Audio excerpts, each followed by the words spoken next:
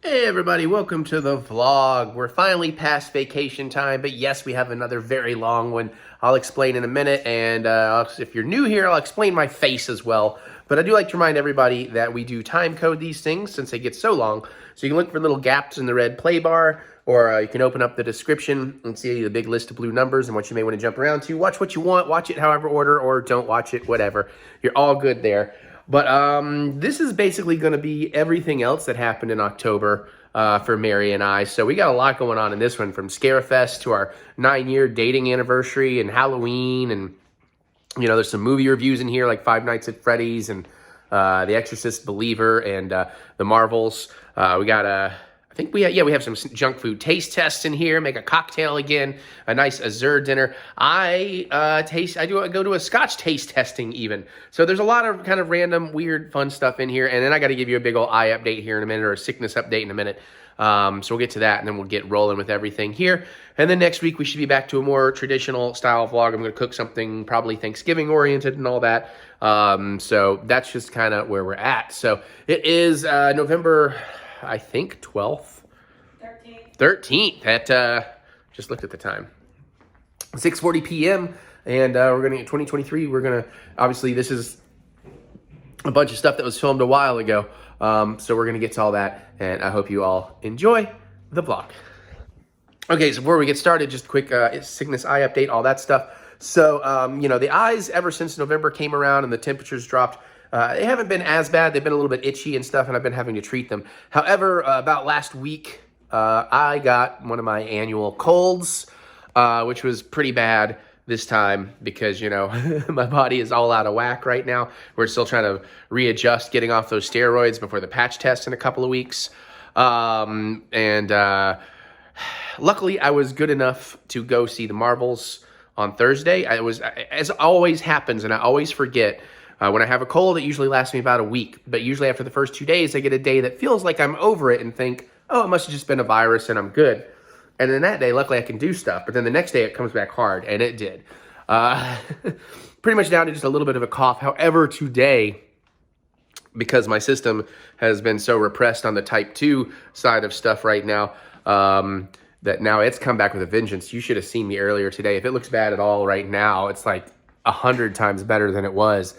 But my whole face was just like blotchy and red and dry. Like just every single potential eczema trigger just popped off in my face today. And it's a little bit much. And I'm limited on what meds I can take right now. But I'll get over it. It's fine. I'm just drink a bunch of water, try to avoid scratching. And, you know, November is going to be fun. But at least I'm like halfway there to the patch test. Hi, Jack. And I got beautiful kitties and lots of fun snacks. And was that a wink? I don't know. I was just itchy. I got itchy. Itchy eyes. I may have learned to make a thing. I may not have. All right, so let's get this party started. Let's go to Scarefest. I think that's where we begin. Let's begin at the beginning. So we begin our Scarefest journey with a snack, because we have a dinner tonight that we're going to show you. But it is late. Yes, I still have sriracha. Be jealous. This is why I stockpile some things. So we are going to Nic Norman's for dinner tonight, which is the restaurant chain created, developed, and owned by Greg Nicotero and Norman Reedus. Pops and I ate there that night. I went to Goblin. It's quite good.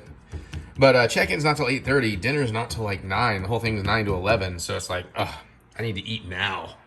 So I'm going to have 2 little cheesy roll-ups. Flour tortilla, Kraft slice, little sriracha. Sometimes I throw bacon and other stuff in there, but keeping it simple. I'm going to drink some wine while I get a little more work done, because I need to go master the Waffle House song and figure out the artwork. And I will try to show you more of the dinner and the whole Scarefest Joe Bobby thing. That's going to be a big focus on this vlog. I don't know if we'll cook in this one, because this is, you know, what is it? Today is October... Not now. Hold on. Let me finish what I'm saying. Today is October 19th, and this vlog probably ain't coming out till like November 3rd, so no idea if I'm going to cook anything for you between now and then. Let's Scarefest. I'm failing at vlogging. Like, we're literally a stoplight away. We have no idea what the night entails in terms of... I know we're supposed to get a meal. I don't know if it's a prefix. I don't know if we get to choose. I'm excited to see my boys from Gun Studios. The video games. Chainsaw Massacre, Friday the 13th. And Greg Nicotero. Who knows? I don't expect anybody else to show up, but it is possible. Because everybody's coming in for Scarefest now. Like, what if Felicia's like, oh, I'll go have a drink over there? That'd be amazing. See Felicia and Dave early. Maybe Tom Savini pops in since he's, you know, Greg's mentor. I don't know. I should probably give the backstory on why Greg Nicotero is so huge to me outside of his accomplishments himself. But I've known him since like 84. Well, I've known of him since 84 with the Scream Greats. Oh, we are getting out on Mary's side. All right. Yeah, no worries, no worries. Check-in is happening now. And we are here, and you've driven past it quite a bit. Thank you, Dad. I love you. We'll see you in a couple of hours. I'm just going to see what happens. We will. We'll talk to you soon. Thank you. I got to get my tickets out. I don't know how exactly this is going to work. I'm just filming as we go. Thank you, my dear. There they are. Boom. Woo. Lola. Holy shit. Hold on. I got a friend. I got to try. I'm sorry? What have you been experimenting with? Well, it all started with hot dogs, and of course we planned all. So Joe Bob Briggs did a whole rant about ketchup doesn't belong on hot dogs. I'm like, anything belongs if you like it. So I've been creating insane hot dogs. Don't mind me, I do. All right, so I'm finally gonna try this Cajun cream corn. I was wanting a burger or pizza. It's a prefix menu. Fine. Chicken looks amazing. I already showed y'all, but I really did want to try this Cajun corn before. So let's give it a go.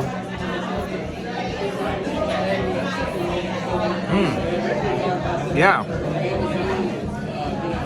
You immediately get the flavors, like the Cajun seasoning.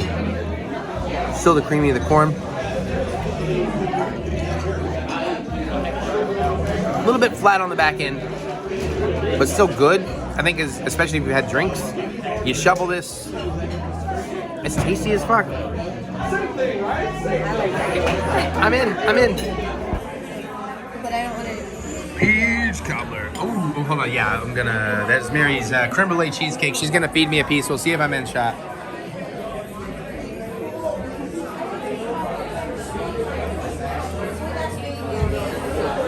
Ooh. That's pretty good. I mean, it's no Nanny B's Bakery, but I gotta give Rose some love. No, it's pretty good. It has that vanilla custardy creme brulee flavor, but a little bit of that texture of the cheesecake. I'm good with that. That's pretty damn tasty. Let's see what I think about this. Shit, I mean, I don't know. I gotta go talk to more friends. Oh, I get ice cream though, so. Although my buddy here wins for the chocolate. I mean, come on. They ran out of stuff while I was gone. I had to stick with my. No, I'm fine with it. I'm good.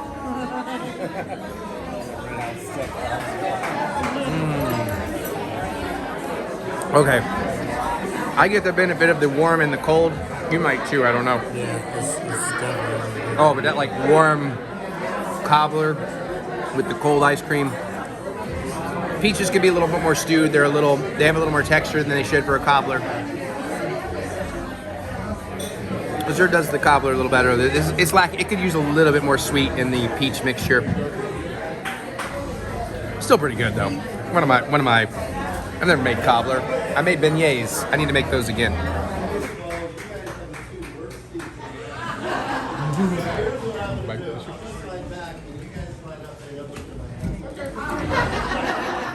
Sure, they wanted to do that. I have heard.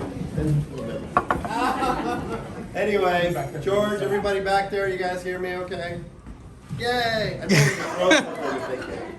This is a first for me, everybody. First of all, fuck, how great is this? Thank you. I've never done this before. I mean, I've never sat in my restaurant with a bunch of people who love the same shit I do. So it's kind of exciting, and I'm really grateful for everybody coming out. When I first found out about this show, I just said I would love to do something where people could come to the restaurant, have a couple drinks and some food, and just kind of hang out and enjoy some of the stuff. You know, there's a lot of Walking Dead stuff on the walls, and it, you know, just gives me a chance to connect with people. When we're at the convention, it's really busy, and you get like 3 seconds to say hi. So this gives us, like, you know, a little bit more time. And it gives me a chance to say to all of you. Like, my career, I mean, I started in somebody asked me the question. Who was it? You did, right? Yeah. You had the first question. Yeah. I'm going to start with you, and then it's going to segue. See, segue. Okay. What was your favorite thing about doing the original Walking Dead? Okay, that wasn't the question, by the way. Because you originally said, how did you get started, right? Or was that somebody else? That's somebody else. Oh, so she's the first one. Your second question. Okay. No, I knew I was close. Wasn't it? Anyway, no, look, I mean, I grew up in Pittsburgh. I worked with George Romero on Day of the Dead. Yay! And, thanks, Don. What was strange about it was I loved horror movies, and it was a hobby of mine. Like, I used to draw and paint and sculpt and stuff, but I never thought it was a career. I always thought, oh, this is cool. I love movies, and I collected movie posters. One of the first movie posters I ever had was for Jaws. I'll talk about that picture in a minute. So, weirdly enough, I just happened to be on a family vacation, and we were at a restaurant, and George Romero was there. And I was 14 years old, and I went up to him and said, hey, you're George Romero. I love your movies. And I think I'd done 2 movies at that point. Didn't even have very many movies. And he said, oh, well, you know, our offices are downtown Pittsburgh. Come visit. And I did. I got my driver's license, and I would go visit. And ironically, I was offered a job on Creepshow, the movie, not the TV show. 'Cause I already talked about it. But what was funny about it was, you know, like when you meet somebody like that, you become family, just like on The Walking Dead. So George was like, you should come and come work on Creepshow. You can be a production assistant, work on set. And at that time, I was going to college. I was pre-med, and I said, I can't. I was pre-med. Why do you think my shit looks so good? Like, that shit looks good. And there's a reason why the gore looks good, because I took anatomy classes and art classes and all this stuff. So, Like Tom Savini. Tom Savini was a combat photographer. It's a little different than art school. Well, yeah, a little bit, yeah. But yes. But so ironically, Creepshow goes into production. I turned the job down because they offered me a job, and I said, nah, I'm going to college.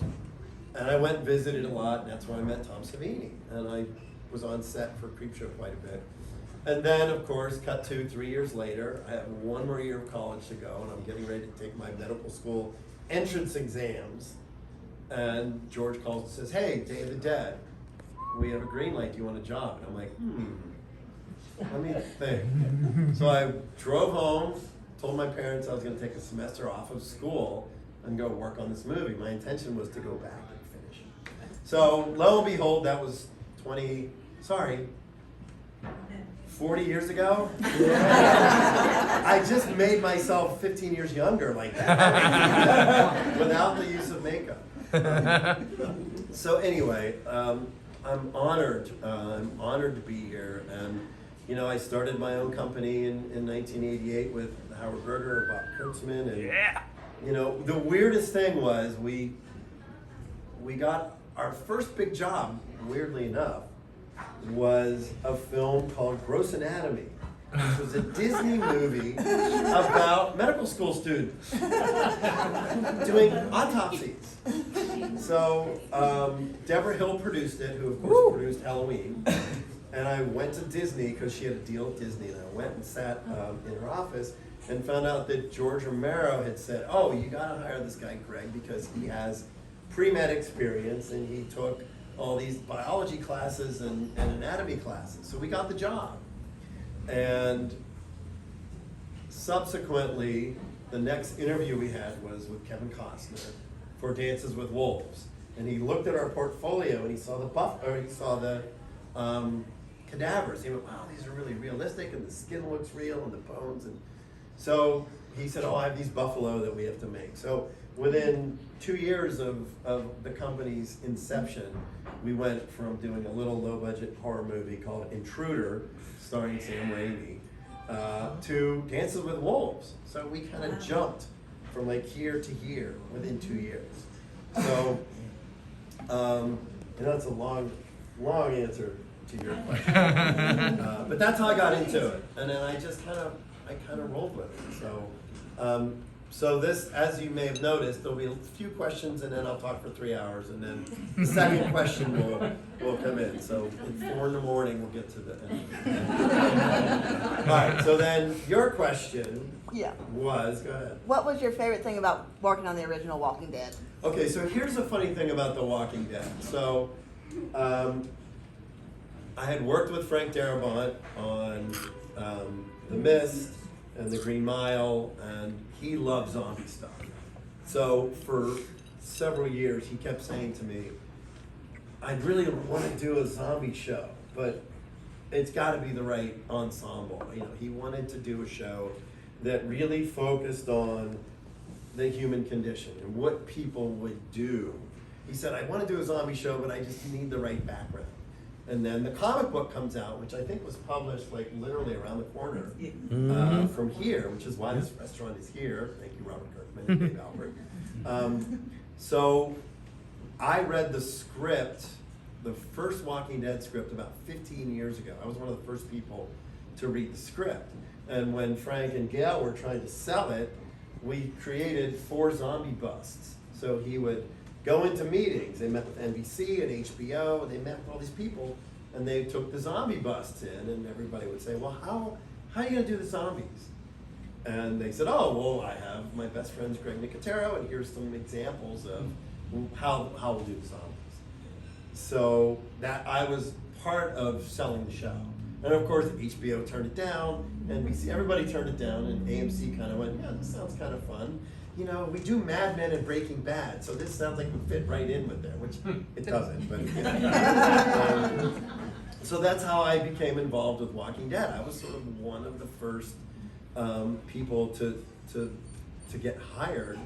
And for me, the best part about it, and I think one of the biggest compliments that I've ever received in my career was we only shot 6 episodes. Season 1 was 6 episodes.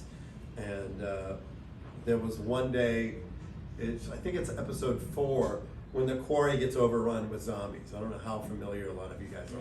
Yeah. There's in episode 4, the quarry gets overrun with the zombies, and I had called Frank and I said, look, we're missing the tableaus. We're missing the zombie bites and the blood and the gore, and we need a little bit more. The director's doing a great job, but we just don't have enough time. So he said, okay, just take the camera and go shoot whatever you want, and then we'll figure it out, figure out where to put it. So the producer gave me 3 hours, said, whatever you can shoot in 3 hours, that's all you get. So I stayed late, we shot a whole bunch of, all the gore, all the zombie attacks that are in that sequence were stuff that I shot. And then about 3 weeks later, my phone rings Saturday morning at like 7 a.m. I answer the phone and it's Frank Darabont saying, please tell me there's more footage. And I said, what are you talking about? He said, I'm editing that scene together and it's so great, I want more. And I've used every frame of what you have.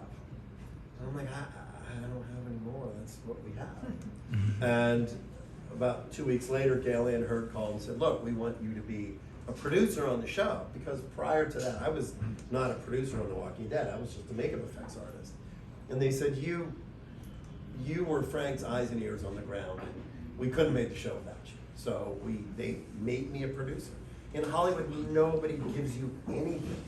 They don't give you shit. Like, you have to scream and claw and scratch, and most of the time they'll say no. So for somebody to call me and say, we recognize your contribution to this show, was really the best compliment that I could have ever gotten. And it's, like I said, 14 years later, and I feel like my DNA is in The Walking Dead. Like, The Walking Dead is so much of me, as Frank and Robert Kirkman and Andy and Norman and everybody. So there. Well, without you, was a little there would shorter. be no Walking Dead. Well, it would would just not be as good. Yes. Amen. And everybody that's filming me will delete that cocky. That was my stand-up routine, bro. All right, so who else has somebody raise their hand? Yeah, go. have you ever considered working with For a living, A&E's Breaking Bad Gillian? Wait, say that one more time. Breaking Bad's Gillian. Have you ever considered combining and making an AMC show? Oh, interesting. No, I haven't. We did work on Breaking Bad, though. We Yes, did you Gus did. Fring getting his face blown up. Michelle McLaren, who was a director on Breaking Bad, she came and directed episode 2 of season 1 of The Walking Dead. And when we wrapped the show, she called and said, "Hey, we're doing this episode of Breaking Bad where Gus Fring kills these guys with box cutter, slits their throats, and then the blood sprays, and then they put the bodies in big barrels of acid and melt the bodies." And I still have on my phone videos because Vince Gilligan was like, "Okay, I want one thing of blood to shoot across the room, and I want the other thing of blood to gurgle." So he was really specific. And you know, look, blood, like, it goes, like, when you have a tube and a syringe and a pump and you hit it, it goes wherever it's gonna go. I don't know anybody that's gonna be like, "Oh, well, this blood's gonna hit there." And that would, you know, the camera guys will always put plastic all over the cameras when you're gonna shoot a gory thing. "Where's the blood gonna go?" Fuck if I know. Half the time, the actors stand on the tube, and you're sitting there pumping, and you're going, "What the hell?" And then they lift their foot, and then 5 gallons of blood shoots out. So that's how we got it. That's how we ended up doing Breaking Bad and Better Call Saul. So I haven't thought about the spin-off, the combo. All right, who else? Yes. As a fan of Joss Whedon's, I want to know, what was it like working on Serenity? Oh shit. Serenity was really a lot of fun because we got to do. I think for me, if you guys haven't seen, it's a really great series that they did a movie about, and there's one plot point where they have this scene where they go to this planet. It's called Miranda. Yes, the Reavers. And the Reavers were there, but then they realized that all these people that are in this planet got affected with this drug, and they just all died. Like, they just stopped doing whatever. They just sat there and died and decomposed. So he did all these really cool corpses, and a lot of those corpses are in The Walking Dead. You know, when we did season 1, you know, we didn't have a lot of money, season 1 of The Walking Dead, so there was a lot of corpses, and like there was some Land of the Dead makeups that probably ended up, and some puppets that we might have, excuse me, put it over there. That happens a lot. As a matter of fact, when in season 1, when Rick comes out of the hospital in the first episode and walks down the steps and there's all the bodies that are covered, Frank was like, "I need like 60 bodies." So we just grabbed whatever we had. And one of them was Brad Pitt, and one of them was Bruce Willis, and one of them was Johnny Depp, because we had done movies with all of them, and we had made body casts. So I think there was a camera crew on set, and Frank's walking around going, "Hey, look, there's Bruce Willis. Hey, look, there's Brad Pitt." Hey, and I'm literally thinking, okay, I'm going to get sued. All the actors' representatives are going to find. I think Norman has Johnny Depp's head, because there was a scene, it was season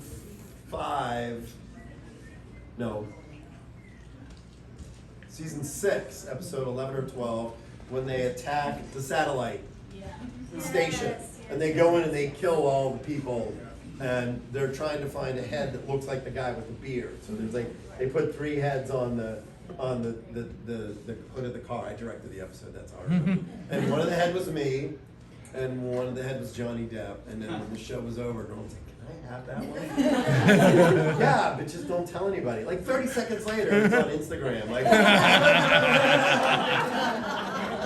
dude, you're gonna get me in trouble. So there's a lot of really famous people in Walking Dead that have no idea that they were in Walking Dead. I'll think of some more I know Johnny Depp. I'll think of some more. All right, anybody else? We got a little bit. Yes, way back there. I've got a question. How many times have you been in zombie makeup yourself for The Walking Dead, and what is your favorite makeup that you've done? Period. Well, boy, I think 7 or 8 times. I tried to do it like once a year, but then what happened is, like, in season 3, I started directing like 6 episodes out of 16. So it was really hard to kind of get in there and do that. So, you know, some of you already know, like, I was the first zombie that Daryl kills in the show. So when they step out, it's season 1, episode 3. God, I sound like the guy from Galaxy Quest. Episode 3. So there's a zombie eating a deer, and Jeff DeMunn and John Bernthal and everybody's there, and they start smashing the zombie with like guns and shovels and all that kind of shit. So that was me. So I had pads on me because, you know, it hurt. Because the guns are rubber, but rubber's like wooden rubber, whatever. So if you notice in the show, you can see me like trying to roll away from John Bernthal, breaking my ribs. And then Daryl comes in, and you know Jeff DeMunn chops my head off with a shovel, and then Daryl comes in and shoots the zombie. So I was the first zombie. So that Daryl kills. So to back up for 30 seconds, about 2 weeks earlier, Frank Darabont calls me and says, "Hey, you worked with Norman Reedus, right, on Masters of Horror?" I said, "Yeah." He said, "Call John Carpenter and ask John what he thought of Norman." So John Carpenter directed an episode called Cigarette Burns that Norman stars in with Udo Kier. I just found a picture on my phone, actually, from that.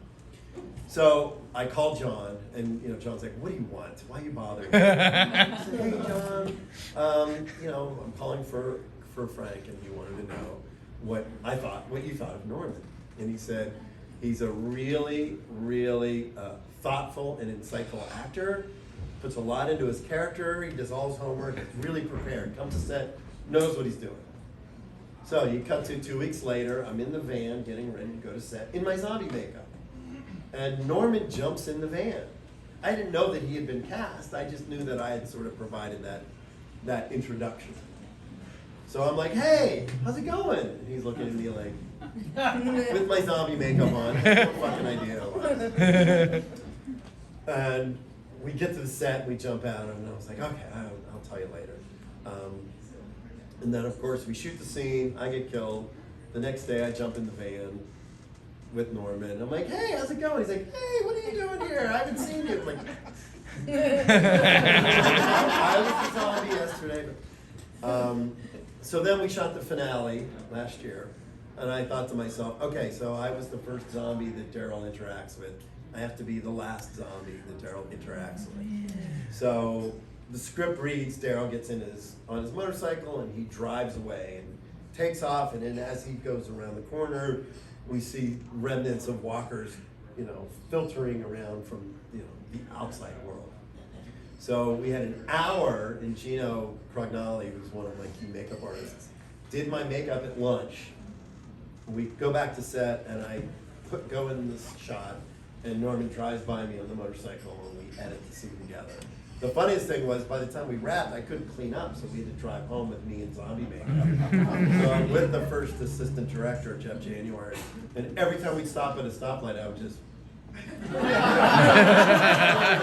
look at the car next to me. And the funniest thing is, a lot of times people just, and then the light would be green, and we would drive off, and they'd still be sitting there. So I was the first zombie and the last zombie in the series, and that was really important to me because I thought that kind of told my little story, and I was really afraid. Like when we started cutting the episode together, it was really long, and you know, a lot of times they'll come, "Oh, cut this shot and cut this out," and I was like, "They cut me out of my own episode." Fortunately, I made it. Woo. Yay! And I saw, like, somebody had a picture. I don't even have a picture. It was a really cool photo of me as a zombie. It looks just, I didn't even want to do, like, usually I'll do the wig and the dentures and the whole thing to disguise myself, but then this one I'm like, fuck it, I should just look like me. I don't have time to put the wig on, I'll just leave my hair. And so it literally looks like me, like, wind blowing, down the street, you know. There's a guy on a motorcycle, maybe I'll eat that guy. I don't know. All right, who else? Yes. So I would like to know the story of how you and Norman decided to create this restaurant, and also what is your favorite thing on the menu? Okay, so I don't know if I should tell the real story or the fake story.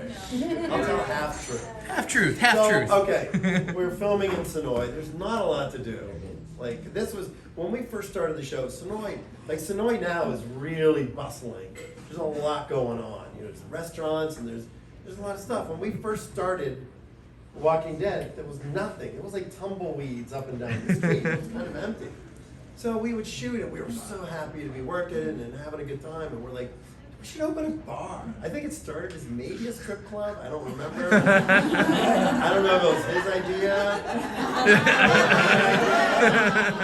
Or maybe it was, I don't know. But we would just, you know, be in dudes. Like, what? We should open a bar. It would be great. And then we could like go hang out and talk to girls and talk to people and have drinks after work. And like, how great would that be? That was the idea. We just wanted somewhere to go after work with the crew and just chill.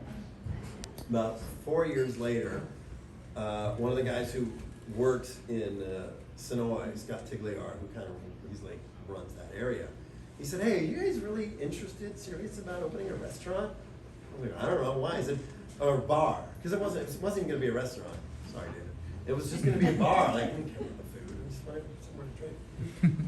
But then I found out, no, legally you have to sell food and sell alcohol.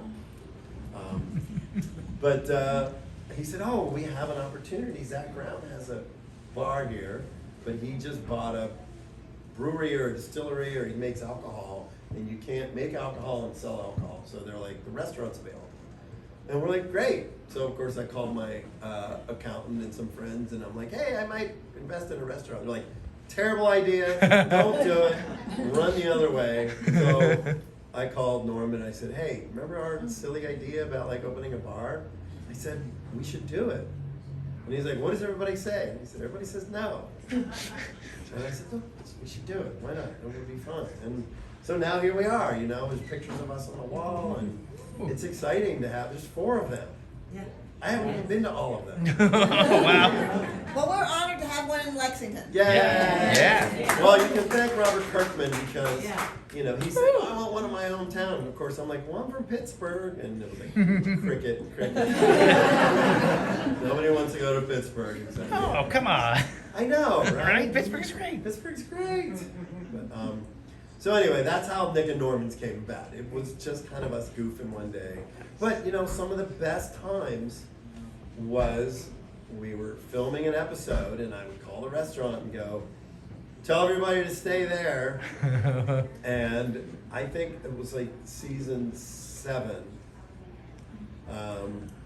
We were shooting in Alexandria, and we wrapped, and the whole crew went to the restaurant, and we took over, and we played music, and the restaurant was open until 6 o'clock in the morning, and everybody it was like the best party. And then the next night was the rap party, and everyone's like, "Can we just go back to Nic and Norman?" Because it was way more fun than the actual rap party. But it was nice, you know. Like Halloween, I would always just say, "Guys, keep the restaurant open. Let's just go." And I wanted a place for people to go. Everybody, you know, shows like that, you work so hard and you're moving so fast, and you know, 9 days to shoot an episode. You know, you don't have a minute to sit and say, "How's your wife? How's your daughter? How's your son? How's your life?" You know, it doesn't happen because you're working all the time. So, you know, we knew that we were part of something special. You know, we were at the season 3, I think it was season 3 rap party, and Gail said, "You gotta say something to the crew. You gotta, like, you know, you're the voice of the crew." And I remember thinking about it, and I got up, and Scott Wilson, God love him, was standing right next to me. And I just said, "Look, you know, the great thing about what we do is 20 years from now, 30 years from now, 40 years from now, people are going to talk about this show and the impact that this show had on people. Just like they talked about The Twilight Zone, just like they talked about I Love Lucy, or Seinfeld, or The Outer Limits, or Star Trek, you know, shows that like had a resounding effect on people. And you guys are proof of that. You guys are proof of the fact that the show endured something that not all TV shows do. You know, there's not a lot of people out there that continue. And this is a couple of years after the show's been off the air, are still celebrating it. And so, like, for my kids, you know, my kids were 4 and 7 when we started the show. And now they're 18 and 21. So my kids grew up, like they thought Andy Lincoln was their uncle. Is Andy really our uncle? I'm like, sure, you're the uncle. Go with it. And I have pictures of them when they were little on set, you know, like just hanging out with the crew. But you know, that just goes to show the power of what Frank and Gail created. Frank put that cast together. He handpicked every one of those actors. And a lot of them, Melissa, he had worked with before because she was in The Mist, Lori Holden, Jeff DeMunn, you know, and I remember when they were doing auditions in his garage.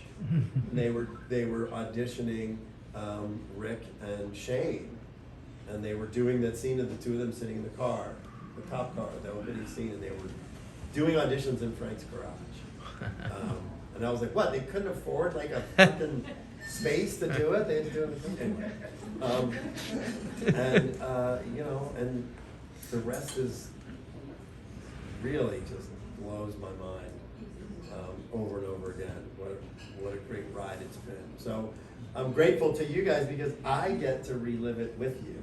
When I meet people and they tell me their favorite episode or something that inspired them or something that meant something to them, I get to like feel it all over again. Because if it was just over, like when Walking Dead was over and we all kind of went our own separate ways, it was really strange. I had a party in LA a couple weeks ago and Lauren Cohan came and Michael Cudlitz came and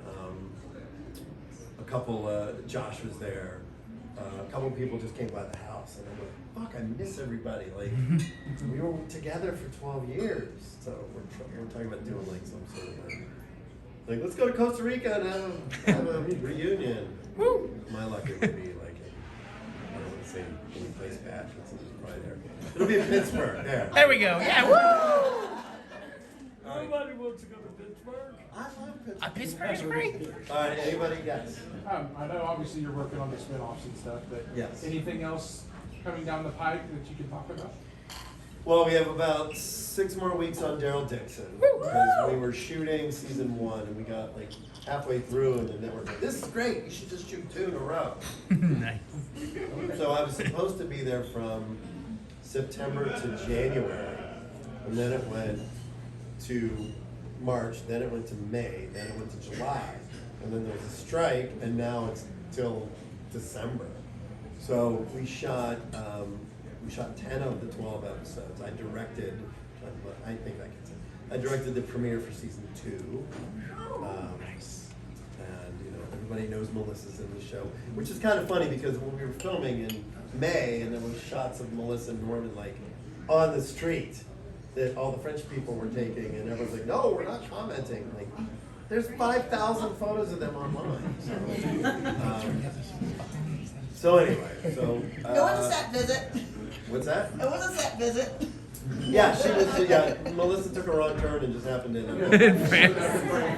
Just stopping by. You know, the Rick and Michonne show, they shot simultaneously, so that was strange because I was designing all the effects while I was in France, which is, you know, the 9-hour, 6-hour time difference. Like you work all day, then you get home to your apartment, and then you work for 6 more hours because everybody is always just waking up. So that was really challenging. And you know, like those shows, like, you know, those little 6-episode blocks. It's hard. Those are not easy. They're not easy to do. But you know, Andy was really committed. You know, when we shot the coda for the finale, you know, everyone's like, "Oh, it's a coda." I'm like, "No, it's a trailer. It's a piece." You know, but that was great to have Andy back, and he lived at my house with me in Georgia when we shot that little thing, and so we talked about what the show should be or what he wanted, and you know, I was supposed to direct on that show, but then I was in France and couldn't do it, so he kept harassing me. But look, everybody wants to see how Rick's journey ends, right? If it ends, it has to wrap up. They couldn't have like just left him dangling out there. Something would have been like, hey, whatever happened to that guy, the sheriff guy? From Kentucky. Yeah, totally. The question I've got is, well, actually it's a 2-part one. You probably should have figured that.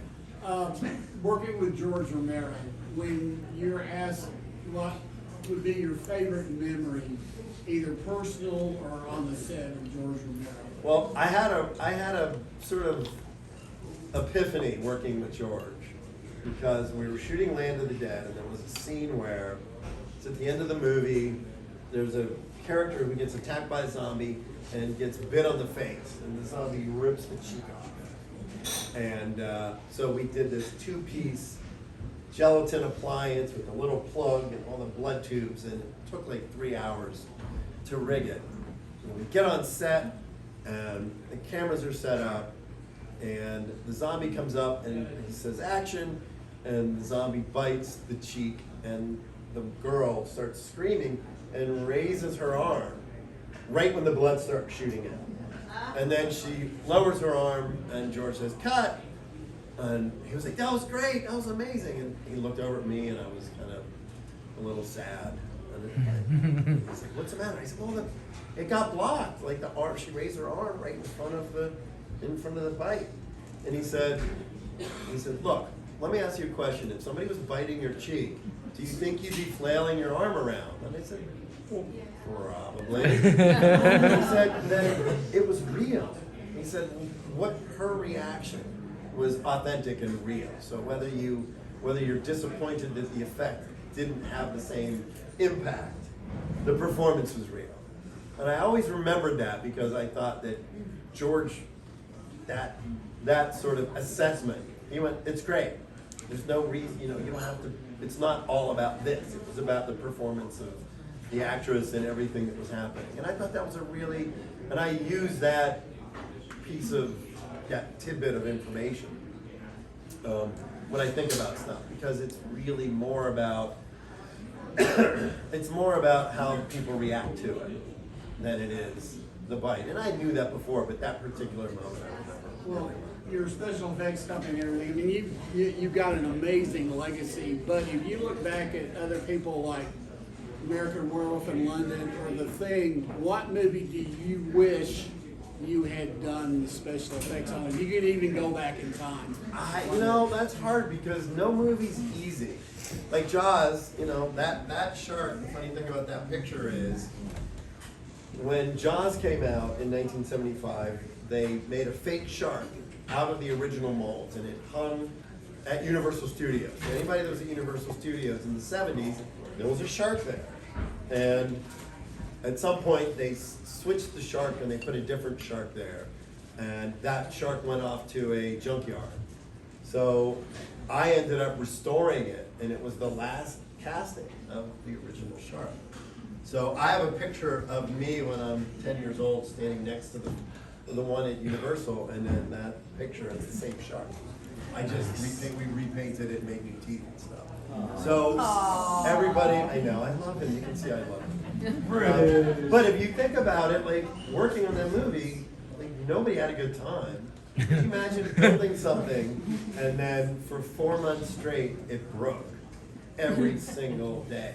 Yeah. And everybody looked at you like you were a giant failure because the shark never worked, and what are we gonna do? And they would get one setup a day, one shot a day, and then, so you think about what movies you would work on. None of the movies are really hard.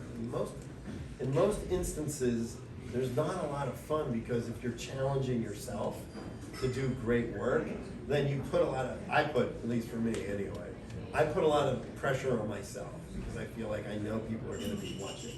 So it's difficult, like Sin City was fun, because we did all these great character makeups on Benicio del Toro and Mickey Rourke and Nic, oh God. A lot of people. But it's hard to say, because, saying, oh, I want to go back in time and work on this movie, and then you get there and it's like, oh, this movie was hard. It doesn't look like what it thinks. If you ever watch Alien, they have, on the special edition, they have all these bloopers of like the chest burster with the blood shooting, and it looks fake. There's one shot with Veronica Cartwright, there's a blood tube pointing right at her, and it hits her. And literally, if you looked at it, it would be like, psh, psh, like a hose. And if I would have been the effects guy on set, I would have been like, oh my God, I'm gonna get fired, I'm never gonna work again. And then they cut it together and it's the scene that we see in the movie. And you think, okay, there's a lot more people out there, like the director and the cinematographer and the editor, that take a lot of these pieces and they make them look brilliant. So, you know, there's a lot to be said for that. Is there one you really admire? Like, I mean, of course I admire all your work and you throw me out of here. But like Rob Bottin's The Yeah, I Thing. mean, look, there's a million people that I admire because I love their artistry. I haven't posted on Instagram in a year. You've been kind of busy. Nobody cares what I really say. But I watched Fall of the House of Usher, and I think Mike Flanagan is a genius. And I thought, fuck it, I'm gonna post something because I want people to watch the show because it's really good. And I just felt compelled. I wasn't even promoting myself. I was promoting. I don't like. I feel weird. Like, hey, look at me. It's not my style. So I got a chance to like promote somebody else. You guys look like you're walking out the door. I feel bad. I'm holding you here. Oh, you have your jacket. back there. Yeah, no, we just came close. Oh, you did. I thought you were like trying to find the right moment. I'll look the other way. I'll drop my. Oh, my phone. I did have a question though. Oh, well, wait. She's next. Yes. I just want to ask about the webisodes and the work on that. Oh, yeah, I invented the spin-offs, by the way. Oh, no. Seriously, I did, because we did webisodes when The Walking Dead aired. We pitched additional content to shoot, and we did the Bicycle Girl backstory, which was the first one that we did. And it was, we shot it like for no money and just kind of whipped it together in 2 days, and then we did I directed like 2 other web series that what were they called? Cold storage and Cold Storage with Dan Roebuck and Serena Vincent. And what was the other one? the oath Oh yeah. in the hospital. The Hospital, which was great, which had fucking Wyatt Russell, Kurt Russell's son. Yeah. So, I mean, we got some great, and Ellen Green, who was in Little Shop of Horrors, Yes. who played Audrey. You know, I was like, I really lucked out. But it's really funny because I think a lot of people don't realize that short form content led to the spin-offs, because people started realizing, like, look, I'm just joking around and say, oh, I invented this, because I didn't. But I do think that helped sort of make people realize that there's a lot more out there. I just found it on my phone. I wrote one in 2012 that I really wanted to do, that was like a family that's living in a cabin. Because I kept thinking, if you're gonna do a zombie, if you're gonna live in a post-apocalyptic world with zombies, you gotta live in like Canada or Alaska, where everything freezes. So I came up with this idea where people are living in a cabin, and there's a woman there who's pregnant, and there's a bunch of people that are living there, and she's gonna have the baby, and they can't have the baby there, so they have to leave. But there's a herd of zombies surrounding the cabin, and they're all frozen. So they start leaving, and they're walking past all these frozen zombies, and then you see the sun is hitting them. They start to thaw out, so these zombies. So I wrote this whole thing, and I'm like, this would be really cool. And I forgot all about it. It's in my phone. Like, I literally was like writing notes in 2012, like, Get on the phone with frozen zombies, and you start with this person going through the woods, walking through the frozen zombies, and they get to the cabin, and the people are in the cabin. Season 2 tells you the I should fucking write Yeah, that. yeah, please. We want it. I know. Or somebody here can steal it. And I've never, somebody's filmed. Don knows. Don, film everybody's face so I know. I need to do, because she's a screenwriter. She's too sweet though. She would never steal it. She's too nice. Yeah, right. All right, yes, you had a question. Yeah, so I was gonna ask, when you're talking about, like watching the bloopers for Alien and stuff, as an effects artist, how do you know when something just isn't working versus when you're just kind of nitpicking your own work and Well, not that's necessarily seeing the final? that's like one of the best questions anybody's ever asked me. Because you don't know. Because your impression is different, because you as an artist have an idea in your head as to what it's supposed to be. Whereas the director and the editor, they have a different idea of what it's supposed to be. So your job is to take what the director tells you he wants, and you have to interpret it. You put your artistic flair on it, and that's what you have to do. I mean, perfect example is in Walking Dead, in season 1 when Amy dies. She opens the door to the RV, she turns back and she goes, hey guys, you know, like, I think we're out of toilet paper. And when she turns back around, there's a zombie biting her on the arm. We rehearsed it for like 2 days because of the way the door on the RV opened, and I was shooting videos and sending them to Frank Darabont. And I said, guys, look, I'll play the zombie because I need to do the bite. I want to make sure it works in the first take, in the blood and everything. And so Emma was there, we rehearsed it, put the prosthetic on, blood tubes, everything. And I said, okay, as soon as you see me biting, you scream at the top of your lungs. Scream as loud as you can.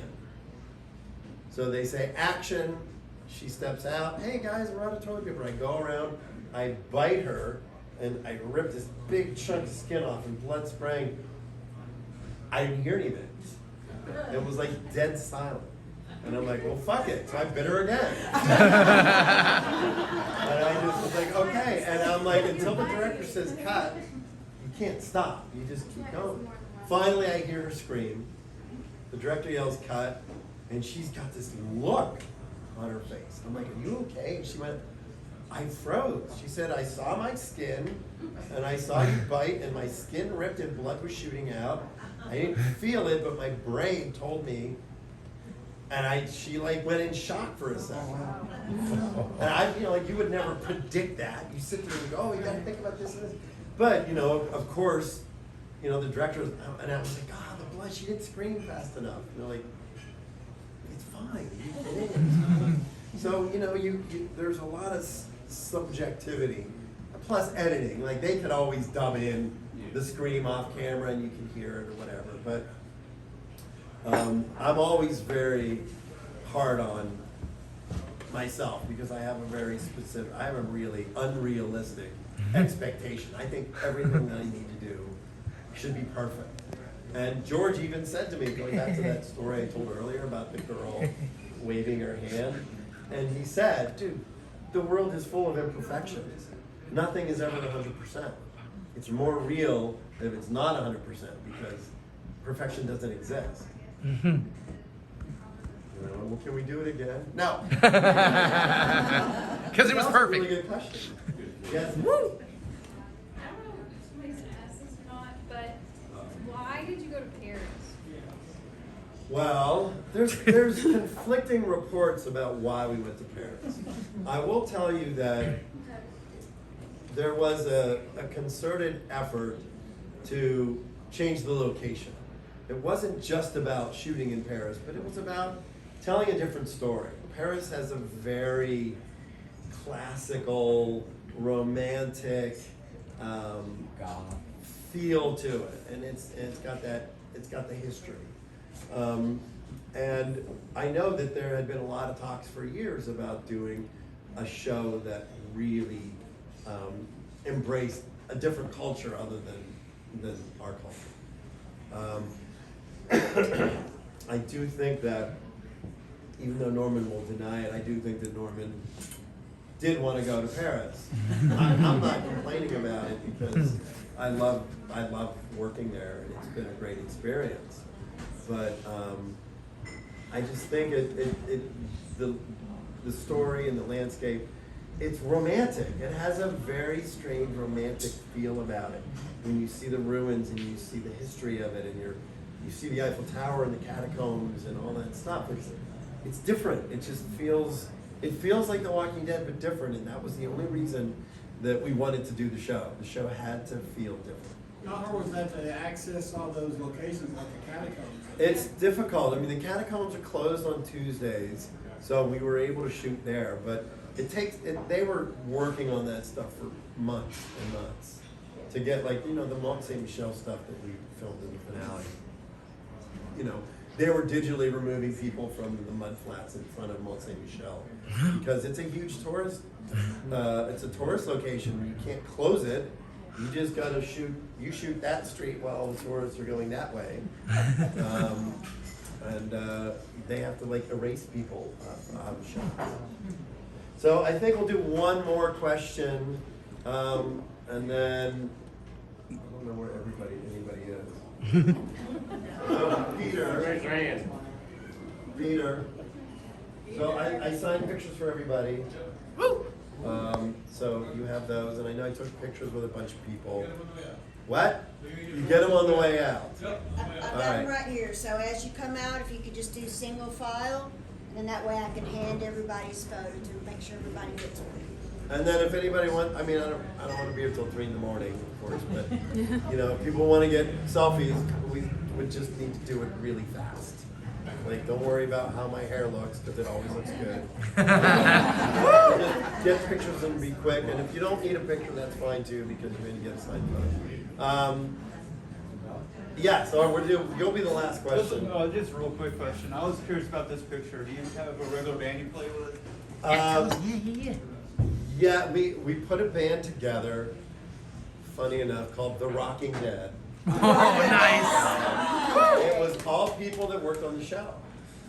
So, you know, Gino Crognali, who was a makeup artist, was the drummer, and our lens tech, Nikki, was the lead singer, and one of the costume girls, Kara, was the backup singer, and so everybody in the band was from the crew. So we played at the rap party. I've played guitar all my life, but I've never played in front of anybody. So we played at the rap party, and I was shitting myself. I was so nervous. And then we had a really good time, and then like the one of the guys that was there said, "Hey, they do this festival in Sonoy, and there's like 2,000 people, and why don't you guys play it?" So we rehearsed 3 times. No, we rehearsed twice, and we played twice. No, we played 3 times. So we never rehearsed. We would just like, we'd get together once, run through the songs. Yeah, I guess this is good. And we would go play, we played for 2,000 people. And it was like fucking amazing. I was like 900 feet tall that night. And I thought, well, I can never go back. I can't ever play again because it'll never be cool. Unless I join Guns N' Roses or something. Which John Bennett. I'm trying to convince Slash or Kirk Hammett to hire me. But yeah, I got my Dawn of the Dead shirt on. Anyway, all right, listen, everybody. I'm really grateful. I hope that this was fun and the Q&A was okay. Yeah. I've never done this before, so I was just winging it. So much for your time. All right, so Denise said it was good, so I'm going to go with Denise on this. Yeah, Denise. Said it was good. It was awesome. It was awesome. All right. Anyway, thanks, everybody. Thanks, Greg. Oh, I didn't mean to film that long, Al, but okay.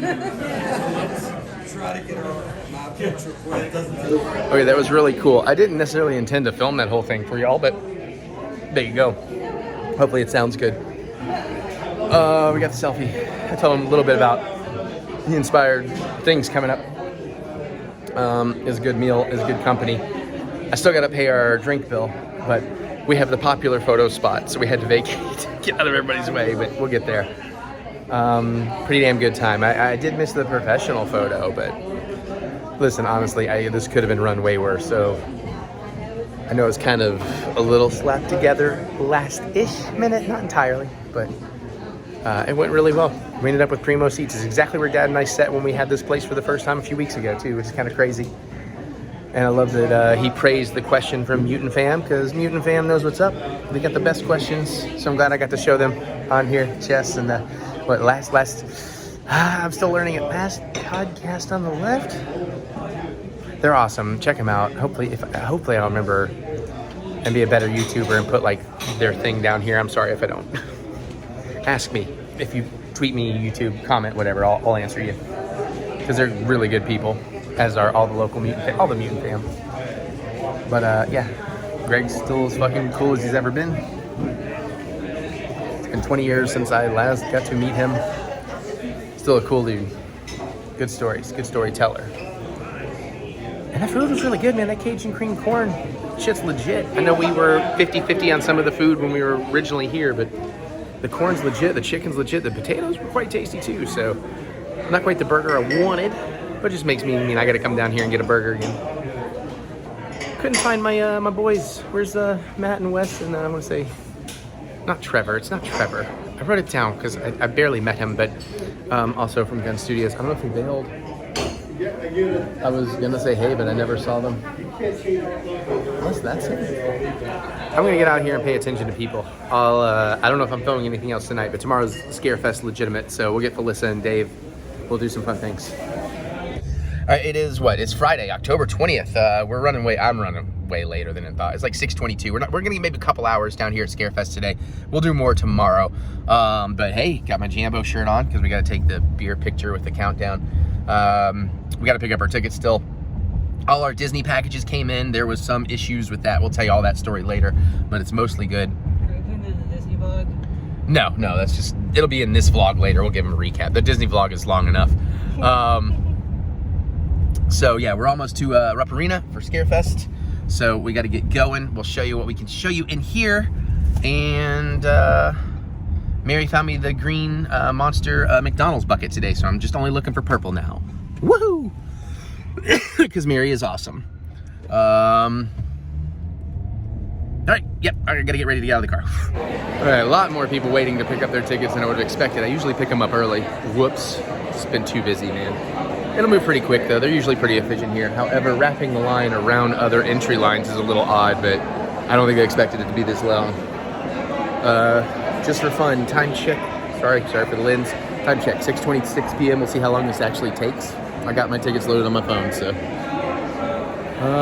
Looks like we got 3 big zigzags. All right, whatever. And we're in. I probably can't film down Celebrity Row. They don't usually like that, but I'll film what I can. We got lanyards, but no lanyard. We got the badge, which is better than no wrist straps. But if I had known, I would have brought some lanyards since we have some sweet new lanyards at home. So I'll do that for next time. But yeah, it's good to be back. The familiar green and purple. All right, like I said, I'm gonna film a lot of this. I'll give you a wide of Celebrity Row, but it's iffy. Some people care, some people don't. And they don't have a press badge, so I'm not gonna film much of it. But they'll all kind of be back in this corner, back here. And then eventually I'll film what I can, but I actually kind of want to look around. Photo op set up. There's also, what's the word, paranormal stuff here too, but I don't really care about any of that. All right, I'm just gonna look down Celebrity Row without a camera. So it was pretty awesome. Felissa immediately recognized us and started bragging about me being the star of the Jamboree, and she's already had me passing notes back and forth between her and Dave Sheridan, who were separated for some reason, which is odd. We just joking they've already gotten in trouble, so I just wanted to tell that story real quick. And we're on for trying to do a photo about 8-ish or whatever. So, oh my God. Sorry, I got a little starstruck.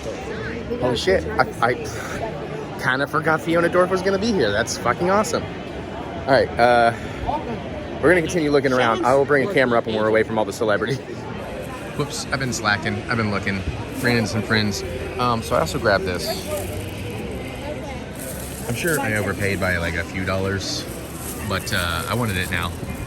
It's the TV version of Chucky, and I'm very much in the mood for some fucking Chucky. So I'll try to start filming some more. There's some cool stuff in here. I've seen lots of stuff I'd like to buy. Lots of stuff I shouldn't buy. Lots of stuff I think is cool that I won't buy. But it's nice to look at. I'll be through again tomorrow, so I'll try to give you a better look through the vendors.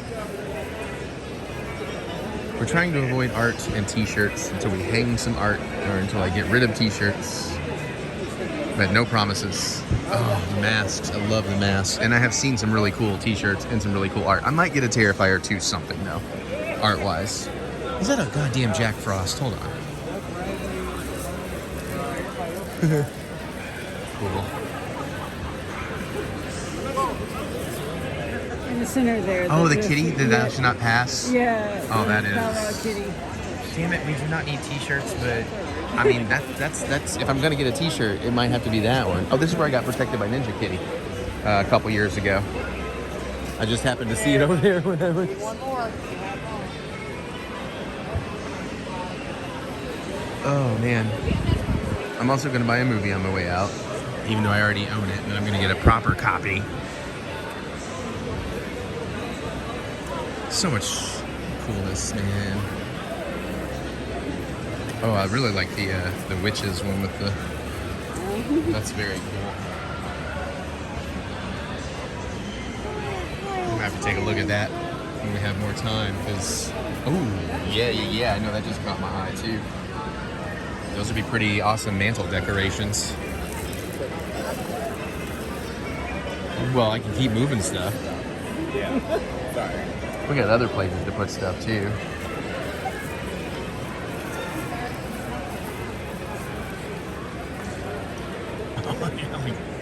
Is that Olaf as Art the Clown? That's great.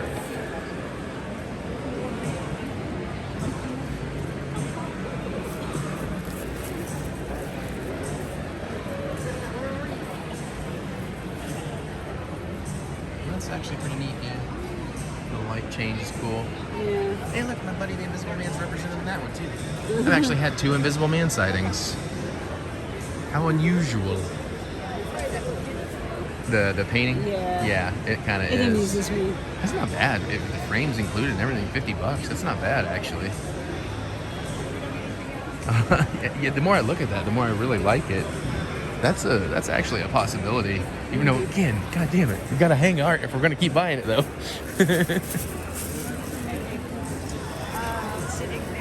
Yeah, making it a thing. Like, okay, this is what we're doing this weekend. Yeah. Oh, the light up ones are pretty. Light up canvas. That's pretty cool.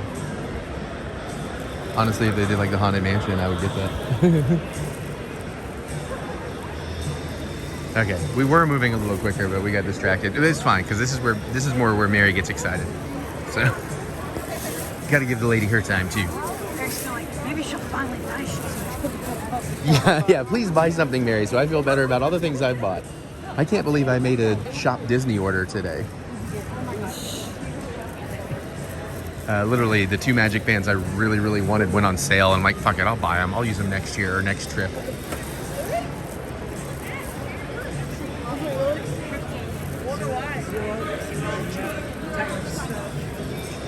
More cryptozoology? Yeah, maybe. Sasquatch, Yeah. I haven't really. Right. I can't say that I've noticed it, but I could believe it now that you've mentioned it.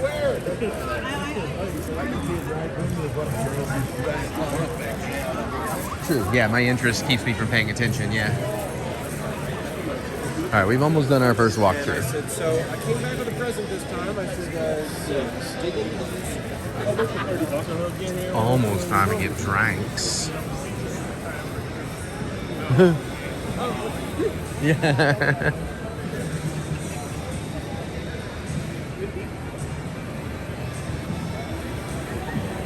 Flavored coffee. Flavored coffee.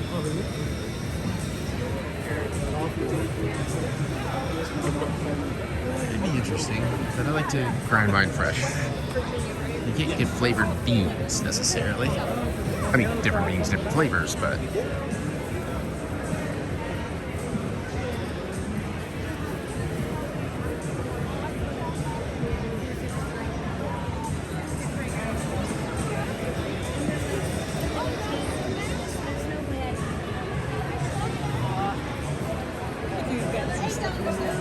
We are having a last-minute ticket drawing for the 4x6 autographed banner. The proceeds benefit the St. Jude Children's Okay, those are pretty Hospital. cool. It's $1 a ticket or 6 tickets for $5. Come over to Joel Robinson's booth. We got you. Do it. Go give Joel your money. Joel's awesome. He needs all your money. Give him money. Give it to him. Awesome. These statues are dope.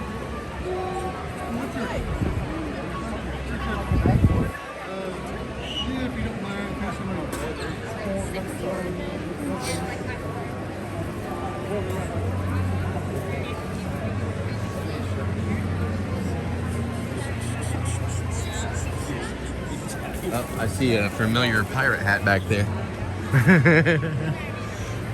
Well, I guess we know we're going to spend a few minutes momentarily. Not really, because I don't need the calories of a cupcake. That's kind of how I was thinking. I mean, I'll try them eventually. I think that's closed. I don't think they're there anymore. We did. Yeah, we went down there. Okay. All right, we got one more loop around. Then we'll go back and get some stuff, get a drink, do a countdown photo with Alyssa and hopefully Dave. It's where they're split. It's kind of weird. Maybe we'll just do one with each. Oh, they have an actual one of the dinos out here.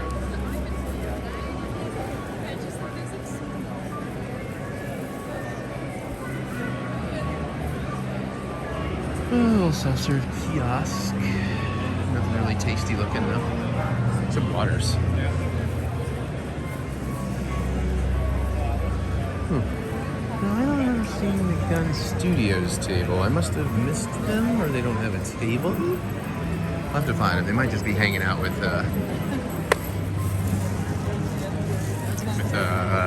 Greg Nicotero.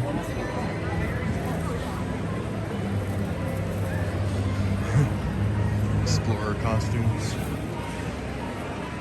That's pretty cool. Independent film company based out of Dayton, Ohio. So everything we have on the table, we write. I kind of know them, but I don't.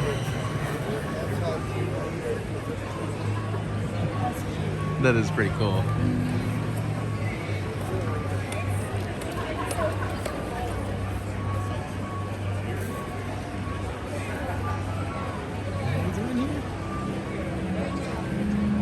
They have a 3D printing and booth thing here? That's pretty dope.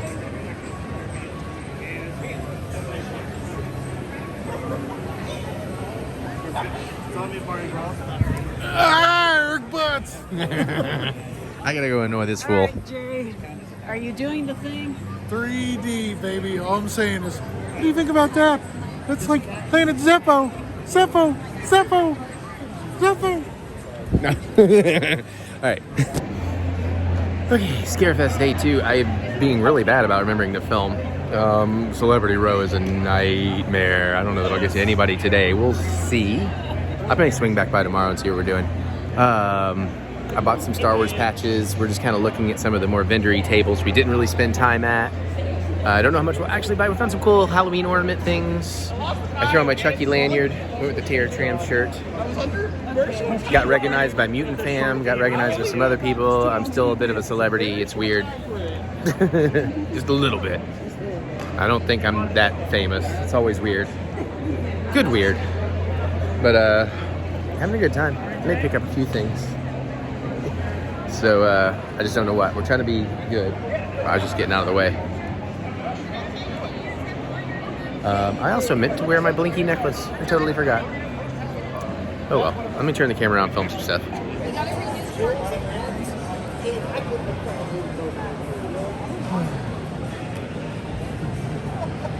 I hate it both.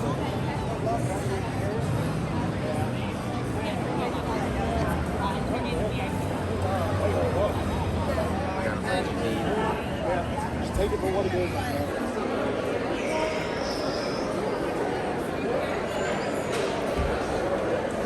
Looking for the gun table. I hear they might be out here at the merchandise booth. But there's something my buddy Todd hooked us up with about a free poster. Of course, now I'm going to have to carry around a poster. We got to figure out where they actually are. So kind of looking through here. So this is the Scarefest merch booth, which is, wow, it is wiped out, dude. This was stocked fully yesterday. Wow. Impressive. Most impressive. Oh, are they gonna do the costume contest here? Oh. Why don't you go see if I have some friends? Oh, we got the 501st. Good Guys Chucky. Okay, there's some photo ops I need to get in on. Oh yeah, they're gonna do the costume contest out here. So they're doing the costume contest out here. So that'll be real easy to get to. Are they? Yeah, that's what that is. You see the costume people are lined up, and people are lined up to watch. We got the 501st back here too, which is kind of nice. This says second floor, which I thought was there. I don't know. Maybe they moved it? Or maybe it is something else, but it looks like it might be the costume contest. Anyways, maybe I'll film some of that. What's your name? Oh, yeah. Yeah. I don't know. All right, hold on, I gotta put the camera away.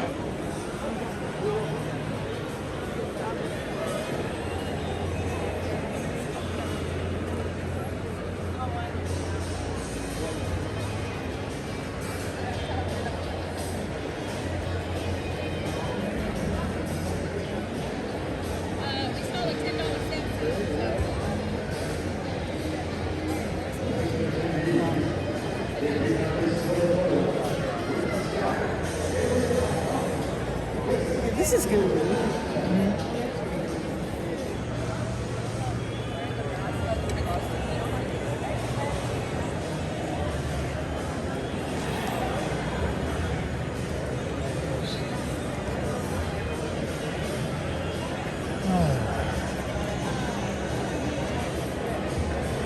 There's definitely a few more things I wouldn't mind grabbing, but we'll see where we get to here. Just realized I think Nic's booth is around here somewhere, and I've barely seen Nic. They got some cool import vinyl over there.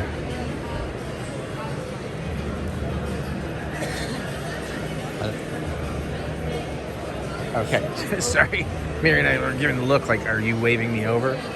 I love her, but the stuff she's interested in, we're very opposites in taste, so. But of course, you know, I had my turn to look, so she gets to look at all she wants to. Perfectly reasonable, you know, obviously.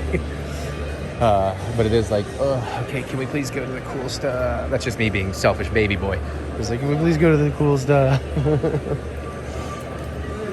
But, you know, that's what makes her her and why I love her, so.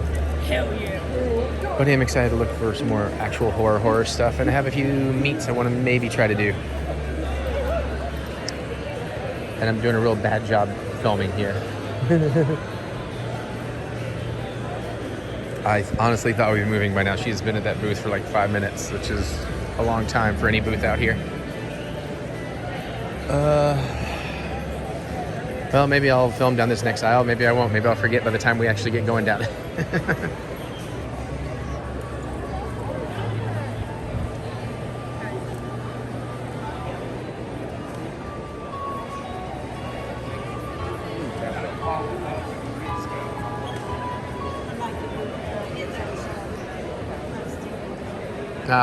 I figured you must have found something because I felt like you were at that table forever. Relatively forever. Oh, I'm not actively doing something. Yeah, exactly. Yeah, I know that. Yeah, I know. That's what I was telling the camera. It's like I gotta make sure you get your time you want. Because if you end up staying in line over here, I will abandon you. Oh, that makes sense. Yeah, that makes sense. But let's see, we're gonna find out. There's a couple of cool things I want to do back here that maybe I can do. David Howard and Thornton line has shrunk quite a bit. They may have capped it. Damien is here, so I'm going to find the line for Damien Leone. Well, I just had my goddamn mind blown. So went to meet director of Terrifier 2, Damien Leone. And I walk up, and he's like, "Oh, hey, I recognize you. You do YouTube, right?" It's like, what? So, the director of the Terrifier franchise is a fan of my YouTube channel. The fuck? Holy shit, man! That's insane. So, thank you, Damien. And he was super nice and super cool, and talked to him about the Jamboree, gave him some CDs. Is it Felicia's birthday? I really should have brought that bottle of wine. All right, tomorrow I'm bringing her a bottle of wine. I didn't realize it was her birthday. I'm a shitty friend. I'm a shitty friend who is recognized by Damien Leone. I mean, come on. I'm just gonna eyeball his dude. Yeah, oh yeah, Dave's over there, but he's pretty busy right now. It looks like. So we'll swing back by. Okay, so if you want to look at something, you can pick the line because I'm busy freaking out that I. That's insane, dude. I'm gonna go back to that end and do the next row. Okay, that's. My idea was that we work our way back over here anyways. Yeah, absolutely. Okay, yeah, because I do want to try to hit Elliot and get one of his albums before we're out of here. And wow, just that's so fucking incredible. And Dave's dressed as Doofy today, as the world, all is right in the world. What the Jesus? Okay, yeah. I need to find a friend to brag to. I gotta brag to Gerald. Gerald's gonna be super jealous. Gerald. All right. Also, he had been hearing that they had All Hallows Eve on last night. He didn't know until today, I guess. But or no, he did know because they wanted to try and get him on there, but he couldn't because of the stuff he's doing. But super fucking cool, super nice guy. I'm not gonna get over that. That's insane. All right, I'm out. Okay, so we are going to Firepit, and it's a very nice night, but Mary's trying to kill us, and this is very calmed down from what she had. Those were vertical, and like flames are leaping over into that pile, and I'm like, Mary. She's just excited. She's making up for all the fire pits with way too much fire. She is eyeballing. Well, most of it was weather. My eyes were only a small portion in the last few weeks. But I think we'll be able to calm this down a little bit, and then we'll sit down and watch some horror pack movies and other stuff and whatever. I'll make apple cider vodka, get Mary too drunk. I'm already drinking some wine. Did I tell you that Lauren, I'm sorry, I will get the name. I'm definitely going to commit the name to memory now, but the wonderful young lady that plays Sienna in Terrifier 2, she also recognized me because Damien Leone, is it Leone or Leone? I gotta get it right. They deserve it even if they weren't so nice to me. But apparently when he finds trailer reactions he likes, he sends it to the whole cast. So a lot of the cast either outright recognized me, because even when I walked up to Lauren, she's like, I know you, don't I? I was like, maybe? So that's really, really freaking cool. So I definitely got to take some pictures of my stuff and make Gerald very jealous, only because I love him. And I'm super excited for Terrifier 2 in the theater now. I was already excited, but now I'm definitely going. And hell, I'm gonna have to watch Terrifier 1 again sooner than I had planned, because I was gonna watch it before T2, and I love that as horror fans we now claim T2. Terminator 2 is now officially Terminator 2 again. Yeah, that's still a lot of flames, man. I still gotta get the projector out. I'm charging our headphone Bluetooth transmitter. It's okay, it's only like 8:45 or something, so. And it's a Saturday night.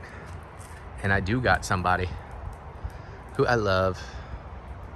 I definitely spent more than I want. I should show you too. I bought 2 different sets of action figures, but they're both very cool and they relate to what we're doing. Because again, we're filming this on the weekend of like 20th through the 22nd of October. By the time you see it, it's already November, but we're still hardcore Halloween mode right now. All right, I think I'm gonna pop back in, drink a little more wine and grab some more stuff to bring out. I'm just waiting for those embers to die down before I like really bring out the projector and stuff. Or at least set it in a corner, I guess. But it is a nice night for a fire pit, so we'll check in, and I may be going back to Scarefest briefly again tomorrow. Okay, so we've almost burned through a whole fire pit without really being out there. No, it's good. We got a lot of wood. We were out there a little bit. We haven't really settled in for a movie or whatever, but now I am baking some of the best goddamn seasonal cookies in the world right now. So we're baking up those. We don't need the calories. I'm also boiling a bunch of water and making my Eric's famed apple cider vodka, which used to be super strong, and now it's just a little strong, kind of strong. So I thought, fuck, I'll show you while I'm waiting. So first off, let me, when we started decorating a little bit, I'll go over there. Fuck it, we'll make a whole thing. Oh shit, cookies could be ready in the next 1 to 4 minutes. So for this I use Sky vodka, because you don't need super expensive flavorful vodka if you're flavoring it. But I put 1.5 cups of vodka in there and a cinnamon stick, and it's great. I'm boiling 10 cups of water. We only really need 9.5. We'll put most of that in there, and then we're going to use 12 packets of this apple cider. We mix that up, and it's basically a couple of heavy double vodkas for both of us, and it's very tasty and seasonal. I got my necklace on, really feeling the Halloween vibe. Mary's being awesome. How's the fire master? It's good. Sweet. Just put a couple more logs on there. Yeah, Mary dropping logs, not just of the fire variety. I have pounded through a bottle. Oh, are you thinking of using your thing? Yeah. Do you think that sipper's good for hot? I don't know. I got to go back and show you the sipper. But yeah, so this does change color, but we got the nice Dia de los Muertos. Fuck my pronunciation. Popcorn bucket, that's really cool. We got the Zero. Yeah, I don't know why I said boo earlier. It's something. Popcorn bucket that we're also just, Mary rocked the new pumpkin We bought one from them before. It's in storage. This company out, it shows up at Scarefest and stuff. It's hard to see right now because of the light. We threw an LED light under it. Looks like a pumpkin. We got our Haunted Mansion display, although we still have need to open Mary's mom's Haunted Mansion, the final piece. That was our welcome home gift we showed you. I love this, but it's just too noisy, so I don't really leave it on right now. I'm watching cookies. Hang tight. I'm aware. We still need to put power on this. We haven't brought up the rest. We got to change all these batteries. They aren't really turning on anymore. No, we're literally in the, we have 3. They could be ready now or they could be ready in 3 minutes. So I was about to give them a look. I knew I had just enough. Also, in case I forget to show you, we completed my boo buckets today. We got all 4 boo buckets. Never had to go to a second place. We actually just worked it out beautifully. And sweet and spicy jam at McDonald's, pretty tasty. But that's it for me having McDonald's until next year. I just wanted the buckets. I mean, maybe on a road trip or something, but let's take, oh, those cookies are smelling good. Can we see it with the oven light? Probably not, our oven light sucks. Oh, they're getting really, ooh, let's give that just a few more seconds and we're gonna pull those and I'll show you the beauty. And we're back in for Sunday. 1 more hour, it's what, 4 o'clock-ish. Great Joel Robinson. Yeah.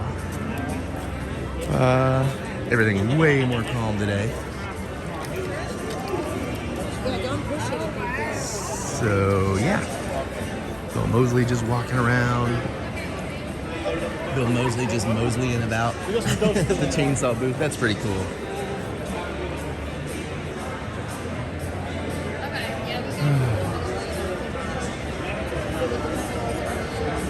Let's scooch down this way, my dear.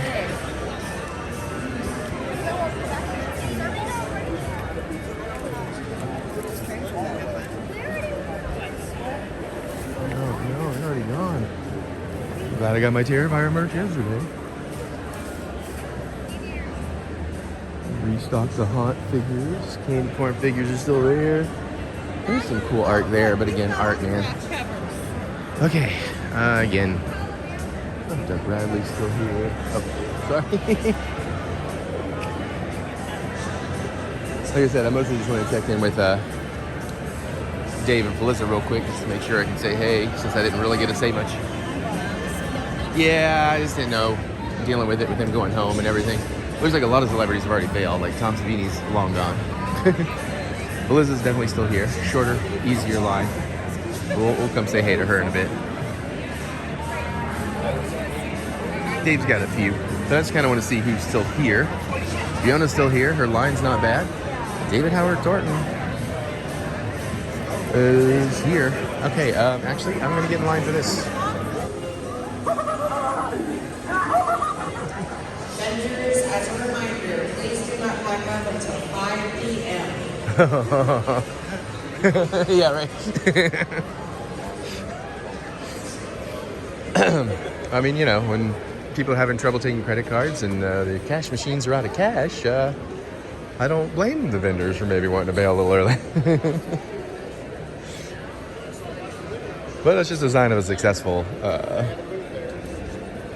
Scarefest.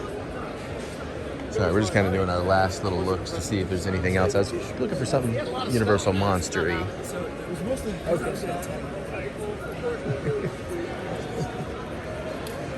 By the way, that artist, Matt Castle, very, very nice guy. We chatted about Star Wars and stuff for a minute. Like, I don't know what I want Universal Monster-wise, but I just feel like I want something extra cool that I don't have yet. Like, these are cool, but again, I'm not doing art until I hang art that I have.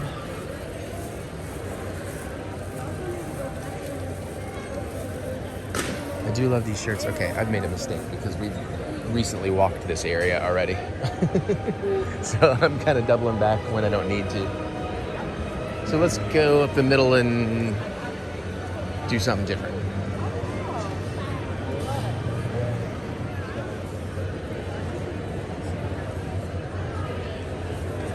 Don't really need t-shirts either. I like t-shirts, but I don't need t-shirts.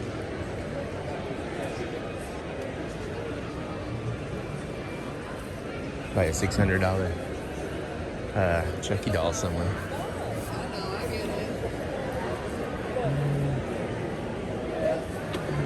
quite. There's some Universal stuff there, but not quite what I would want. How y'all doing? Good, how are you? Doing good. Right on.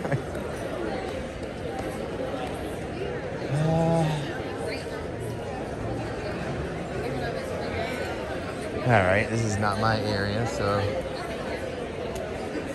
this is where I lose Mary.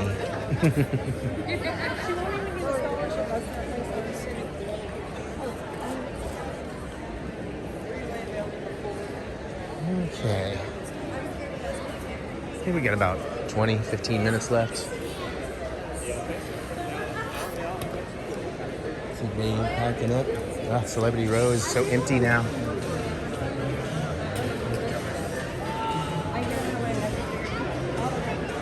Well, maybe I'll just say bye one more time. Since he's right here leaving, I'll say quick bye-bye one more time.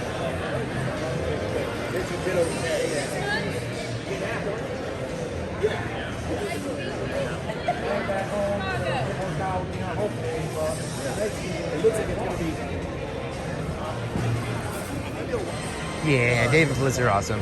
Love them. Look at all the celebrities. No, I mean, honestly, the show is basically over, so. And they can't take cards and no one can get cash, so again, I think I just said that like 5 times. Yeah, I think some people can, some people can't, you know, but.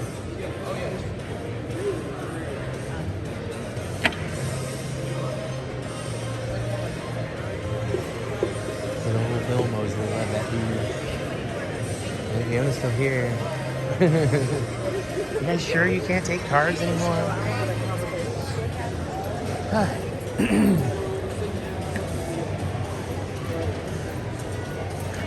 They had a thing here I wanted, but they sold it out at some point. The Troma sign. I had a welcome to Tromaville sign. I'm eyeballing Pops from behind now. And I don't mean my father. Oh yeah, they have the What We Do in the Shadows Pops. I forgot those came out. Oh, Mandy. I forgot about Mandy Pops. It's a good thing I'm not collecting those like crazy anymore, because shows like this would break me.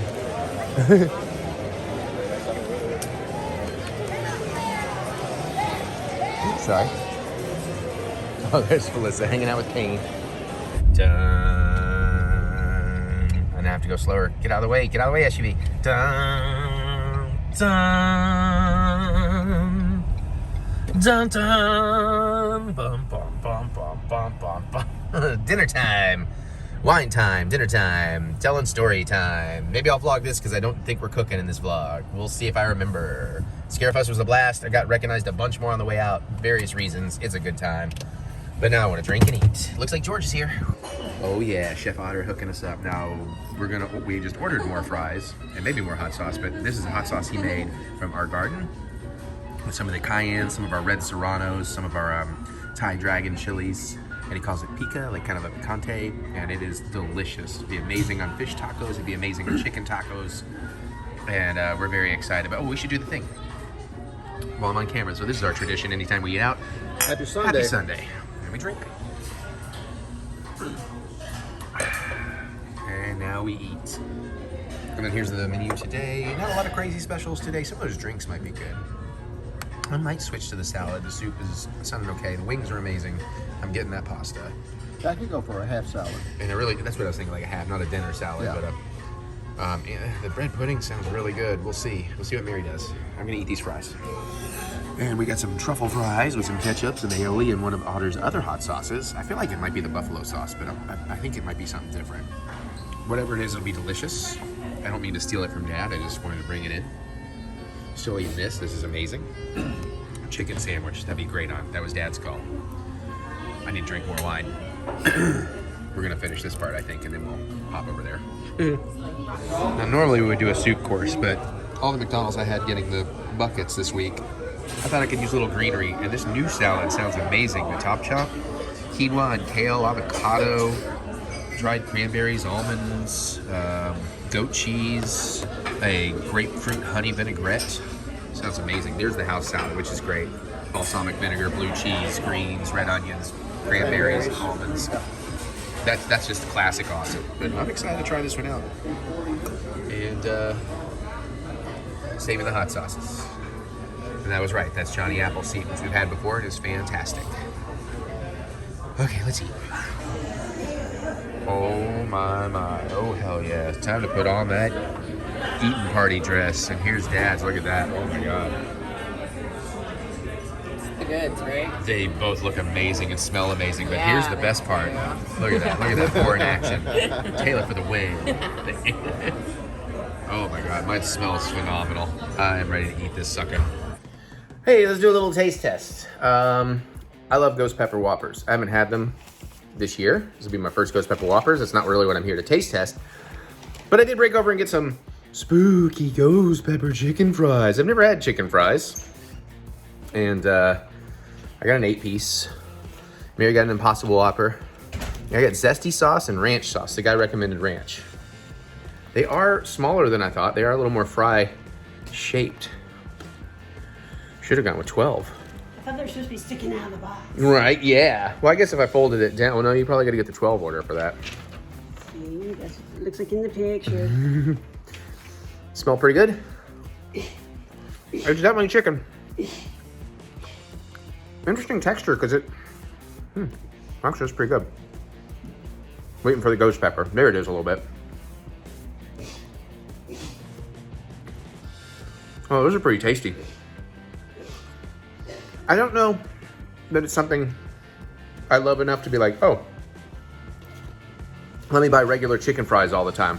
I'd rather just have regular fries, but I definitely would not say no.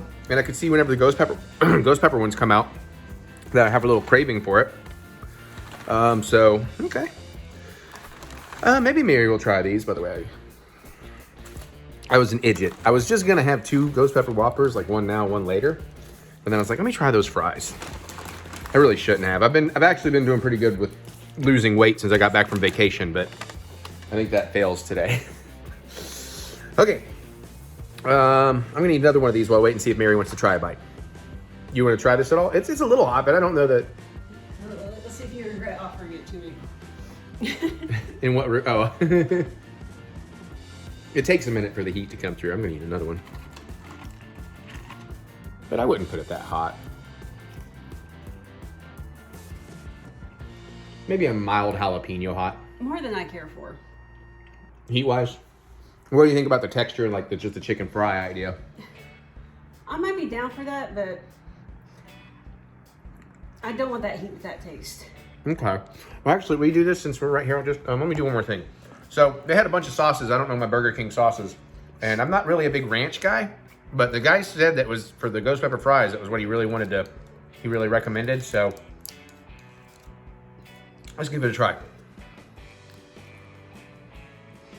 Oh, I forgot you couldn't see and point down, but Yeah, you did not flip it over before handing it to me. that's actually pretty damn good. Okay, let's try the zesty sauce. I don't even know what the fuck zesty sauce is. Italian, maybe? No, Southwest? It's kind of a mayo-y, mustardy. Yeah, probably a Southwest horseradish in there. Oh, Jesus. I don't know. But yeah, it's pretty good with the ranch. So yeah, definitely kind of a Southwestern sauce. Yeah, it's probably a slightly mustard horseradish aioli. That shit's good. Both of those are very good. Burger King got some sauces. I gotta play around with some of these ideas. Okay, I've had ghost pepper Whoppers. They're amazing. Maybe I'll show you mine if I think about it, but I'm gonna leave Mary alone. I'll tell you what, I'm surprised how much I enjoyed ranch on those chicken fries, but that zesty was really good on the chicken fries, and at one point, I did a little bit of both. Pretty fucking good. Right, let's check out. Mary said her Whopper was good. I feel like these are well made this time, but here is the ghost pepper Whopper. Oh yeah. Let's see what it looks like on the inside. Did I get a good one? Oh, it looks like I got a pretty good one. Yep. Let's see if it tastes as good as I remember. It might taste better because I think this is one of the better ones. The fried jalapenos are awesome. It's one of the best parts on here. Cheese, bacon. This one is like a ghost pepper cheese sauce. just a dyed orange bun. Jesus Christ, lady, I'm filming. Dyed orange bun. That should be fun for my poop. Actually, that's really fucking good. That is hitting the spot so goddamn good. Oh, it's probably better because I've been waiting to get one. And the nice thing is, since I have those chicken fries, I'm gonna save the other one for later. And it's gonna come in clutch after I have a bunch of drinks, because I want to. Okay, yeah, there's that. Whew. Okay, so we're doing a thing. I don't really want to do it, but I'm gonna do it for Dad so he can laugh at me. Major traffic, stupid fucking Keeneland. No reason for it either, just people don't know how to merge and drive. Anyways, we're on our way. We're gonna go grab a quick bite to eat. Hopefully we get there in time to do it, or else we're in trouble. Because we're going to Total Wine, our favorite liquor store, because this guy over here has talked me into going to a Scotch tasting. Woohoo! Appropriate shirt. Now obviously he loves Scotch. Scotch and rye are his go-tos. He is more of a brown liquor kind of fella. You know, neat. No tulip glasses. I am obviously more of a wine, beer, and clear liquor guy. I've never really tried Scotch, but like bourbons and ryes, I've given them a go. I can't do it. I know it's different. And I didn't necessarily really want to do this, but he seemed excited to A, have a buddy, and he does so much for me, of course, but B, to laugh at me making faces probably. But then again, he could be creating a monster, so this could backfire. Mary's like, oh no, what if you get into scotches? It's like, well, then we just need more shelf space, because that's the only difference. And everything else just about. And the price. Well, yeah, that could be, yeah, because that's not a drink. It's not like vodka where you can get away with cheap vodka and mix it with something. So anyways, we're off to do that, and we're gonna try this place we've been wanting to try, Sam's Hot Dog Stand. It's right there. It should be fast and easy. I don't expect it to be spectacular, but it could be pretty good. And you know, the Wiener King's gotta do his thing. And you know, taste test all the dogs. I gotta know about all the hot dogs in my city. Before I possibly contribute at some point in future, who knows? I'm not saying anything. So yeah, so we're gonna do that. It's gonna take us like twice as long to get there as usual because of stupid traffic. And it's like a 2-hour tasting. And there's supposed to be some kind of snacks, but I'm gonna have a couple hot dogs who are absorbent. Those Whoppers yesterday were amazing. It was like perfect Burger King. I ate too much of them, and then I stupidly opened Doritos mustard Doritos, my last bag, and went way too hard on those while watching fucking Chucky, which was great, by the way. Mid-season Chucky, fantastic. Yeah, I just made the decision to break the Universal vlog into 2 parts because it's 10.5 hours. Can't have one vlog be 10.5 hours. It's just too impractical. And now this vlog is getting long because there's so much stuff in it, but it's going to be very cool. And yeah, I'm going to shut up and talk to Pops now because I'm tired of talking to y'all. That's a lie. I'll never get tired of talking to anybody. As long as I'm talking. All right, we're out. We're back. All right, we got here a lot sooner than Waze predicted. So we got time. Should be pretty tasty. Hopefully we get a little table. I think there's only a couple of tables in there. Well, let's go find out. I'll put you down at some point. I may not review in here either because I don't want them to hear me. So we'll see what it goes.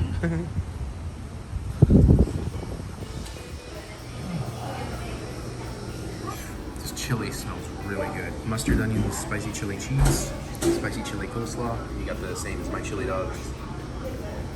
They have those too. They also have grippos, so very cool.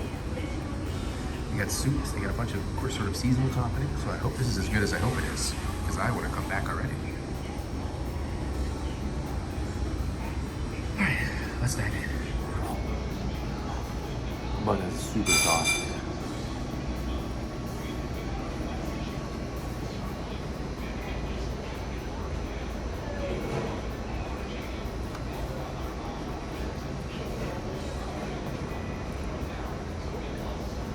Bun is good, dog is good. Everything's good. I hope I get more of the chili as I eat it though, because it's very tasty. So far, so good. Dog number 1, very good. I could keep plenty more of those. Dog number 2, so let's go.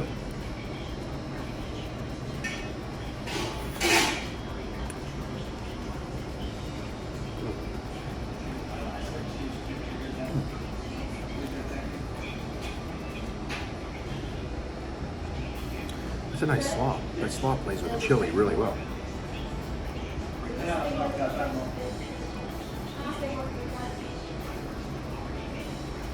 That's pretty dang good.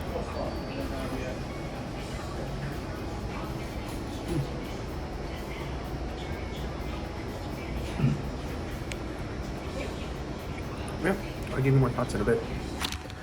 Okay, so I'll give you more thoughts. I just, it's one of those, it's a small place. We're sitting there, it's quiet. I didn't want to, like, get super detailed, but did really like it. Sorry, pardon me while I buckle up. We both really liked it. We both will definitely come back. I wouldn't say it's like the world's greatest anything, because it's like the hot dogs you would make at home. Just slightly better, but like, and I mean that in a good way. I don't mean that with disrespect.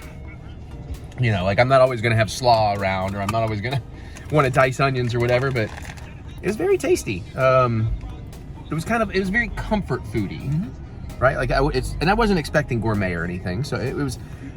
I figured it would be. If you want a regular hot dog, it's a great one. Yeah, like even if you put toppings or whatever, and the dog itself is pretty good. Maybe not the best dog ever. The buns themselves are really soft and steamed and amazing. Chili's pretty good. The slaw reminded me a bit of a Long John Silver slaw, if that helps give you an indicator. But yeah, again, super fast, super easy. You want to eat quick, light, and convenient, I highly recommend that. And we're over here all the time because of Total Wine, so yeah. Although I scarfed them so quick, I honestly thought about going back for a third one, but then I remembered all the Whoppers and Doritos I ate yesterday. I gotta get off these steroids. I can't blame the steroids 100% because it's still partially me. Partially. Oh, she got my spot. Oh, she got your spot. There you go. So we're gonna run, we got a few minutes, we're gonna run to the bookstore. It's like 6 o'clock, thing starts at 6:30, so we're gonna run to the bookstore and drop some stuff off the car, then get in there a little early and check out those snacks. Plus I got these for later when I need to get the nasty ass taste of scotch out of my mouth. All right, so it's like 6:10. We're just gonna go in and kill some time. Try not to be too late. I just bought a whole bunch of cooking magazines. Cocktails. Ooh, let's get drunk. Chili dogs were good. Everybody traveling so far? No, I'm not. Okay.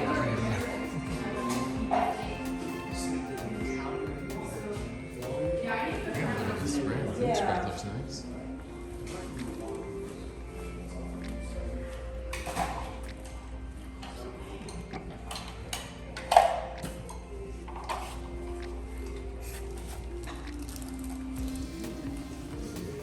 I'm full. That's good. And these seem to be the scotches we'll be tasting. Or I'll be tasting one and giving up.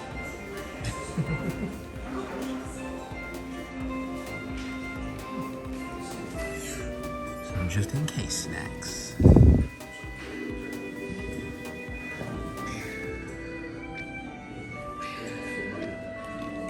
Plus, I mean, we paid for it, so might as well get a little. All right, almost time. They're very. Margarita. Okay. Perfect. So we go a minute to try. The barrels they use are not charred like bourbon. They don't have to be. They use oak barrels, but they actually, unlike with bourbon, they don't have to be new casks. Actually, a lot of scotch is aged in ex-bourbon casks. You see a lot of ex-bourbon casks and ex-sherry casks are the most common, but we'll talk a little bit later. Some very forward-thinking distillers are trying different stuff. So different types of formerly used. You're ready? I'm gonna go for it. So of course they could be charred if they're ex-bourbon. This is gonna be a fun class for you. Yeah.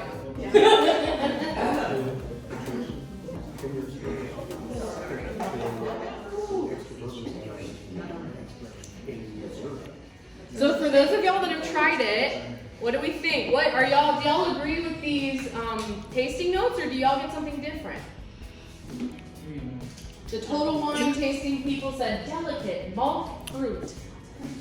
What do we get? Delicate for sure. I'm disgusting. Pleasantly surprised. Yeah, these are the ones you want to start. Yeah. It's so light. A little hot. Oh yeah. Like I will actually finish this one. Yeah. Can't say I'm in love. Oh, I tried them earlier. Yeah. That's true. I might teach better if I have a little scotch. I see you. Are you going to be my class troublemaker? I'm fine with that. It makes it more fun. I used to teach high school. Watch out. Got my eye on you. Perfect. Yeah, so I'll let y'all sit with it for a minute. So in terms of scotch, like, is this how you like your scotch? Is it a little light? Do you like a little more complexity? Again, like I said, this is a good, friendly, entry-level one, for sure. Okay, so I'm really excited to talk about this a little bit. I'm doing the Dalmore 14. Allspice. I know, we throw around dates like 14-year, 15-year, 18-year, whatever, but then I think about the fact that I'm 30, and that really puts that in perspective. I'm like, oh, that's half my life. That's crazy. I was still a little nerd in high school back then. So what do we think of this one? Really nice, right? It's not, you do get some nice heat. Obviously, I got a little more tingles on this one. But it has a nice sweet edge to it with the fruit, the dark fruit. Do y'all get any notes that that are not up here? Do you notice anything? The first one's fine. I get like a cinnamon. A cinnamon, like That would be like the allspice. yeah, or like just baking spices in general might be kind of depending on what you've eaten today too. You never know. Anything else? Any notes? There's no wrong answers. I'm not gonna. I mean, unless you say like. What did you say? I like the color. I know. Do you ever try these? That's not bad. Little bourbon. I get the honey So it's dates. almost like You definitely get some of the allspice out of it. Like a honey or corn or. Better than bourbon. Like a. Oh, it's much better than bourbon. Okay, you convinced You me get of the cherry that. finish? If you convince me of anything, you convince me Scotch is much better than I love bourbon. it. I love it. All right, so we're gonna keep moving. Y'all keep sipping for sure. So we're gonna talk a little bit about cigars. So the deep rich flavors of cigars are really great. Pedro Jimenez is like the guy. Grangestone 14. So these are aged in a 12 years in ex-bourbon cask and then moved to the Pedro Jimenez sherry cask for 2 additional years. So you're gonna get some added complexity and depth with this one. I know. I was actually very surprised by how light it was. Smell it's a little. How do y'all feel? Deeper. Well, I'll wait to ask questions so everybody has some. Don't want you to feel left out. $54.99, everybody. We're like we're on The Price is Right, without going over. $54.99. So the one that we just had was $110, and then this one is $55. Do you feel like you taste that quality difference, or do you feel like they're both pretty nice? Like, what do we think? You didn't like the Dalmore. Okay, so you like this one better. I would say that once we get to the Gravestone, the rest of these are definitely better. more traditional scotches. I think the first couple it's like we're easing our way into the hot water, right? Not sure what I think on this one. You really liked the tequila glass, didn't you, Mark? Tequila glass. Yeah, maybe that's what it is. Taking notes. Oh, you wrote all the prices. Thank you. You're keeping I want to say, I think it's the plum I'm not liking. The plum. It's kind of a bitter plum. Yeah, something in there is a little bitter. Yeah, I know. Yeah. It's probably my least favorite of the 3 so far. Yeah. Okay, so what are we thinking about the Gravestone? I'm seeing some shaking The heads. second one was actually good. So I saved for the second What do we think? It's got full, I want to say full bodied and it's light. But it Yeah, does I know have what you nice- mean. It's got a nice mouthfeel, and we can tell it's lighter. It is lighter. It's the price What is on this? this one is $34.99. Alexander Murray and Company. Single malt, 10 year. I think. I will double check that, but it's definitely within that like 30, 34, This one's 44. a little more potent in smell. It is a 10-year, the Highland. Okay. It's what, $34.99? See? I love it. I think I like the malt and the caramel. It's not that bad, you are just. Kind of getting your reaction first. I know. Well, I thought you were not. It's pretty smooth. It's kind of like more like a Glen Morangi. Okay. Like the first one? Yeah. No, it's very confusing. This is kind of where I get like a brulee orange. Like Yeah. So Yeah. like burnt. Yeah. Mm. I like the smell of the caramel. Yeah. It is a little like a brulee orange. That's a good call. And you don't taste as much of the caramel as you smell, but there is definitely a lot of that. That's not bad. Yeah, for $34. That's $34 Scotch. Yeah.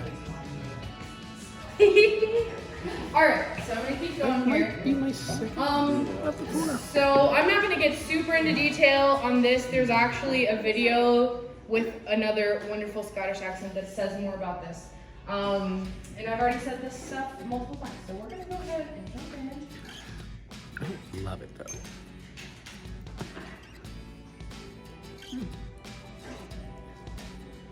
Scots have been making whiskey for over 400 years.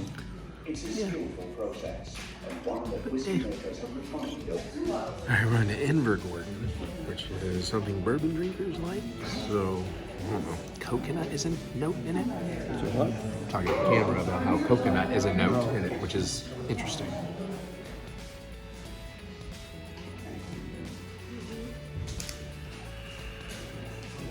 A little lighter in smell. Oh, what happens? It's a really big fire.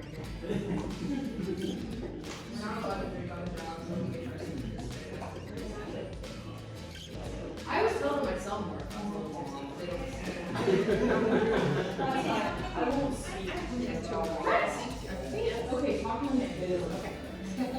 I'm really a Kentucky law. Not my manager.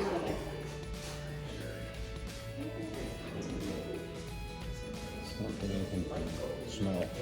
I can see why bourbon people might like this one. It smells like alcohol. Very sweet. It smells like alcohol too. Alrighty. Actually, it's not that bad as it goes on. It starts a little, Did we finish that one off, Reese? but it kind of gets a little better on the back end. Yeah, there's a couple that I end up. It's like really sweet. That's what I said. I don't like the after. So one of the things, I didn't Coconut read the after tastes tasting notes weird. until after I tried this one, but I do feel like I get some coconut. Do y'all taste the coconut? It's almost got like a tropical, it's so, and this is a very interesting Scotch. For sure. 99. I know. I'll again say you can tell I usually taste wine, but this is like a Mounds bar. It's like Top with a coconut. I don't really get the vanilla. I get Except I like Mounds bars. Yeah, but the mouthfeel is very creamy. Yeah.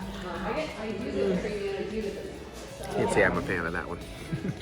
Just Glen Fodry, 12.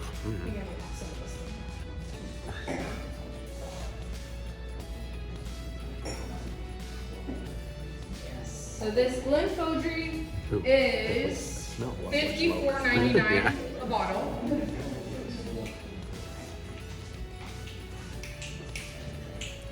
All right.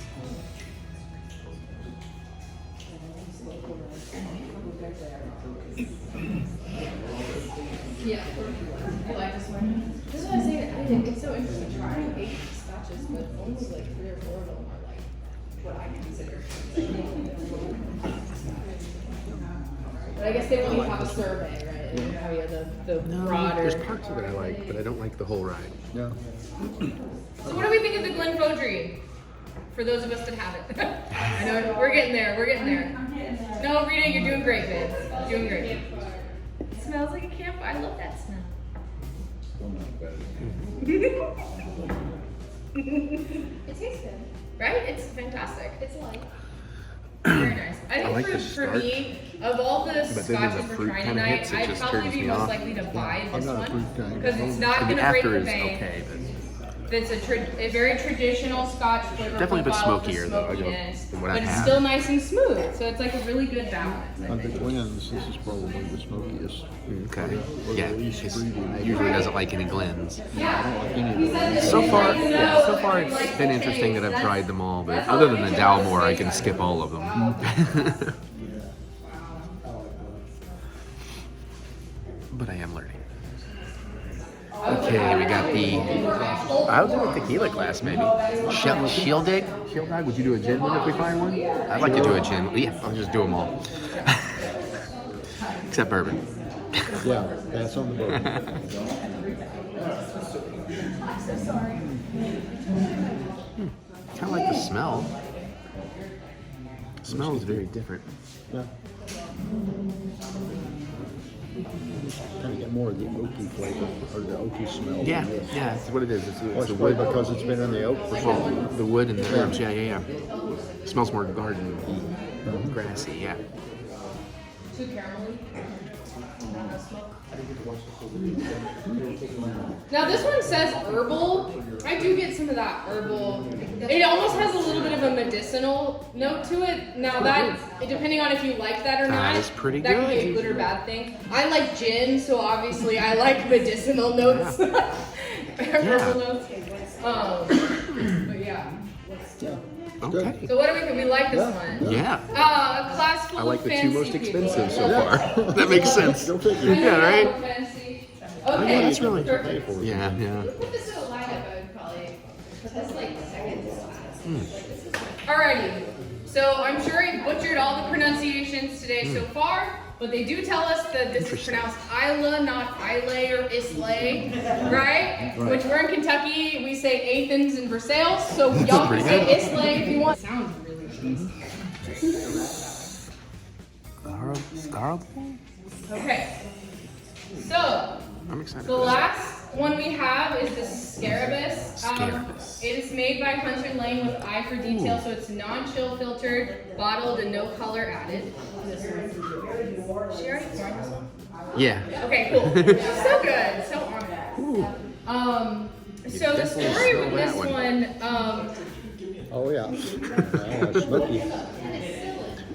so Scarefest is known as a mystical area on the Isle of Isla, and the name dates back to the 13th century and translates to a rocky place in Old Norse. So they have a new distillery on the island. Yes, You said non-chill filter. I'm going for it. non-chill filter. I don't know off the top of my head. I definitely learned that when I was taking my liquor test, and I don't remember. I know that chill filtering does make a difference with like flavor. Like it's gonna, if you chill filter versus non-chill filter, it'll bring out different elements. If you want, I can Google it. But you can also Google it. Yeah, I'm just being honest. I don't like how it opens, but I like where it goes. It opens sweeter than I was expecting, but I think it's pretty new. Let's mellows see. out pretty good. You like the smoke? Yeah, the smoke's You like fine. the impression? You might convince me to at least try it for your sake. Let's see. It says it's visit Isla's beautiful new distillery. Oh, Ardnahoe. I don't know if I said that correctly. It's Ardnahoe. So it might be that this is it might be a new one. Yeah. You know what part of the island? North or south? It tastes like tobacco. It does not say. Okay. It does not say. You know what's super interesting? How many of y'all have had Uncle Nearest's Tennessee whiskey? So it's actually the owner, Fawn Weaver, just purchased some land in Grand Champaign in Cognac. Could grow on me. So it's one of the first like American distillers to own like that really I like the prime real estate aftertaste on it. experience. So that's really kind of a big win for aftertaste that whiskey. lingers, I quite She's probably gonna make appreciate. cognac. So. That's the smoky peatiness. Was that the smoky peanut? Yeah. I'm here to try his Lagavulin later. Yep. Not tonight, I'm good. Move on to vodka and red wine later. Oh, $59.99 on this one. $59.99. An inexpensive one for me. Yeah, this one's gonna be very polarizing. People are gonna love it or hate it. There you go. All right, let's do a little taste test. I've got these a little while ago. I've been excited to try them, and I just put in a new order at Heatonist for hot sauces. Some basic stuff just for me to eat with veggies. Found out I had an ass ton of points, so I got a bunch of free stuff. Anyways, I finally found they have their own chicken strips now.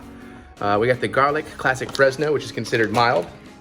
And we got the Los Calientes Rojo, which is considered medium. I know both those sauces are fantastic. I'm out of them until my order comes, because that's some of the stuff I reordered.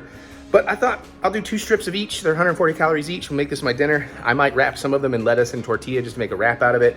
I might put other sauce on it. I don't know. But we're gonna air fry these suckers and I will let you know. All right, I gotta kind of get on this. I gotta go watch a ball game with my dad here soon.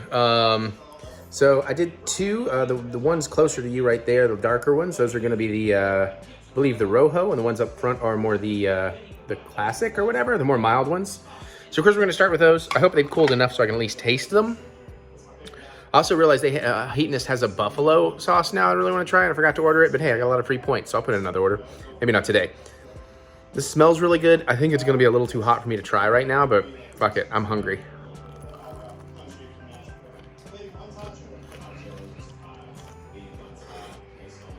Now I did it in the air fryer. And honestly, the chicken's still juicy, the breading is still crunchy. That's some really good air fryer chicken. Oh yeah, there's actually some heat, some flavor from the classic sauce. Oh, that's really fucking good. Some of the best goddamn frozen chicken I've ever made in the air fryer. Oh, hell yeah. And I believe these are actually 130 calories per piece, roughly. Of course, the pieces are very crazy in sizes and everything, but oh, that's really good, but it's really hot. So I'm gonna watch some Diners, Drive-Ins, and Dives with Guy Fieri while I eat the milder ones. I'll come back and try the medium ones. Okay, so the classic was delicious. Let's move on to, I believe, the Rojo. I guess whatever, the mild or the medium one. Sometimes a cigar is a cigar. Again, breading's good. Chicken's juicy, it's not mush. You can tell it's actual chicken in there. Here comes that flavor. Yeah, man, these are a really good job developing these. They're not gonna replace my chicken nuggets because I want something neutral when I want to try various sauces, but I just want really flavorful, like little chicken tenders. These are gonna be my go-to. These are both fantastic.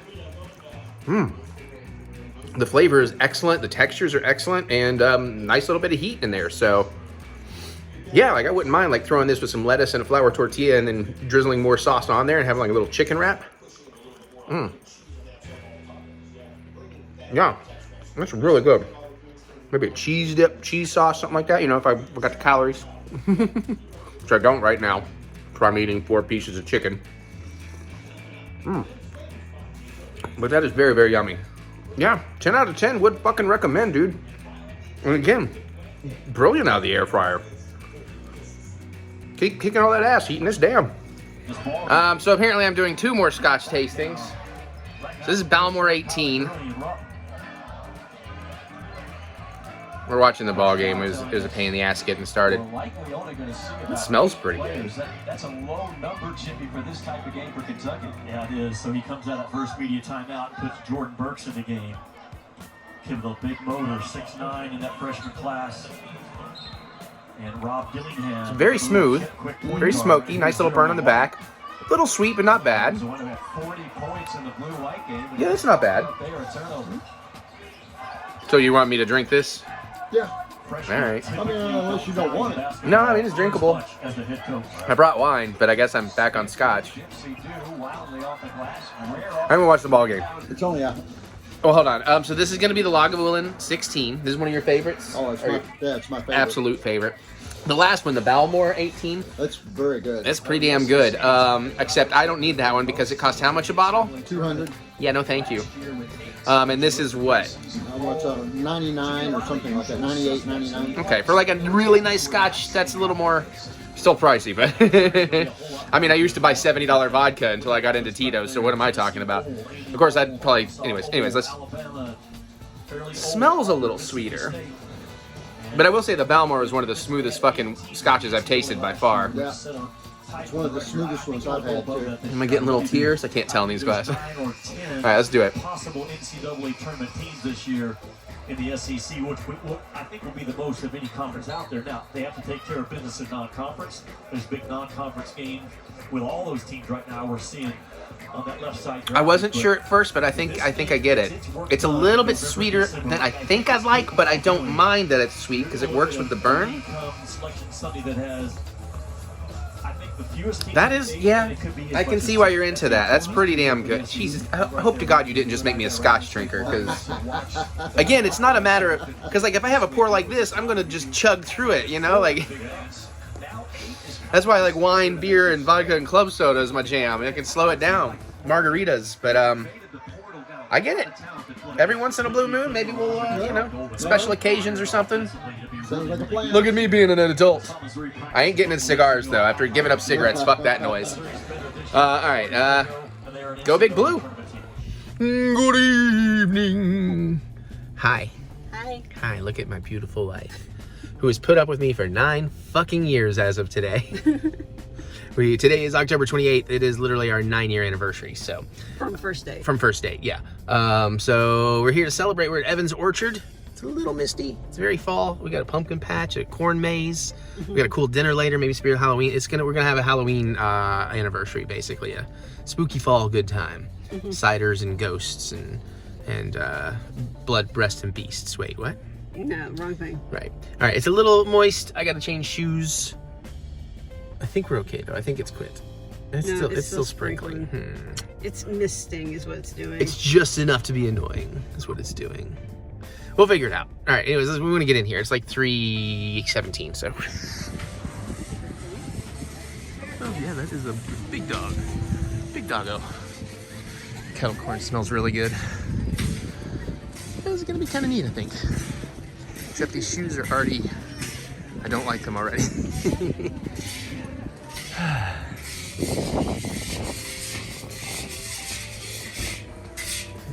They look pretty busy.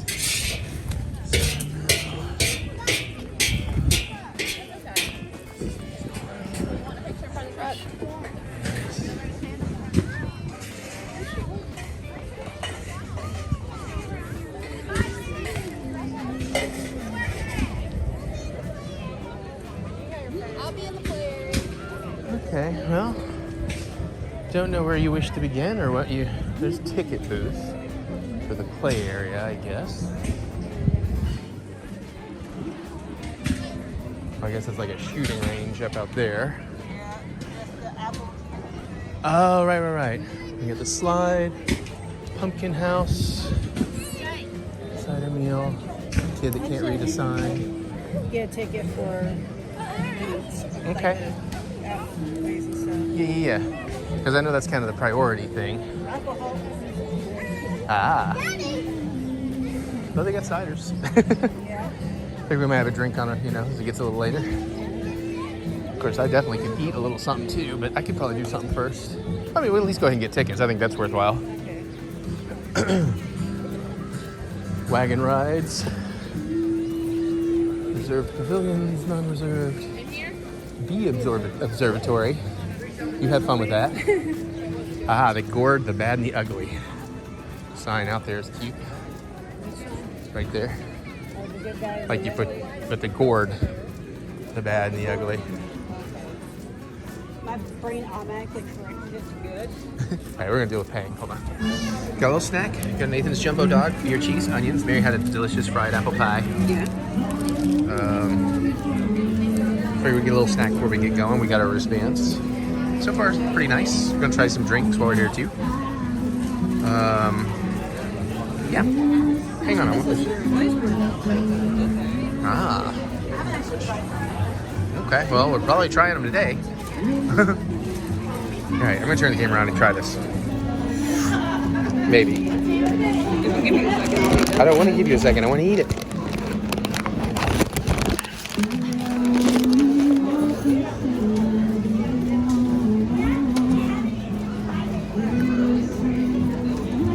Onion down. Well, I was gonna hand the camera to her. She walked off for a second shot. Just while I get a second taste. Is this good? Yeah. I needed a hand to get situated.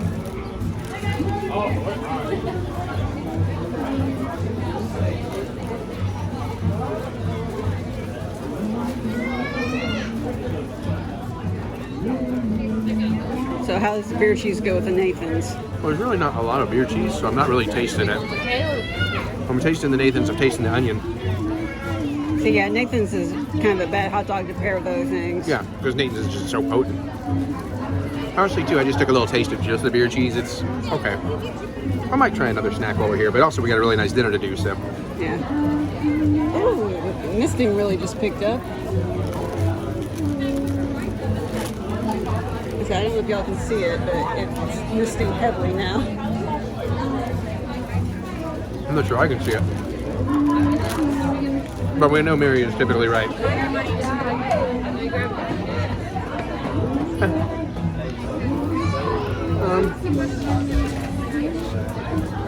Wiener King gives it a meh.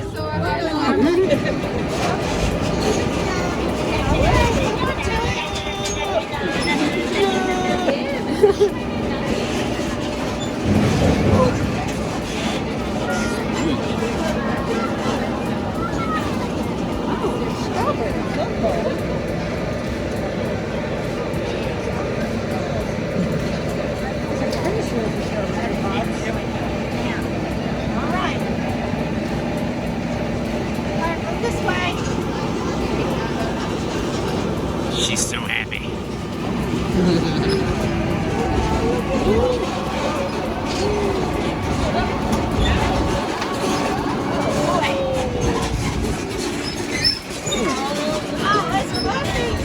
When did the scare actors start jumping out?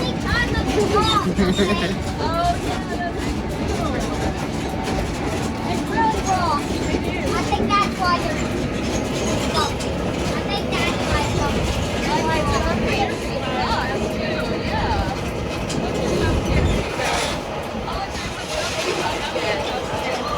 Like chicken. Yeah. I don't know if I can see it. There's a tractor coming up.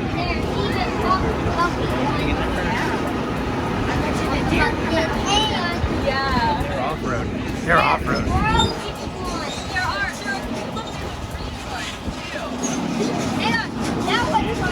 Oh yeah.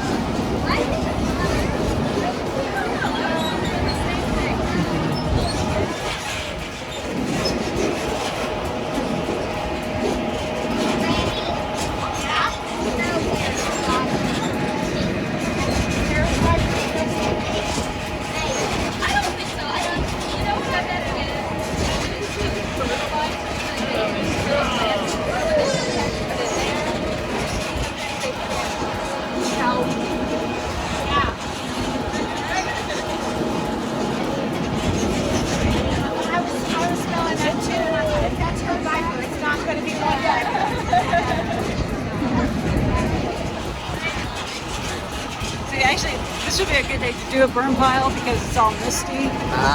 Random embers.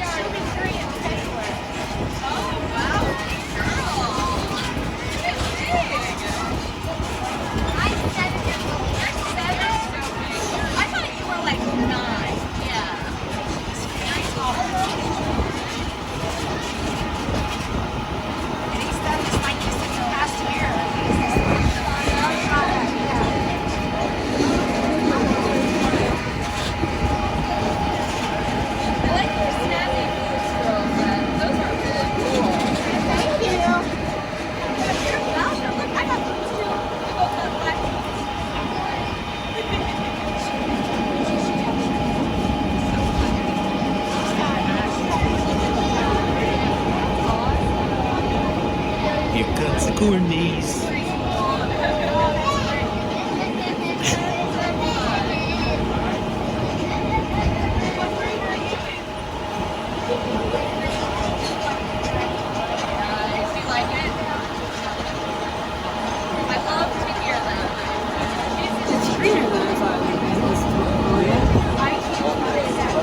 He walks behind the rose. we go. There's my first He Who Walks Behind the I was Rows. wondering. Keep a running tally, editor. Who would be me, who's too lazy to do it. Brady, there's a corn maze. I see it. I was trying to go there. Don't you think we'll get lost? We might not be able to find our way out. What? So the real question is, the corn maze, is that like saying non-bread? Alrighty then. Okay. We will let you get lost. Let's do it. All right, let's find He Who Walks Behind the Rows. So, whenever it comes to a maze, I tend to be the pick a wall and just follow it. That's how you find the traps easiest. To the blind. We used to do that in my last D&D game, and we would like go straight away to the boss. Mm. We'd be like, "You skipped all the other good stuff." It's like, oh crap.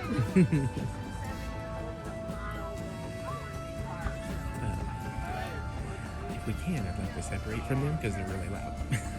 That's right. I thought they were going to pass us, but that's why I switched on you.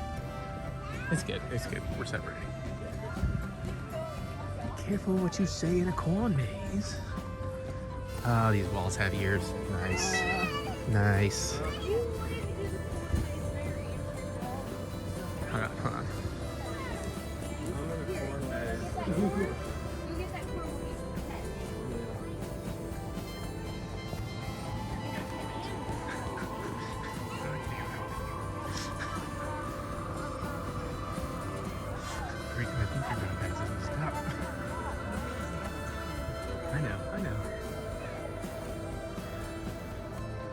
Okay, if you become lost or confused in the corn maze, don't panic. Help is on the way. Every Thursday morning, we send a rescue team. What does it say? 1 2/3 of those left behind. Nice. Oh, okay. I was starting to wonder if it was gonna be a maze because, like, so far it's a corn path, but we now have a choice to make. Mary, you're the pathfinder. I'm just a bard.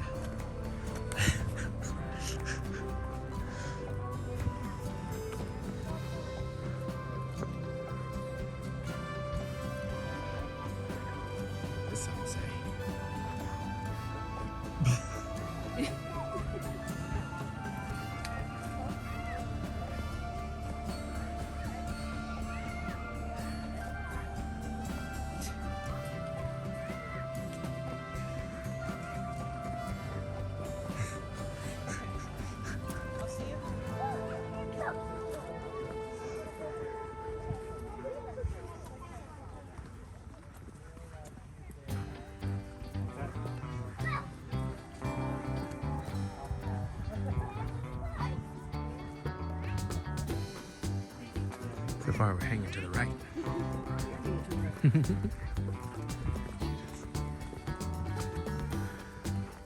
No, just tell the camera. Look, we found a way out. Yeah, I don't think that's the actual exit. I feel like there'd be a sign there. Yeah. But I do appreciate that we're in a maze. Which, in case my joke didn't come across earlier, it's like non-bread. The question is this actually, I don't think this is an actual No, that's not path. meant to be a path, but that is a cheater spot. Yeah, it's just like, the cut-throughs make it a little confusing. Well, if it makes you feel any better, I just hit disorientated levels. There's all this corn everywhere. I don't understand why.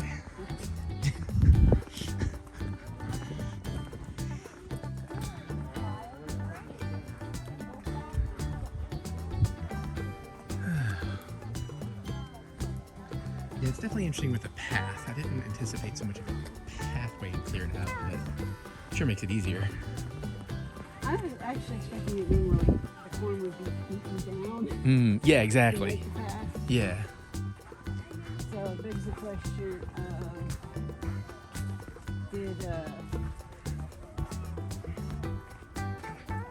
did they plant it like this, or did they uproot everything and feed it down to a path? I do not know. If we're really quiet, maybe those people will follow us.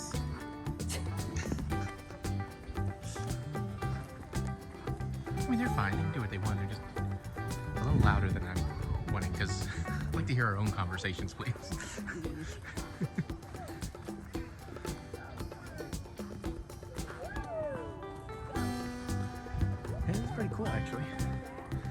I think it's funny that Mary thought she'd have to pull my teeth to get me to do something like this. Was like, no, this sounded like I was immediately like, yeah, let's do that. I Sounds saw awesome. Two responses. One is just like, one is, oh, it's too early in the day. Exit out if you need it. Or B, it's like, I've seen horror movies. This is how their horror movie starts. Well, it's in the daytime. We're probably okay.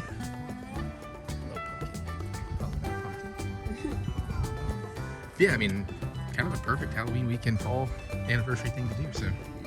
It's just a little warmer and drier. Actually, I'm good with the temperature, but I could take the mist not being here. I'm also good with the temperature because I got a hoodie on. How do they look from here?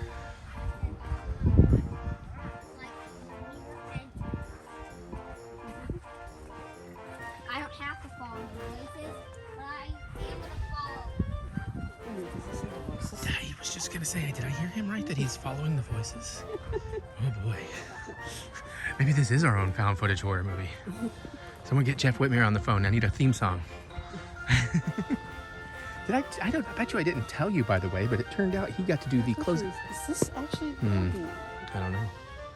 He got to do the closing theme song for VHS 85, which I still need to watch. Because that does look like a wider path, but not beaten down. That looks wide enough. I don't know. I don't know, man. What'd you do with the map, man? Why'd you have to throw the map in the river? This is a spot where it looks like people have been making their own paths. Mm-hmm. Well, they're gonna use that as a path. That looks like an exit, actually. If you look down, it's not, you know. I mean, I don't know if it's meant to be, but. So is that an actual path? Or It is now. They all need somewhere. That's right. Since we're calling it sticking with the right hand rule. Oh no, now we've crossed into the ethereal plane of death and... Hello, Bee. I didn't mean to bother you, Bee. Will you leave me alone? Thank you.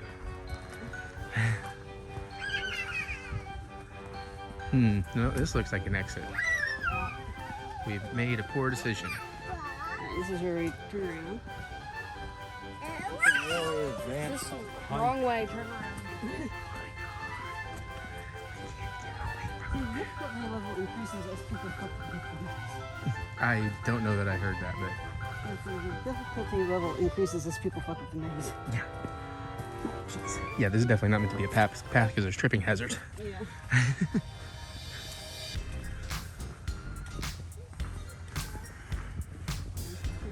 Yeah, that's just an exity thing. Remember? That's what we just looked at.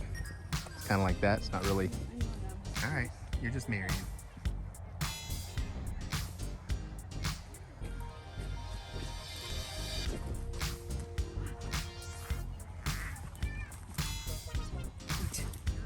I'm just filming cool stuff. Random ear. I think we're getting really bothered if we try to harvest them like this. Well, I have to leave some for the corn gods.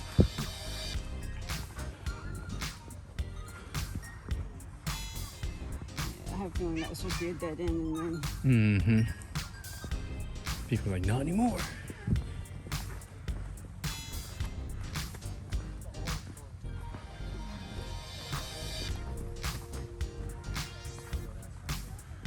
Okay, I don't need to film the whole thing, and eventually I'll turn around and get both of us in a shot. Plus, it's getting misty.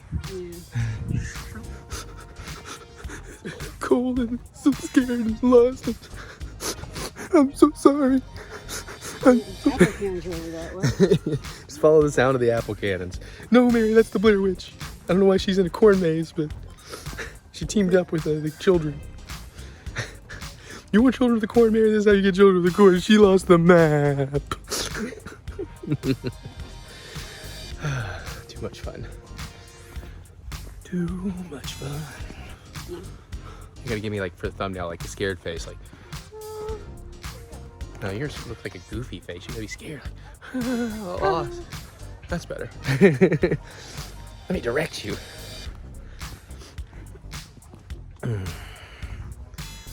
This is actually kind of cool. I'm digging it. Well, I knew I'd dig it, but it's fun, man. And Mary made me think, oh, put my hood up to protect my hair from getting too wet for dinner. Because I can't wear a hat because it'll fudge up the front. Anyways, good time. Well, we kind of accidentally found an exit. We weren't trying. Boo. I don't know. Yes. Well, I see a tractor.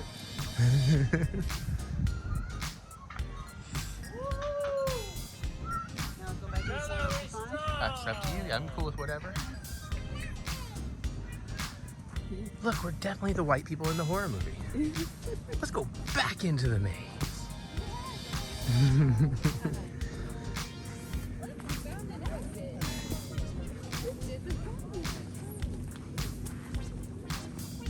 I guess it is worth trying to find some other signs.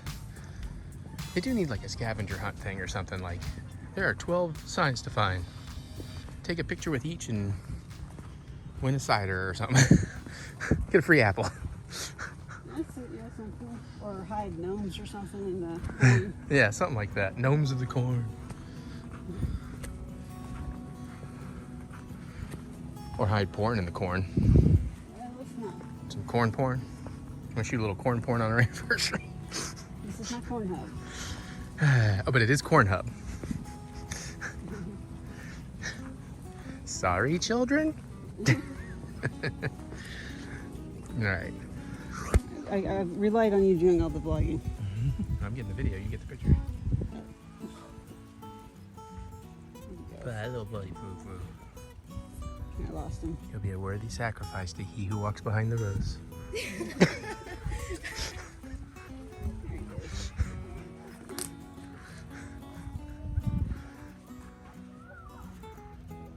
I can see him. I don't know if the camera can. There he is.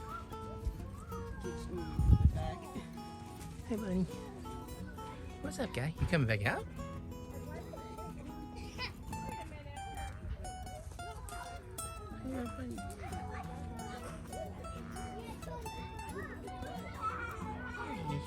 Hello. I wonder if he's an escaped bunny from the zoo because he's not like our regular rabbits around here. Yeah, he's not like totally freaked out by everything.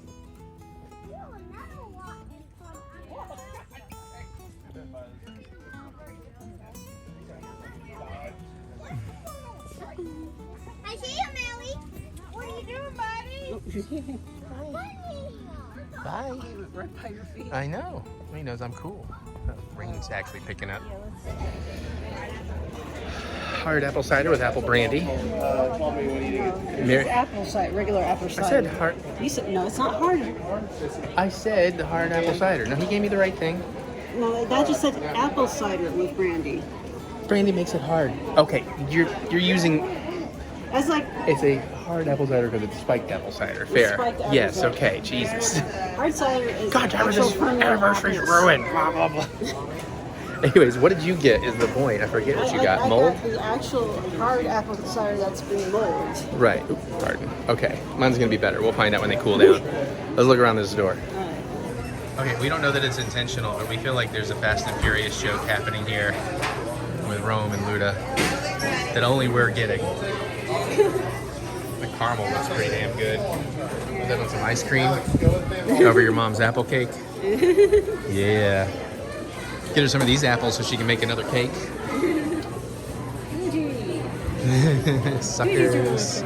Okay, so my coworker, one of my coworkers has turned me on to these. Caramel apple pop? Okay, I can see that. It should be a green apple, yeah. So it's like a green apple sucker in the middle, but it's got caramel coating the outside. Oh, that actually sounds pretty good.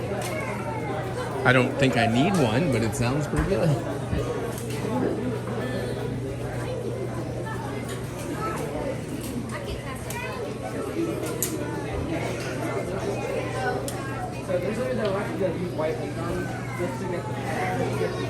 Okay. I don't know that I need to film this whole thing. You probably don't. It's interesting though. How many can you carry, Charlie Brown? None. Yeah. I wanted to film something. They're like totally in the way. They weren't away till they started filming.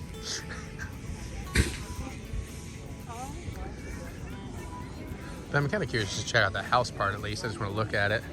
But I also would like to do this.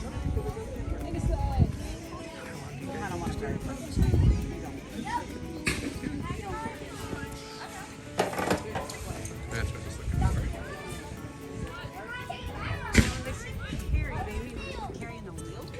I suppose. Or the wheelbarrows are for kids? I don't know.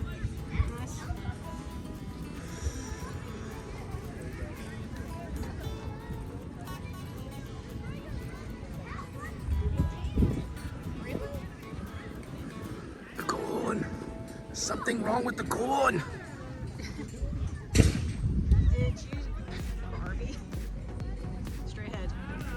Oh, yeah, okay. Barbie and Pumpkin Patch Barbie, I guess.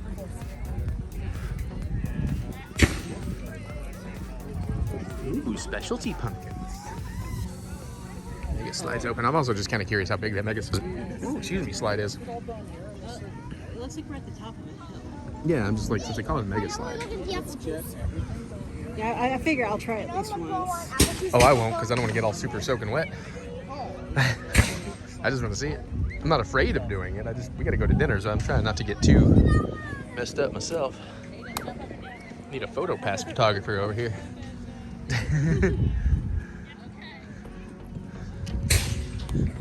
You can shoot at Sasquatch. Oh yeah, Bumblebee is not being super discreet. Road trips and donuts. Oh, I see. It's one of those where you have an inner tube thingy. Okay, well, it's not that mega.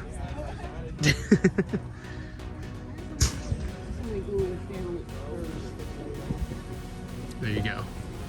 Looks pretty easy. Okay, yeah, it's not where you're like launched. Right. Yeah. Yeah. Oh man, that poor guy.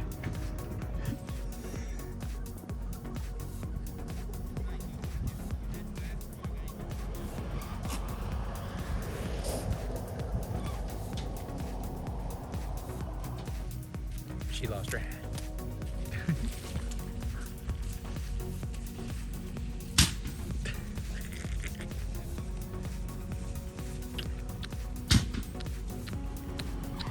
I gotta get my hoodie back on. It's starting to rain on my face again. Uh-oh. She fucked it all up. Oops. Watch the language around the children, Eric.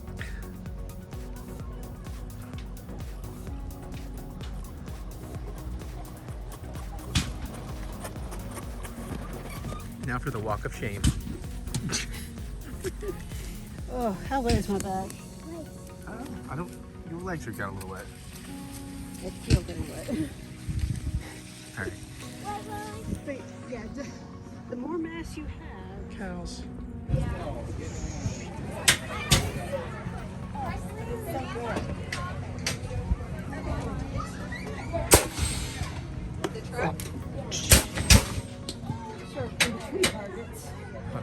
I'm already filming. I'm glad I had my lid closed because that just literally dropped right on my drink.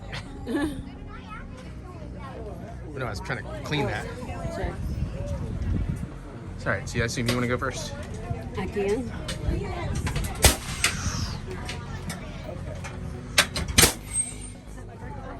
All right.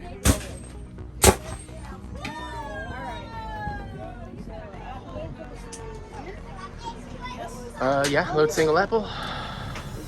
Push loading rod forward.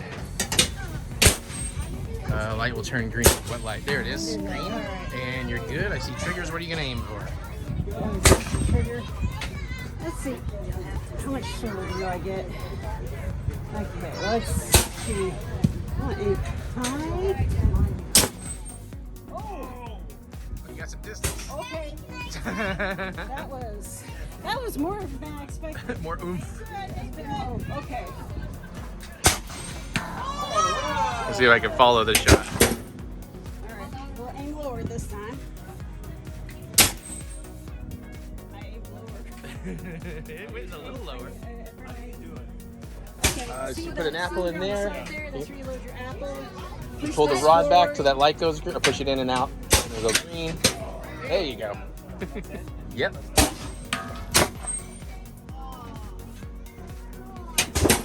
Alright, let's see. Let's go a lot lower.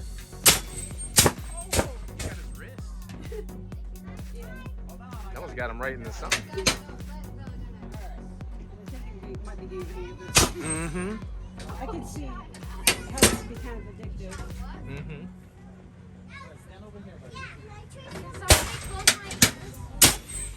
Oh.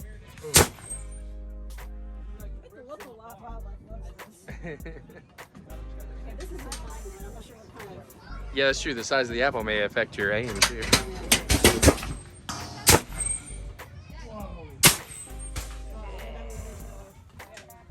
Alright, I got 1 hit out of 5. My turn. Push the thing in. No, push the thing in. Hold on. Are you ready? Okay. I was holding it the wrong way. You handed it the wrong way. I was doing some zooms for you too, but you know.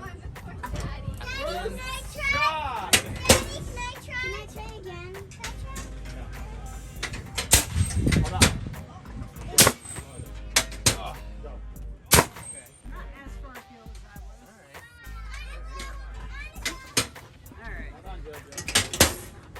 Let's go. Pick it up. Pick it up. Pointed. Come on. Oh, yes. Yellow. All right. Split the difference. Press the button. Press the button. Go. Yeah, go. Lift it up though. There you go. Yeah, I'm not sure. It doesn't feel like there's kickback, but I think there's kickback. Ooh, direct hit. Right where I was aiming. Good job. Do it again. Do it again. Show everybody your recipe.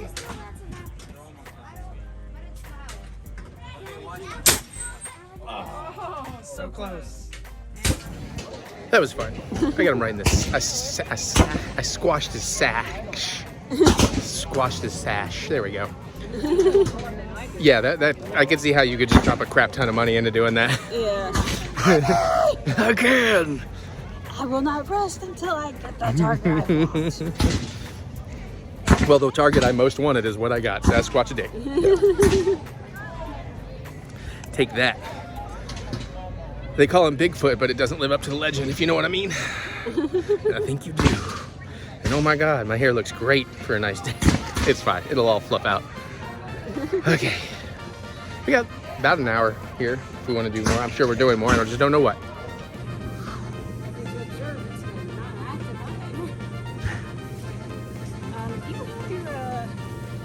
The one in the pink and the two in the stink?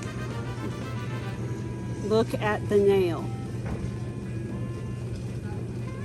See how broken it is. Like my heart on our anniversary because you have popcorn crumb on your chin. Oh, now you tell me. I just noticed it. I think I have one on me. I know there was a situation. And now I don't know if I transferred it to these pants or if I don't think it's on me. Hang on. I can't keep up with her. My feet are not like these boots. And I don't think I'm 100% recovered from the parks. But she doesn't care. I don't care about what? That I can't keep up with you. I thought you were coming in here. I changed my mind now that I saw it. I thought it was gonna be a lot more enclosed and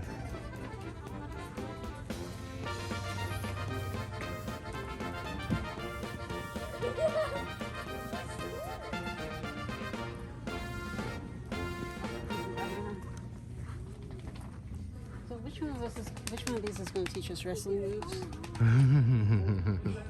I want to know which one's getting the fireworks launchers.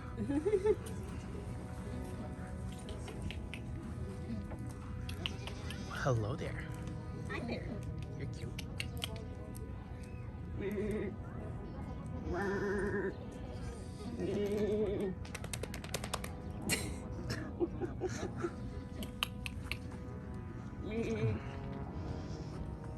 goats run.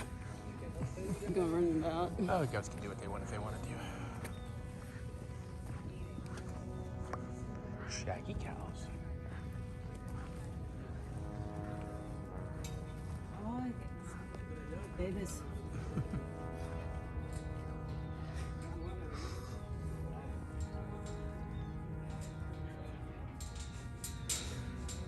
Okay, so the goat reminds me of Jack. Because he's basically on top of gonna eat everybody's food. Let's get some of my food now.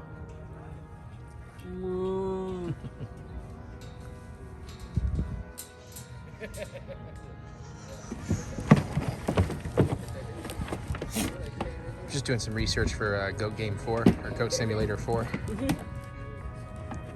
I thought our cats did food frenzies. It was a bit more. Look at this guy, he's like, well, somebody please. He was a bit more aggressive a moment ago. All right. Yeah, the one just laying in there is the smart one. He's going to hide a bunch of stuff under him.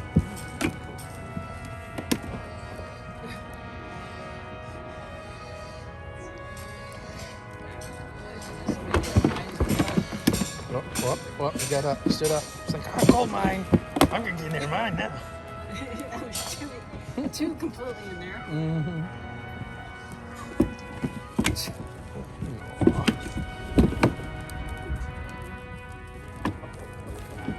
Oh, okay. That's one way to do it. What those are for. Yeah.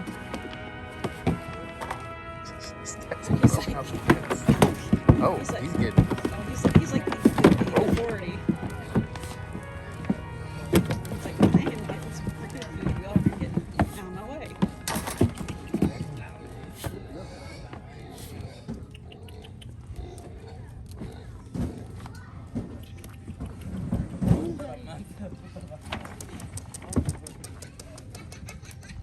Good thing the cows aren't doing that. Lying down in the... That'd be bad. That'd be very bad, Ray. That's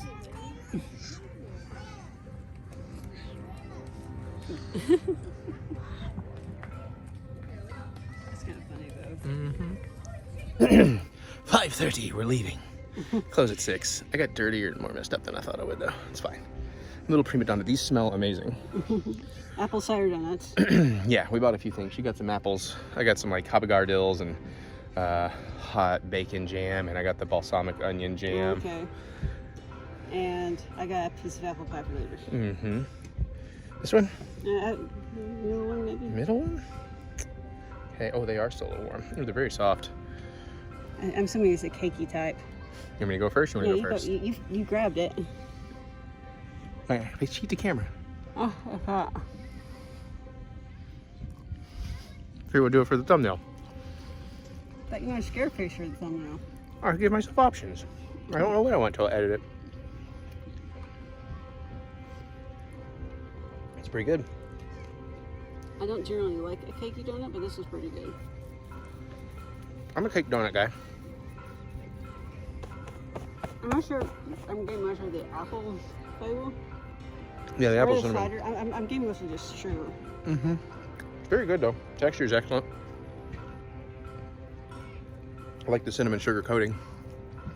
Yeah, I would expect it to be a little appley here, but not bad. Not bad at all. All right, we got to go to one of Mary's favorite restaurants, Bella Notte. It's very good. I'm excited. Seasonal menu. But we're getting out here a little early, so we might hit a Spirit Halloween first.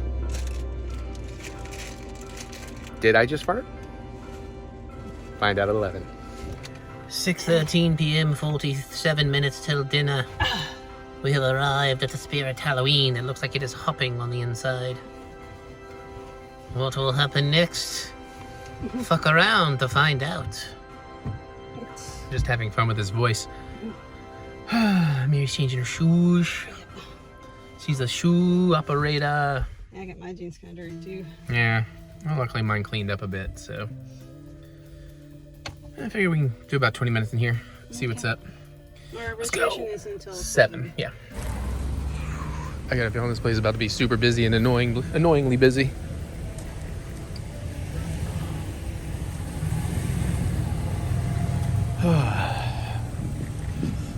But I'm about ready for some drink and some, probably pork chop, whatever the app was, maybe some soup.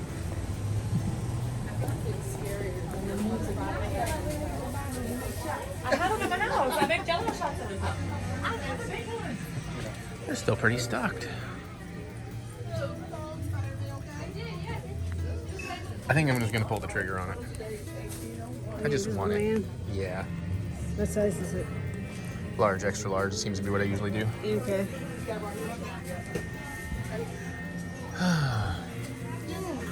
What do you want to look at? This isn't necessarily for this year either. This is just for me because I just kept thinking about it and I really want it. I also look for the haunted mansion sort of thing. Hmm. Something like that could be fun. They might still have something like that too. I don't know. Look around. Be sure I don't smell like Barnyard. I keep catching whiffs.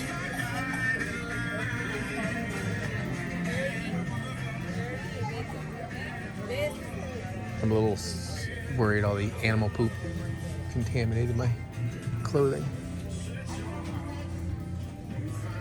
Maybe it's Maybe. I don't know. I was just telling the camera. There's always funky smelling here. Yeah. Well, I was smelling it in the car too, so that's why I was like, maybe it's on my shoe, but I didn't wear these shoes.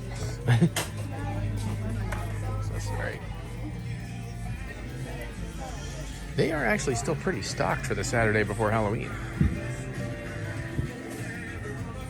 I definitely expected this to be a lot more picked over.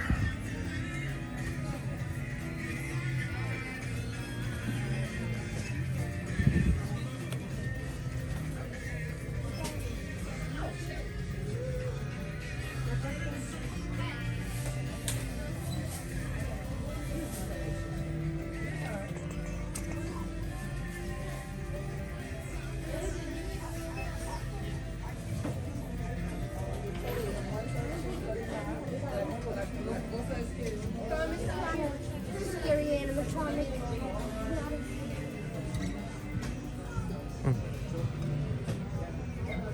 Need some new slippers.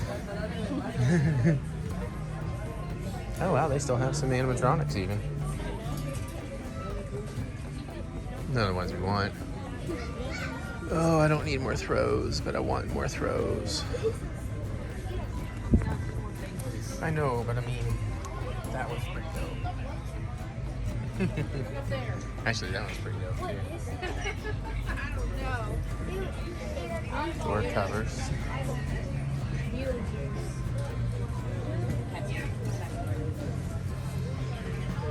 Oh, they said it 3 times. Get out of here. Oh, I just remembered I was going to get another fog machine. Should I? If they have them here. I don't know if they might have those here.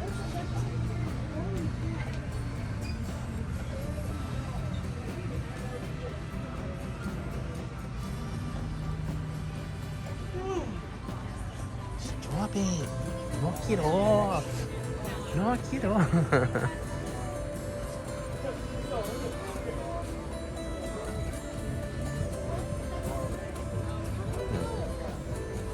Oh, I didn't expect you to get stopped on kids' costumes. Oh no, I'm sitting here now.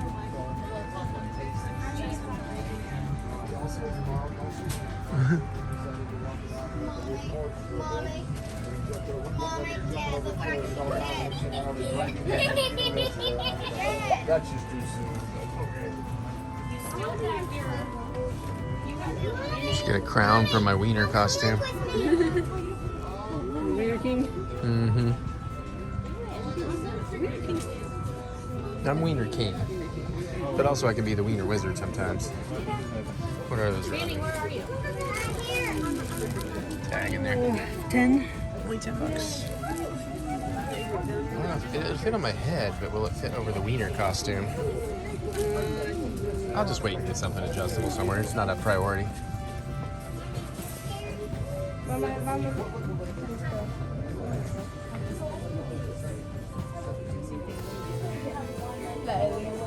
masks, unless you want to look.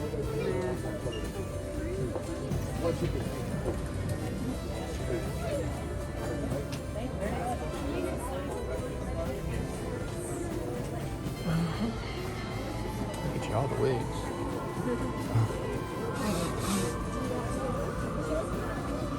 Those are fun.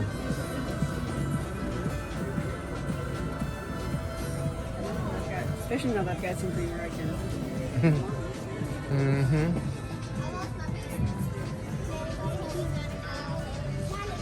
I'm trying to figure out what I want to buy you to wear tonight. It's our anniversary, and I mean, maybe a little.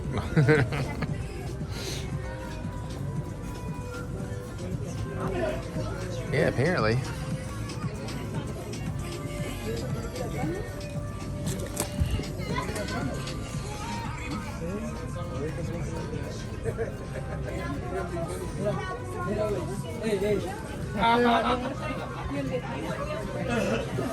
¿Qué tal? ¿Qué tal? ¿Está bien o no?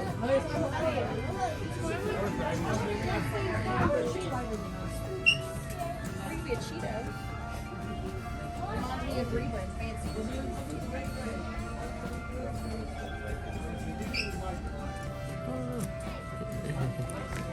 I'm just curious. It's not gonna be my size or whatever, but there's actually a Mickey Mouse Minnie suit.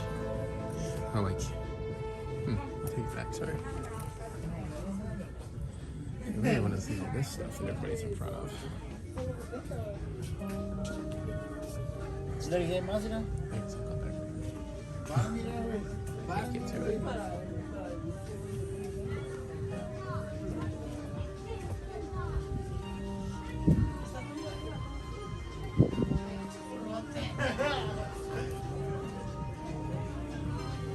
We do have some of that stuff.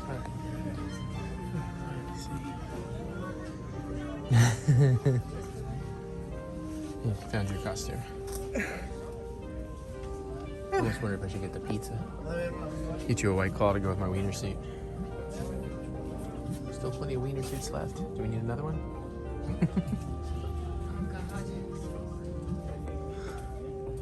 Yeah, there's White Claw. Yeah, I thought I pointed that out. A White Claw. Did you actually I know. I read just the thing? did. I just did now. Spiked seawater with a hint of dry clam juice.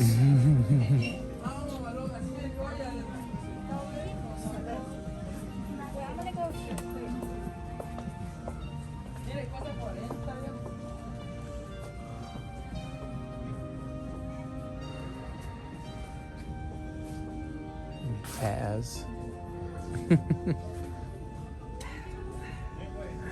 Is that a beer koozie? That's a camo beer koozie. No, it's a beer belt. That's what I mean, a beer belt, yeah. Do I need a camo beer belt? So I can wear multiples, $12.39 or $12.99. Nah, I like mine. Mine's good. I don't need to buy anything I don't need today. Not today.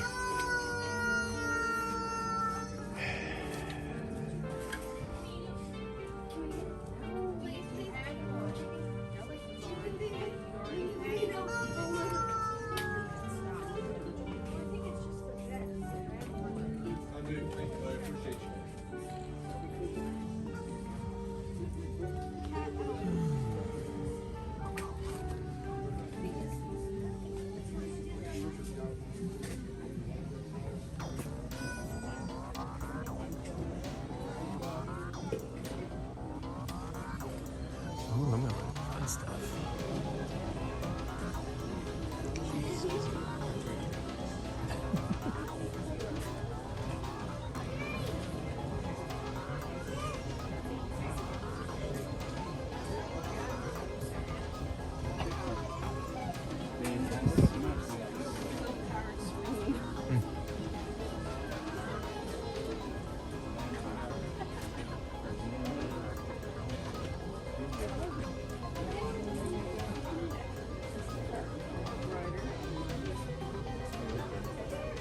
Like ghosts inside? Yeah, kinda. That's kinda cool. This is Jack. Jack Skellington. He's the king of the We got purple spider ones down here. I can't push it in. Those are pretty. Not super bright. Right? They're pretty.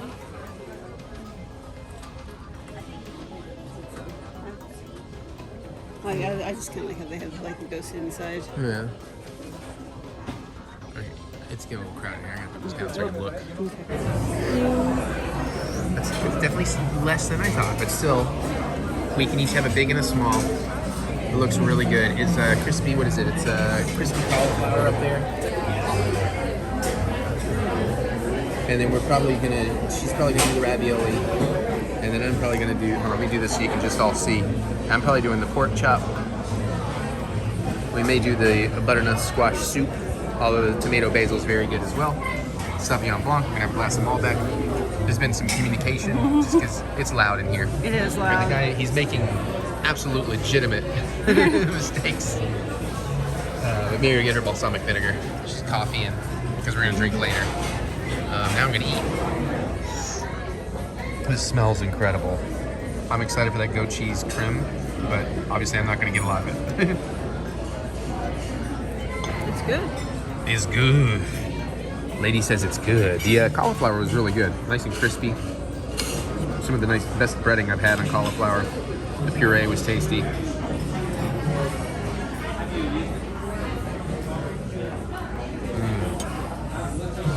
That's great. Might be too sweet for you. No, that's awesome. That's awesome. So there's Mary's ravioli. It looks really tasty. What's out of my potatoes and pork chops? So I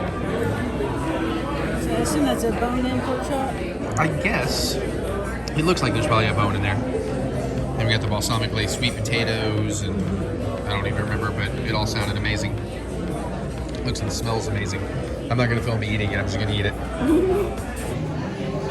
The Wiener King has been properly porked.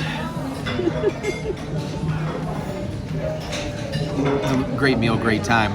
Except I feel like we were rushed a little bit because it's only 8:04. Anyways, getting a free dessert. We'll get some tiramisu to go. Yes. Because it's my latest dish. I like it. I like it a lot. I like it a lot. I'm so full.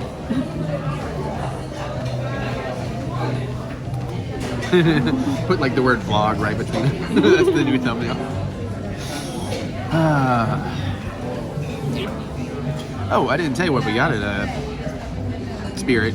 We're gonna check the other one too, but I broke over and bought an Invisible Man costume just because I need one. It's literally an empty bag of air.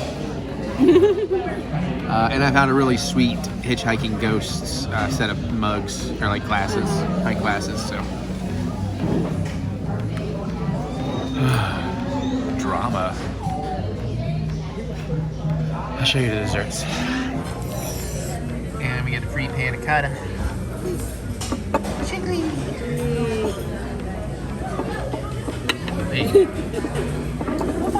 It's me. It's me in the bathroom here. We also got the tiramisu to go. Happy anniversary. Happy anniversary. She's so good. She's so good. I'm so lucky. Hopefully I get luckier. I figured we should give you a catch up. It's late now. What is it? Almost, it's like 1:30 a.m. or whatever. So dinner was awesome. Didn't really do anything at the Second Spirit Halloween shop. Got home, saw the kitties. Found out my stupid Invisible Man costume is just the robe and none of the other costume is in there. So now I got to deal with that. But that's fine. I don't care right now. Too good a day. Love this woman. We made a picture of margaritas, although I was a little light on the tequila. So it wasn't quite as much margaritas and wasn't quite as heavy. So she's going to join me for one glass of champagne and I'm going to finish the rest of it. We're watching wrestling. We're actually caught up on Raw. We're working on Halloween Havoc. Yeah. Which is pretty fun so far. And then Raw is coming back to Rupp Arena in Lexington February 12th. I'm sure we're going. It is a matter of, oh, that's the water from, okay. I was like, why am I dripping? I spilled water. I brought too much down. Anyways, I love you. Happy anniversary. It's been amazing. Happy anniversary. Yay. Cheers. It's pretty good. It's not actual champagne. It's not from France. It's cheap, but it's good. Sparkling white wine, darling. All right, I gotta get the water off my leg. It feels good though. And we're gonna go back to wrestling for a little bit longer. See you for whatever happens in the future. All right, it's 4/17, October 31st, 2023. We got a real late start decorating this year, so we're not gonna go quite as ham as we did. We'll show you much better later, but actually we've done pretty good. All things considered, so far. Still gotta run some power, get some lighting, get the vlog machine up and going. So considering we're doing this in about 2 hours, I'll take it. All right, we struggled for costumes forever. I ended up just half-assing it. Maybe it looks a little better. I didn't want to deal with the shirt. I half-ass tied my tie. But I'm a wizard Mickey at Hogwarts is my gag. Mary looks a lot cuter, but I have a wand. My new wand. Look how Mary looks like she belongs, man. She looks like she's about to correct me on Leviosa. And for some reason, it's turning me on. I just told her, I didn't know I had a Harry Potter fetish, but I guess I do now. Yeah, we had so many things we wanted to try and do, and we just didn't get to any of it. So we'll show you the yard when it's a little bit more dark and interesting. We've already had a few trick-or-treaters. We have the candy hookup though. You know, this is the house you want to come to. We also got a giant bag of minis if we run through a bunch of this stuff. We also took our own stash and ran out of time to eat healthily. So we ordered a pizza, but just a pizza. We were good in that regard. So yeah, we stole some candy for ourselves. Okay, gotta find our tradition, Young Frankenstein. Oh, by the way, look at this bed. This thing is incredible. Gotta find Young Frankenstein. So we did what we could with what we have. It's a little darker. We forgot to run power to that light, so we're gonna move it out. If you wanna grab that light actually, Mary, just while we're here. Oh, and this guy's not on, or does he just come on every now and then? He was on. He might just come on every now and then. The batteries have died. And he flickered something. We're gonna have some people here in a second, so I'm gonna go back in. Oh, there you go. Welcome.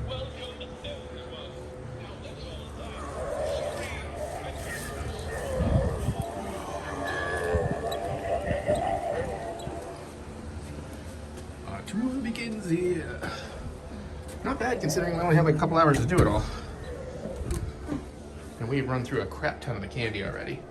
It might be good I bought that. Hey, taste test time with beautiful baby and baby. Okay then. Ignore the noise. I'm gonna have to grab it. I'm air frying some chicken for dinner. But since I'm having a light dinner, we're gonna do some taste testy stuff. So we got some savories and a couple of sweets. We have a lot more than this. We're just gonna do 5 today. I think we'll start here. Yeah, sure. Funyuns, spicy queso. We are both big fans of Funyuns. I like queso. I like spicy queso. Smells interesting. Why don't you go first and tell me how spicy it is? You don't ain't gonna be all that spicy. Oh, be careful.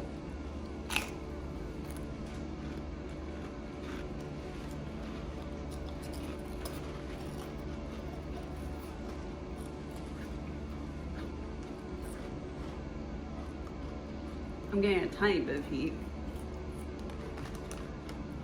I don't know that I'm really getting anything extra out of these other than Funyuns. Honestly, I think I like regular Funyuns better. Yeah. These are just kind of a little bit of a nothing burger, really. They're missing that kind of onion powder. Okay, you just got home, you're hungry, don't go family. Don't fill up on junk. They're okay. I'm not like super, oh my god about them. You can grab some water real quick. Drink on the water on the way home. Go ahead and introduce the next thing. I'm done. I'm just drinking some water. I'm watching my chicken. I got a little under 2 minutes. All right, found some new Pringles. Street taco Pringles. I'm excited for these. Because also, Pringle is the one chip I can control myself with. So it's actually not a bad diet snack. I mean, you don't want to just eat these on a diet, but I can take these upstairs and trust myself to only eat a handful every now and then. There I am. Smells. Let's see a lot of seasoning on there. You're right. Yeah, I immediately kind of got that pork flavor. They're supposed to be like pork tacos. Yeah. Can't say I'm really getting onion or lime or cilantro.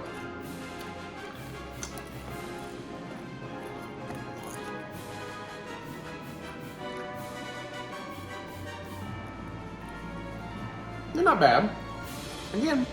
Yeah, I kind of put these with the Funyuns just because they're okay, but it's not striking. Yeah, a bit better. Flavor builds a little bit, but it definitely has a little bit of that pork taco taste to it.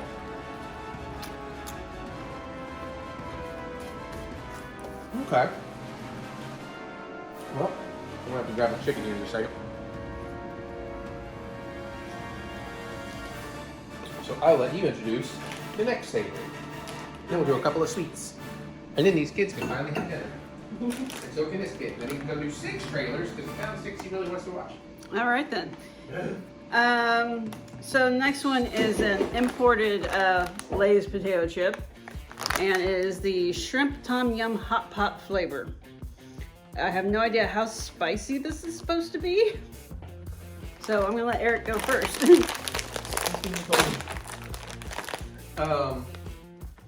Yeah, I way overpaid for these two. I just grabbed them there like at the counter at box lunch. I was like, ooh, taste test stuff. And then I got out, I was like, why was my bill so expensive? They're like $9 a bag for this. I'm pretty sure you can get them cheaper at the actual Asian groceries. Yeah, it smells a little shrimpy. I didn't really get much smell from it at all. Just a tiny bit. Any heat to it or? Oh God, no. Okay. There's like a kind of that citrusy flavor though. I guess maybe from a little bit of lime. Mm-hmm. Yeah, they're showing lime in there. Those are kind of good. It's kind of weirdly sweet, and there is some spice to it. Mm-hmm. With a hint of that shrimp taste. Oh yeah, I can get down with these. I have a feeling. Oh, I have a feeling this is a building heat. Maybe. Yeah, I got oil on the back of my throat. I'm gonna let you have the rest of that. Okay. Yeah, those are good. That is a win. Now, do you want to do the cold sweet or the normal sweet? Let's do the normal sweet. All right. So it's probably a little melty, but we finally found one of these. We found these out at the Jamboree at a Walmart. So it's been to Vegas and California. And then we're shipped home. But butterscotch scoop Snickers, and you know I love Snickers, and the disrespect that Snickers is getting lately on like lists of Halloween candy of all time and stuff. Like, I love candy corn, but some of the latest lists have people saying candy corn is better than Snickers, and I'm like, no. What? Candy corn is not food. Let's not have that argument. Ooh, okay, so it is like 2 little nuggets. So. You just split that one. Do you want to take the first bite, and then yeah. It's. I figured you Hold just on bite. to it. Well, okay.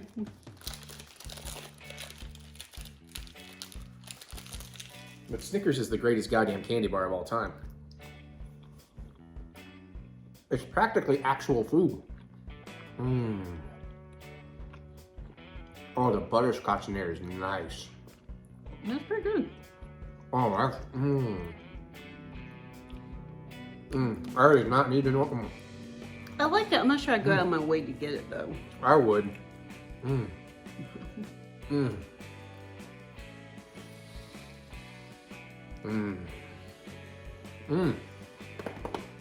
Okay, I'm gonna throw some chicken on a plate while Mary entertains you, and we're gonna try one more thing. Oh my. Oh man. Where is the last thing? It's in the freezer. I haven't picked it out yet. We got choices, so I was gonna wait to decide before I ask you to decide. Oh, which of the flavors? There's like 2 flavors we haven't done, so. Because it might be depending on how hard they are. Good point. Yeah. They'll soften pretty easy. We've already done that one, right? Yeah, I just bought that because it was so good. So it's yeah, it's one of those 2. I get spoons. Let's try the. All right. So this is another of the Little Debbie ice creams. Some of these are really good. Nutty bars, and hopefully it's not too hard to scoop out. Oh, that's great. I like to lick the lids. I'm gonna take the. Just call me a lid. Not getting a whole lot of flavor from the lids.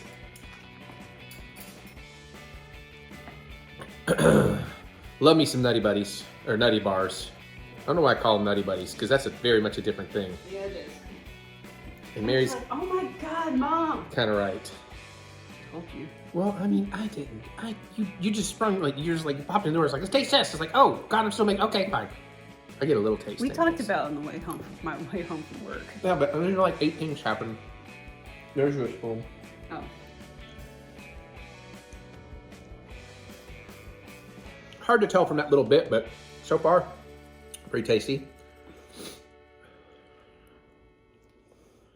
I'll try to keep my body heat on the rim here. Make it taste on camera if you don't mind. I can get into it. It's got potential.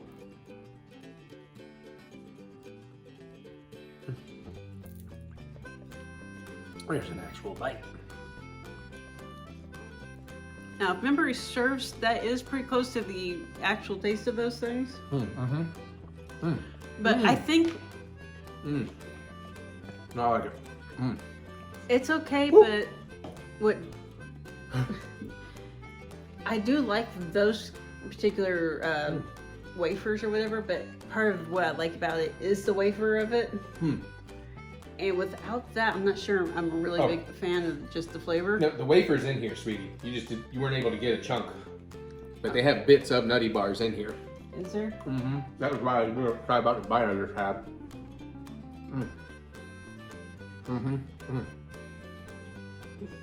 Yeah, let's see. Yeah. Yeah. I still think the oatmeal cream pie is better, but this is up there.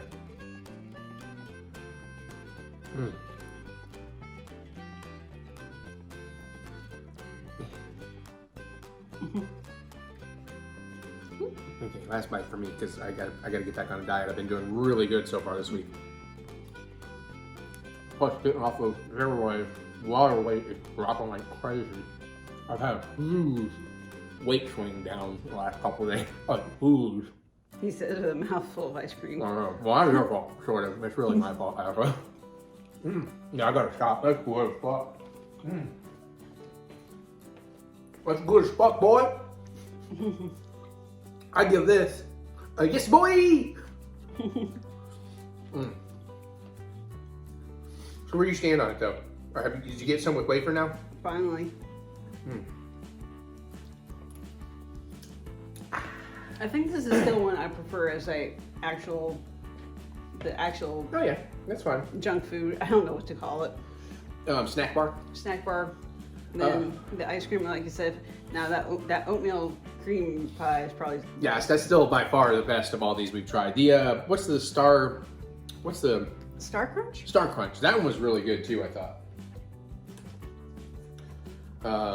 I feel like there was one that we thought was kind of meh though, but I don't know. I'd have to see what the options are again. Yeah, I don't remember off the top of my head. All right. Well, I don't know if this is in the October or if this is in the Thanksgiving. It's probably in the October video. All right, we'll do more stuff. Vloggy. Okay, so let's talk Exorcist Believer. Okay, so a little context, as some of you may or may not know. I have not seen Exorcist 2. I haven't seen the 2 versions of the Exorcist 4 prequel thing. I have seen 3. It's pretty good. I've seen 1. Recently, finally understood the appeal. Like, I mean, I've always kind of understood the appeal. It just never worked for me in the few attempts I had watched it over my life. But finally had a viewing that worked for me. And I was getting excited for Halloween Horror Nights because that was one of the houses. Unfortunately, because of the timing of it, we did not get to see the movie until after the house. So we did the house multiple times, as you've probably seen in the other vlog. And it's a great house. It was really cool. There's a lot of stuff in there. There's some horrible smells, which did come into play at one point in this movie. But anyway, so I was still hyped.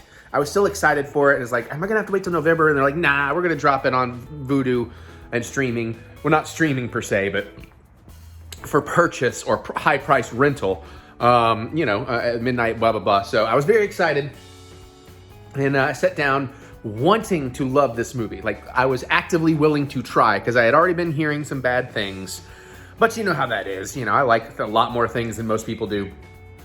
So I was ready. I was like, okay, maybe it's not going to be great, but I'm going to find things I like in it. I'm going to connect it to going through the houses. And overall, I got to say, yeah, no, it's still pretty bad. Like it actually, without spoiling anything, there's some eye rolls and some groans, and especially the very, very ending. Like, why?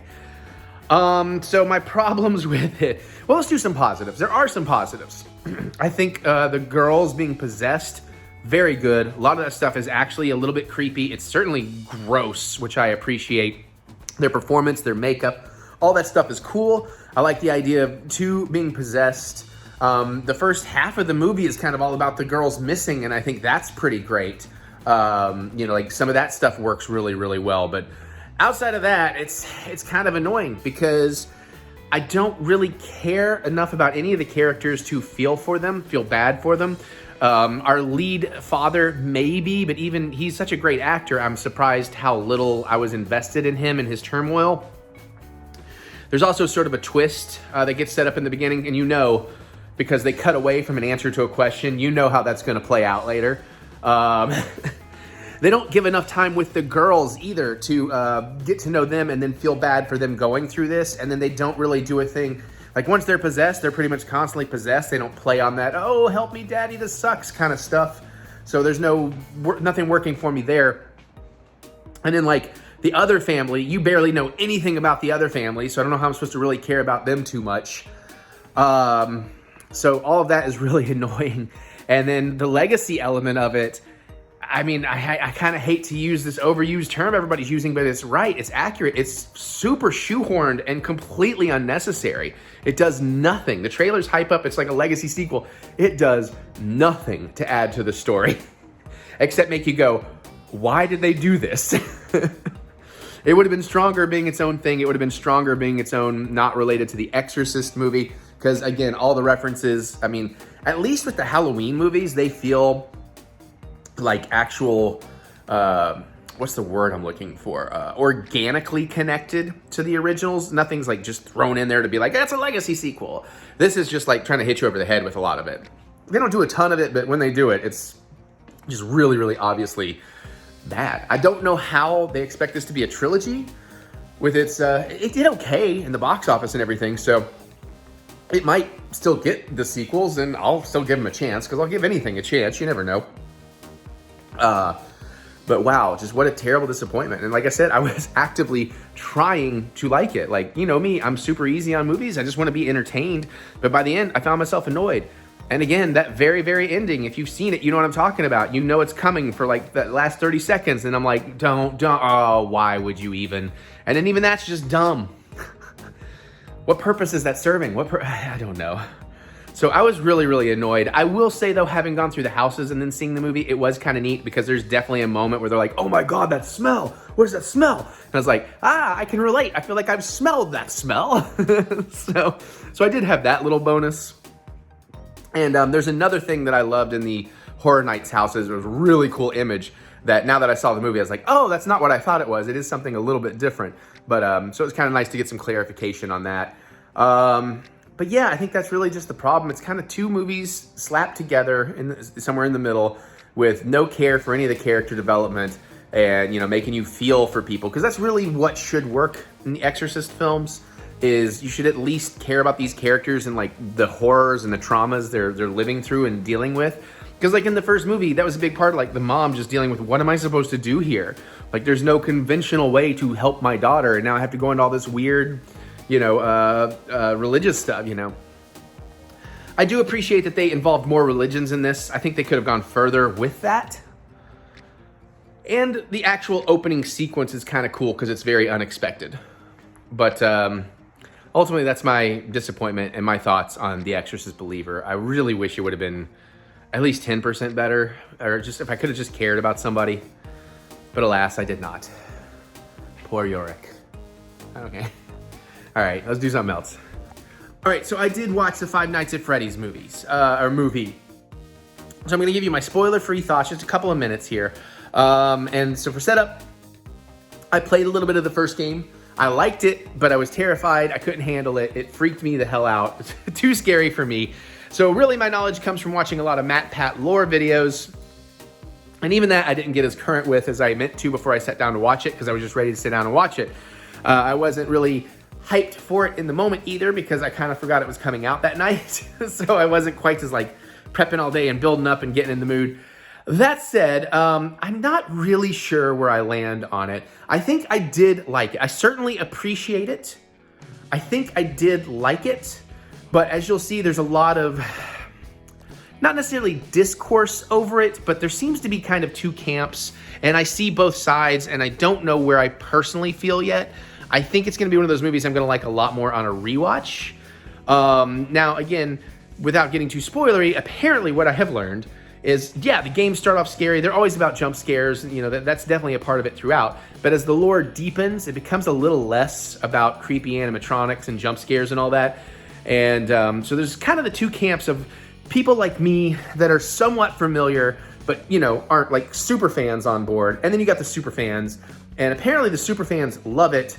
And the people like me feel a little more disappointed. And here's why. So the movie definitely very lore heavy. It very much does, you know, it definitely appeases super fans in that regard, to the point where even though I wasn't 100% sure how much they covered, I felt like they covered too much for a first film. I'm like, surely this thing is going to get sequels, and you could have like laid seeds and set things up to reveal across like 3 or 4 movies, as it were like 3 or 4 games and whatever books and everything. So I do feel it's a little compressed and obvious in places there. And then I was hoping for, like, there's barely, like, they kind of forgot to make it scary. That's my downside to it. Like, I was ready, like, I wanted the tension building of, like, things lurking in the shadows, and they do a little bit of it, but then they kind of forget to do it. They do it for a brief moment here, like once or twice in the beginning, and then boom, it kind of stops being a horror movie, which is weird, you know? Because I think the sets are amazing, the animatronics, puppeteering, all that stuff are amazing. I think it's well cast, the performances are good, music, you know, I mean, the atmosphere, all of it. It's just, I was worried at being PG-13. We talked about this before, and it wasn't because of gore, but, you know, intensity can get you an R rating, and I wanted Five Nights to be intensely scary. And honestly, even though it's PG-13, I kind of put the horror almost down to a PG level, aside from 1 or 2 shots in the movie that are definitely PG-13, not even R. And so that's where, like, my disappointment and my confusion comes from. Honestly, nostalgia critic Doug Walker, I don't often... we sometimes agree, we sometimes don't. I feel like he really put it out. He really had my experience as well, if you've seen his review. But yeah, I mean, I'm gonna watch it again. I'm excited it made a crap ton of money. I'm excited the super fans are getting what they want and they're loving it. I just need to go in with a better understanding and expectation of what I'll get out of it. And I think Mary can definitely handle it. So that gives me a good reason to watch it again anyways, especially because we're speculating that that's the most likely house announcement from Horror Nights in a couple of days as of me filming this. This comes out weeks later, obviously. But, so yeah, you know, kind of disappointed, but also excited and did enjoy it and definitely want to see it again. And then maybe they'll listen to the rest of the audience for the second one and be like, okay, let's amp up some of the scare work in here a little bit. Because, yeah, it needed to be scarier. But other than that, it was a pretty good time. Never boring. A little weird at times, but I like weird. And, yeah, that's that. That's my thoughts on FNAF. Plus, yes, I saw the cameo. The Marvels. We saw the Marvels. We gladly paid for the Marvels. We happily left the Marvels, happy to have spent that money. Because no spoilers yet, although we may do a spoiler section, but I will well warn you. But this will be no spoilers right here. Fuck it, it was fucking awesome. Are people not liking it? Oh, well, you know, I'm not on social media. Okay, well, here's what I'm seeing so far. This is the Monday after it opened. What I'm seeing so far is it's the lowest performing, you know, if you're just going by box office, which ultimately doesn't matter. Well, as a viewer, it really ultimately doesn't matter. You're gonna like what you're gonna like, whatever. But it's the lowest grossing thing since 2008's The Incredible Hulk. What? Yeah, 47 million domestically, hijacked 110 worldwide, which for a Marvel opening weekend, not great. But the consensus, I see critics being a little down in the movie, but I see everybody else. Sorry. Now, of course, you know, I have a curated feed or whatever, so it's a little bit of a bubble in some regards. But everybody else seems to really say, like, yeah, man, I don't get it. The movie's really fun, all the way to people saying it's absolutely great. And we're in the higher category of that. Like, we had a blast with it. I liked this one a lot. I would happily watch it again, especially given that it's a breezier runtime than most of these things. Yeah. And as we'll get to, there's a few sequences that are just phenomenal. I don't actually, it's freaking hilarious. It really is, but like in the right way. Like and a lot of that too comes from character too. Like there's definitely some situational stuff that's hilarious. Yeah. But keep in mind, like, okay, and I guess we can talk about this, like, Yes, we see all of it. So we are current. We've seen all the Marvel stuff. You know, so it was easier for us because we've seen WandaVision, we've seen Secret Invasion, we've seen Miss Marvel. Actually, that's probably part of the reason why, not on our end of things, but one of the reasons why this isn't performing as well is because, do you know, I have like a bunch of people I know who are Marvel fans, but they are so far behind on everything. Yes, and you're not, and I'm not discounting that because that is absolutely fair. I can't talk to anybody about anything. Well, I can also understand that it's not fair to get upset with those people because feeling that way, I get it. But at the same time, and there's still even arguments against what I'm going to say, I do think, like, looking at the movie, and it's hard to you know, look at it more subjectively this way, but I try. I do feel like they give you enough to understand how these characters got there in the movie, like without really, you know, force feeding it to you, but they do some stuff there. Also, as I've started, I forget to tell people, is like there is a great thing on Disney Plus called Marvel Legends, like the action figures. And it's like these little 5 to 7 minute shorts, and every time a new movie or a series comes out, they'll put out like anywhere from 2 or 3 to like 5, depending on how big the show is or whatever. And they're like basically previously on, but for each character. Right. So so if you can't get to the shows or the movies and you're not worried about jumping back and forth and spoiling things or whatever, that's a real, and they're great. They're like these like 5-7 minute long like movie trailers that's all about everything this character's done. And they get you hyped. And even having seen all the things, we're going like, oh yeah, I forgot about that. Yeah, exactly. So that can really help you too. But I do think the movie did a pretty good job to serve the story that it was specifically telling, and I do think it told a fairly self-contained story. It did rely on some Captain Marvel knowledge, seeing part 1, but even that, I think the big beats, they did kind of find a way, you know, through a character having a memory, whatever, recapping what you needed to know to follow this story. But again, that's coming from somebody that has seen everything, and I'm trying to separate it, but who knows how well I can actually do that. I think they did a decent job of giving you the bare bone intro to all 3 of the Marvels. Yeah. Well, they jump you right into it too. Like, I don't think they, for better or worse, like you're saying, they give you the bare bone, but at the same time, it's like when the movie goes, you're pretty much just going. You get like maybe a 2-minute kind of let's get a little vibe, and then boom, boom, boom, boom, boom. Like, oh, okay, here we are. We're right where we. Yeah, but yeah, I can see where people are kind of going like, God, I'm so far behind, and it'll be on Disney Plus in a few months anyways. And I tell you what, and I'll admit it here, like that's my coworkers. Well, I actually had this thought earlier today, because, you know, I try to think about things. I'm open to changing or whatever. But I hear that a lot, and even when you tell me that now, it makes me angry. But I realize that's a me problem. That's not a them problem. They're right. And it's like, and I totally can one of them has 2 tiny ones. Yeah, no, I can totally get where they're coming from. Like, what I'm trying to confess to is, as aggravated as I get from hearing people say superhero fatigue, well, I don't have it at all. But I can totally understand how other people do. I've come around with that. It's like, I hate me. And again, but at the same time, I still believe in that principle that it's like, well, if every single one of them was like top tier, perfect, great all the time, I don't think anybody would have it. And when they are great, they're still celebrated. Hence Guardians of the Galaxy 3, you know, and such. But yeah, so I've come around on that anyway. So it's like, I'm glad I don't have it. I'm glad I can still enjoy what I can enjoy. But I get where people are coming from with that. Yeah. I didn't mean to cut you off. I literally had that epiphany with myself today. Part of me goes, it's like, okay, well, how much of it is that? How much of it is, it's like, we're working into like only one of them has had a movie previously, the other 2 from TV shows, and people are like, I don't care. Well, and you know what? I don't want that. Again, it's a whole other rabbit hole I'm not going to go down because I was going to get on the Killers of Flower Moon thing.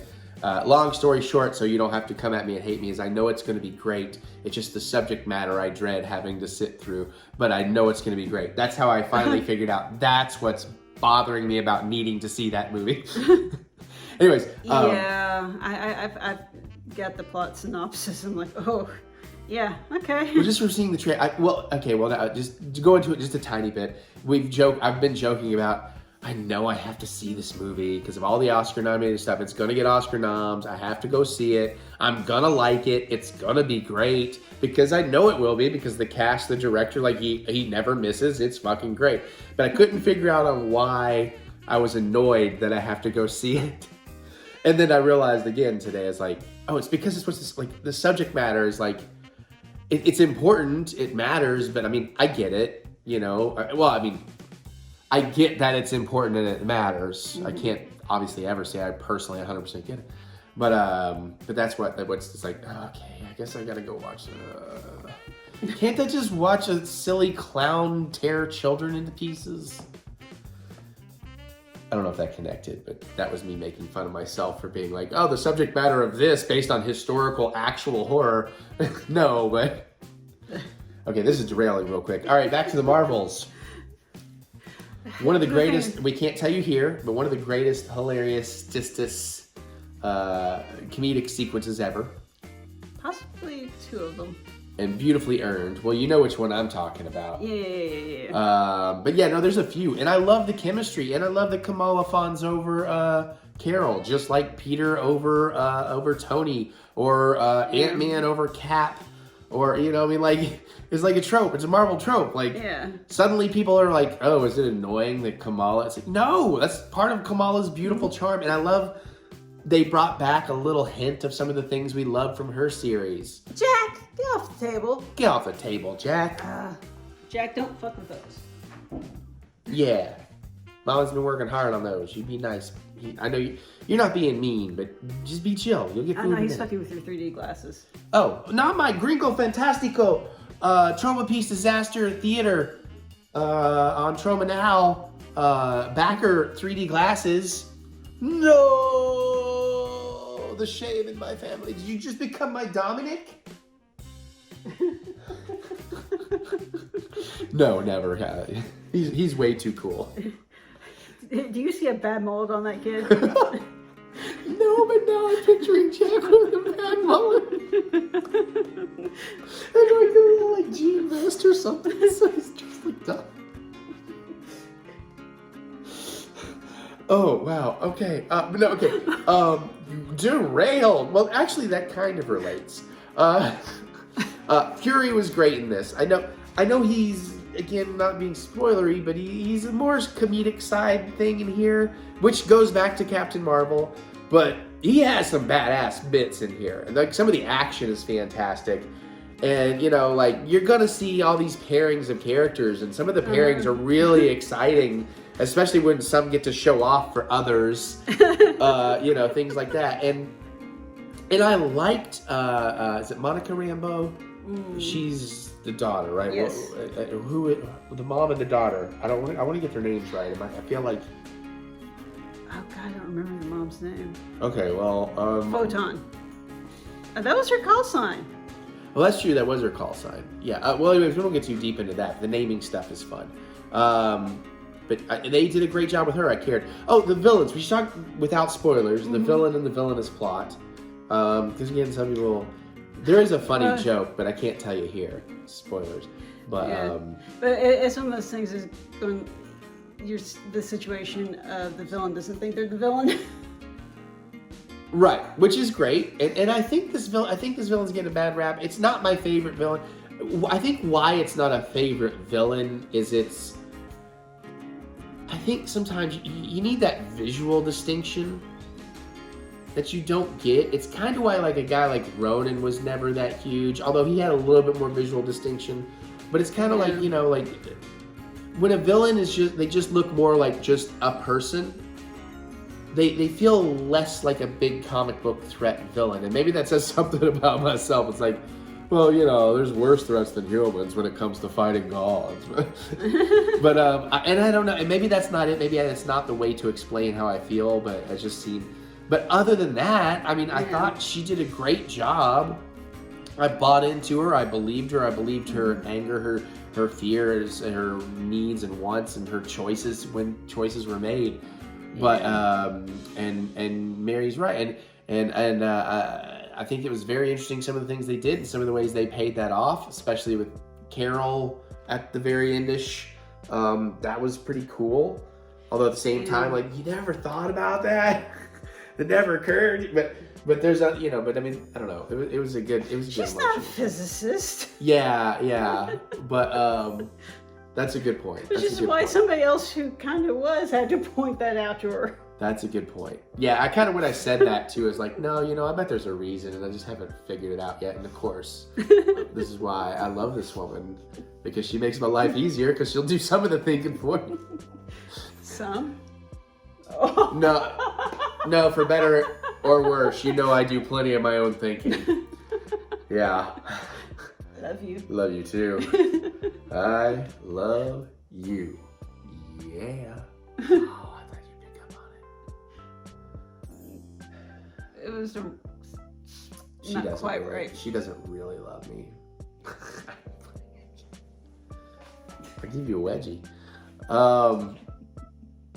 Did we do enough non-spoilers? I think so. Just go see the freaking movie. Yeah, like, I mean, seriously, it's really cool. And then again, there is no post-credit. There is a mid-credit. And that's part of why we have to do a spoiler section. So what we're going to do now is I'm going to cut away. I'm going to do the thing I normally do.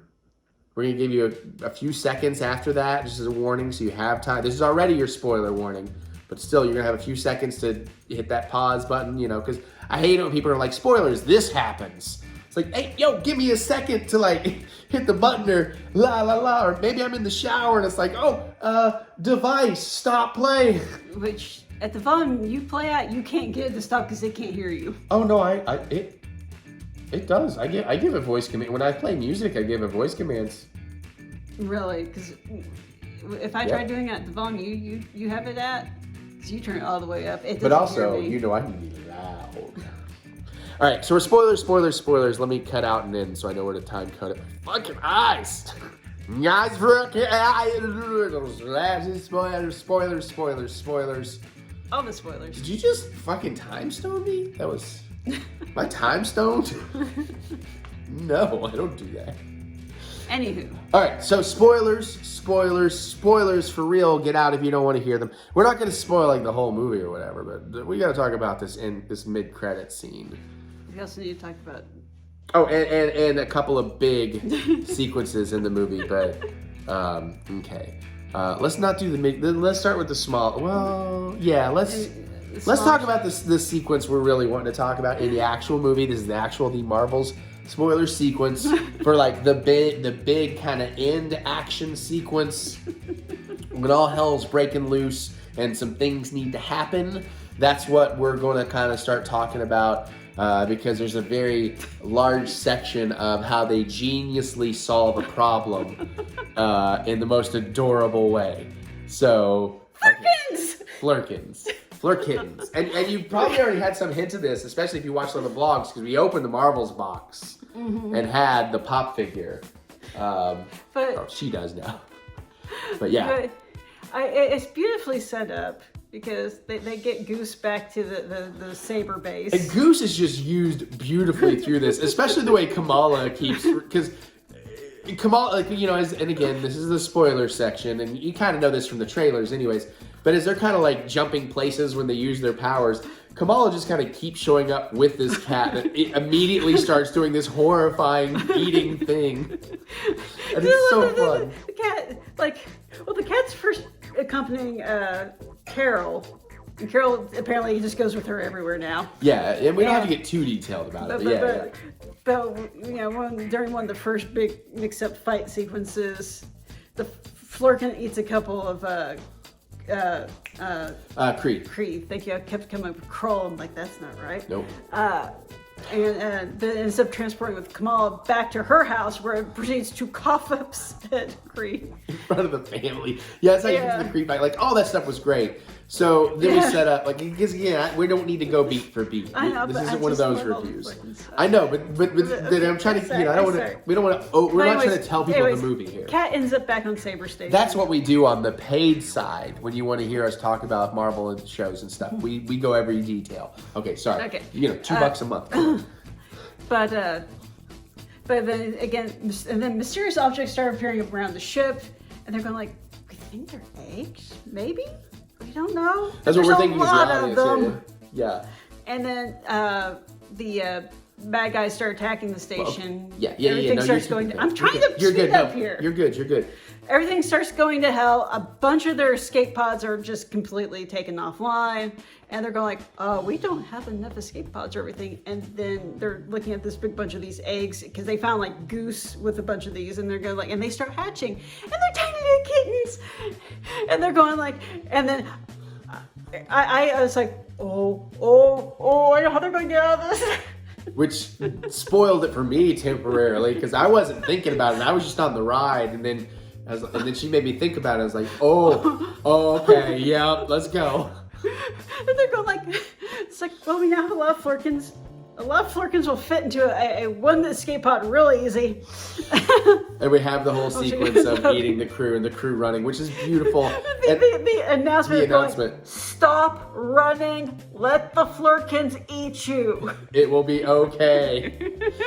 That was so and awesome. Nobody believes this. Right, but then the best is they take it even further when you take one of the superheroes. You take Kamala Khan and you take Ms. Marvel. She's just like, she has to actively like, Stop uses, people. yeah, and like then she uses the flirkin like a gun, like basically, like that was fun. That's the kind of stuff like Marvel movies miss, and I don't know who can watch that sequence and not enjoy these just insane. Like if you like the Guardians movies, that was like Guardians level. I feel like that was a beautiful and James charming. Gunn inspired scene. Right? I mean, and again, I don't want to just try to, because I would give James Gunn credit for almost everything in the world. But I don't want to take away credit from the people. But yeah, man, there was so much fun. But and then okay, well, and then again, this is spoilers, so we're gonna get a little bit more detailed on the end of that. But then the end of that with the ones that get in the escape pod with Fury and Kamala's family, yeah, and then like it loses gravity or whatever it does. Oh yeah, and like the out. cats start floating around, and then the cats start being like. Yeah, because at least one or two people get up while they're still inside the thing. Yeah. So that whole sequence was incredible and just amazing. Now you said there were two really big funny sequences. I feel the musical sequence. Oh, okay, yeah. Because that was just beautiful. I love the fun. concept personally, and I love the design and everything going on. I feel like it was 80% there in execution, though. I feel like it either dragged or the song needed to be a little bit more for me, or I just needed a little bit more from it than what I got from it. But conceptually, I loved it. I feel like if Kamala could have totally gotten sucked in. That may have been with a beat that was missing. With a Bollywood number. Yeah. And oh God, what's her name? Monica would have just been like, I need more drinks. Which I do love that she was like, she had a drink going. Yeah, that stuff was pretty cool. And I love that there's like a marriage of convenience. It just kind of gives some more history to what Carol's been doing all that time, that we hadn't seen her. Of course, this is also my one scientific nitpick. Oh, is it the ocean? Okay, so again, this is a big spoiler for, the villainous plot. Because we haven't talked about that, but now we're going to talk briefly about that. So she's basically, it's the Spaceballs. That's the joke online. Yeah. That's a fair comparison. Stealing atmospheres, essentially, from other planets. Yeah, or in this case, the sea. Well, that's true. The first one was atmosphere. The first one was atmosphere. Yeah. Spoilers. So I'm sitting here going like, if this planet is like 99% water, depending on the size of this planet in comparison to the size of the Kree homeworld, if you don't have a way of turning this off, you might end up with more water than you actually want. Yeah, did anybody do the math on... Because there's no way to turn that thing off. Because like that is like the comic booky funny thing is they're like, well, it's like the planet that's like 99% water. It's like the biggest water planet in the galaxy. So it's like, of course that's a target. Except really, if it was scientific, which it's not, Mary, why are you checking my Marvel? No, Marvel's actually a bit more scientific, so you have some validity there. But yeah, it would be the planet, like somebody do the math, it's the planet with the most equal volume. Is that right? I feel like I said that with some authority, and I'm like, I doubt myself. That's about right. Yeah, that sounded right. I feel like this is something that's going to be addressed in How It Should Have Ended. Well, also you just gave me like, ooh, there's some fun what if possibilities with this one. Yeah, but okay. So that's your nitpick there. I think we're pretty good with spoilers except for the mid-credit, right? Right. Because we're not trying to do the whole movie like we do on the paid review things. Although we don't do it for movies, but I don't know. I want to do something different with the paid side. Anyways, so the mid-credit, here's the big spoilers. If you don't want to know, big spoilers, mid-credit, we've seen hints of this, but this is also big, huge. Okay, so mid-credit, which we have to spoil part of the ending of the movie to get to. So also ending of movie and mid-credit, spoiler. Okay, the portals end up opening a multiverse rip, so she can jump into a different universe. Yep. So. And then of course Monica Photon knows she has to stay. Yeah, because it has to be sealed from the other side. Right. So that's all we'll say about the ending. Now we're into the mid credits, and Monica wakes up in a hospital, and her mom is there. Everybody like, is this like an afternoon? Right? Or clearly, I'm obviously thinking multiverse, but I thought somebody else would be sitting there. I was like, who's going to be sitting there? Is it like Wanda? Is it a happy Wanda? Is it a, what are we going to get here? It's like, oh, it's her mom. Okay. So I wasn't ready for it. Then you hear a voice, and I thought it sounded familiar, but I didn't place it. But I heard some people in the audience immediately being like, oh. And I was like, huh? And then you hear the voice again as it pans up. Motherfucking beast. Kelsey Grammer beast. But looking more like the 97 cartoon. He looked pretty good in X-Men 3 and whatnot, but he was straight out of the 97. They zebbed him in Star Wars. Like, it looked like the cartoon come to glorious life. And with the Kelsey Grammer voice, which, you know what, in love or hate Kelsey and, politics or whatever aside, because my understanding is maybe, he has certain politics or whatever, but he's like, you know what, I don't want to talk about that shit. I'm an actor. I regret saying that, though, because at the same time, you know what, even actors are people. They have every right to talk about whatever they want to talk about. So let's just not go there. X-Men, right? Yeah. So this is so cool. And then turns out, and then Monica's mom stands up. Yeah. And she's wearing an X-Men outfit, which I did not know at the time. Did you know at the time, or did we? It looked vaguely familiar to me. Okay, she was a little more into it or with it than I was, and I knew it was supposed to be something. But now, of course, we find out it was Spectre. I want to say Spectre. She says Spectrum. Spectrum or Photon, because it's all light-based stuff. Right, but I know Photon. I think it's the other one. I think it's because Photon is what Monica technically is. But I guess Photon could work. Anyways, the point being, that was when she was with the X-Men, when Carol Danvers was with the X-Men, that was her character and her outfit. So really cool idea to switch it the way they've switched it. But so that's the mid-credit scene. And of course, she's like, where am I? But I have so many questions. Like, okay, so this is the second time we've seen X-Men 97 in live action Marvel. Because spoilers, if you haven't seen it, Doctor Strange and the Multiverse of Madness. Oh, yeah. The Illuminati brought back, much like Kelsey Grammer was Beast in the live action films. Well, the originals before Nicholas Hoult as the younger version. Yeah. From the menu. But looked more like the cartoon. They did that with Patrick Stewart from the original movies, brought him in, made him look like Professor X from the 97 cartoon. And we know they're like pushing the 97 cartoon, they're rebooting that. Not necessarily canon in the MCU per se, it's probably a universe. So I think that's interesting. So that opens up some questions for me too. Is this the same universe that Charles was from? And does that mean that Wanda from our universe has killed that universe's Charles, which could also become a thread or a something? Are we doing this? Is this more of the Secret Wars setup? Because again, I haven't read Secret Wars, so some of I may be talking out of turn in some places. But is it, because my understanding is it's definitely it comes down to 2 worlds or 2 universes that realize one of them has to be the victor and the other's gone. I thought it was X-Men versus Avengers, so that kind of would be cool. This also leads into, like she was saying, I talked about a Doctor Doom theory instead of Kang on the pace side. And, you know, like that could play in, because wasn't that originally Secret Wars? And sorry, okay, I'm sorry. You talk, because Jesus, I have so many questions and so many thoughts on this mid-credit scene. I don't know. Of course, you know, if Deadpool has his way, we may not get any X-Men. Well, you also bring in that point too, because and again, I've seen just a handful of set photos we've all seen, but and heard some speculation. Deadpool 3 back on. It's the only movie, theoretically, the only Marvel movie we're getting in 2024. Thank you, studios, for causing that strike. But hey, strikes. Yeah, strikes. Thank you. And that's if the other strikes don't become, you know. Anyways.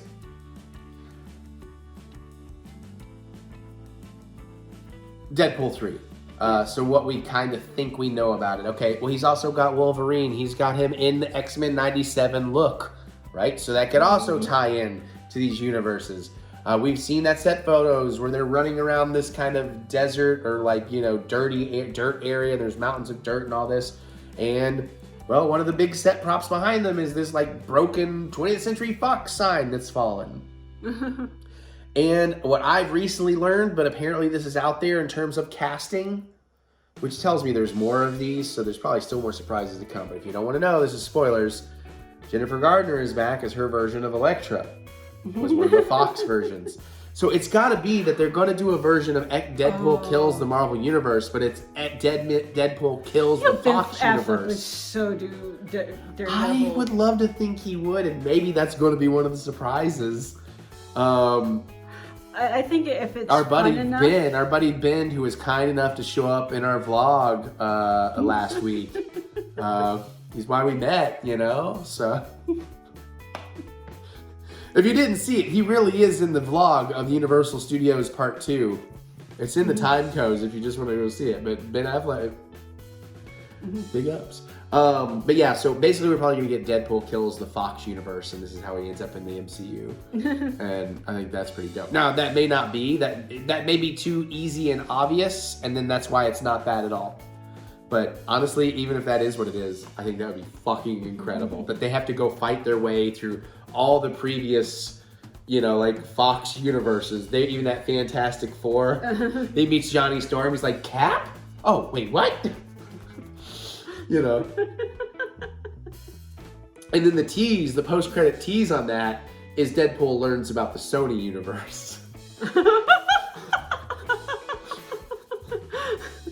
And then if you're going to do that story, then you know what stops him from killing the Sony universe, because I'm sure they wouldn't. Tom Holland? Yeah. He's like, that's how he meets Spider-Man and becomes Spider-Man's best friend. That's why he's like, both studios' universes can exist, man. But not before he takes out Mobius. Morbius. Yeah, he just takes out Morbius. Just Morbius. It's like, can I have, it's like Drax is like, all right, then I'll just kill one. Just one. Stupid, insignificant.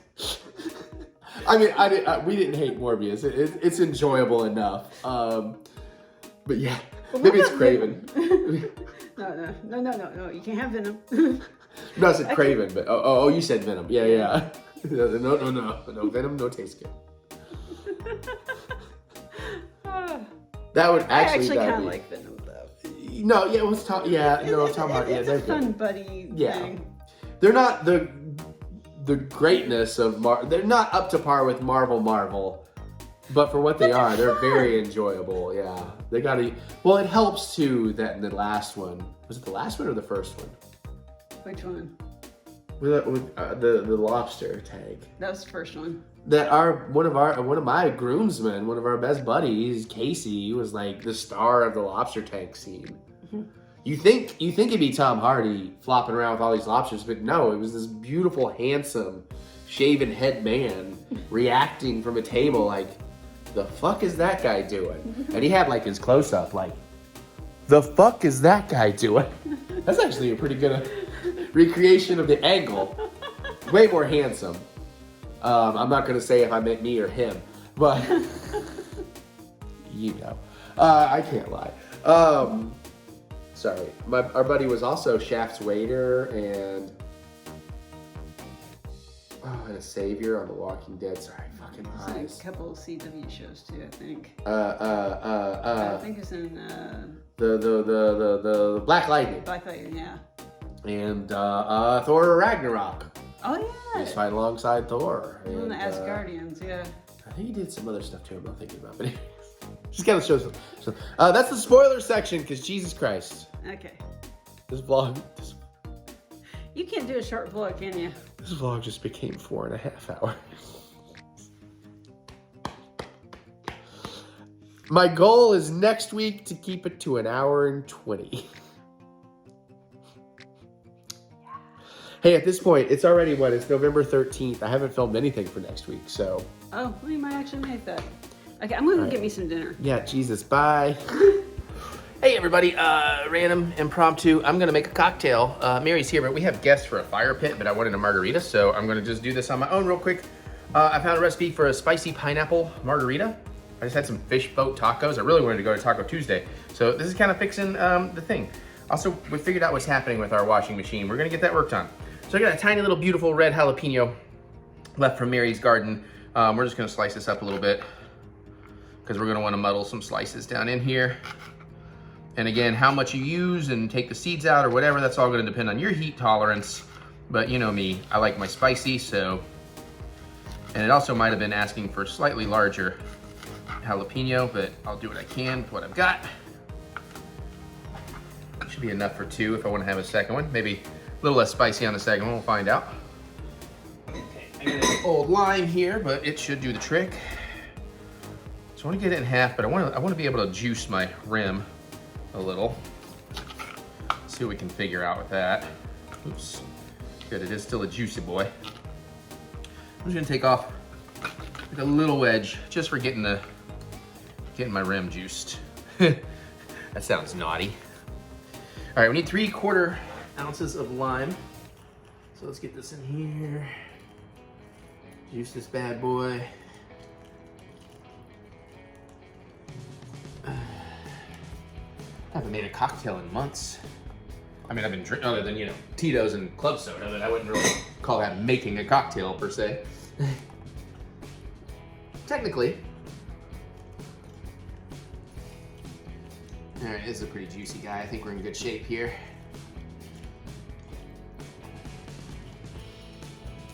All right. Sorry, Mike Elmore, you're having to wait on me while Mary feeds cats and I make a drink. We're doing a little fire pit, last fire pit of the year, I think. At least we'll have gotten 2 in. Sticky. Okay. So they say you can use Blanco tequila or Reposado. I'm gonna go with some Don Julio Reposado. We're gonna use some Cointreau. But first, we're gonna wanna rim this glass. Now, they suggested with salt. Oh boy, that would've sucked. I had more limes, but it would've sucked. But I felt like we're doing a spicy jalapeno margarita. Let's get a little fancy with it. Let's hit this tahini. You know what? Maybe we won't hit this tahini. It's looking kind of gnarly, isn't it?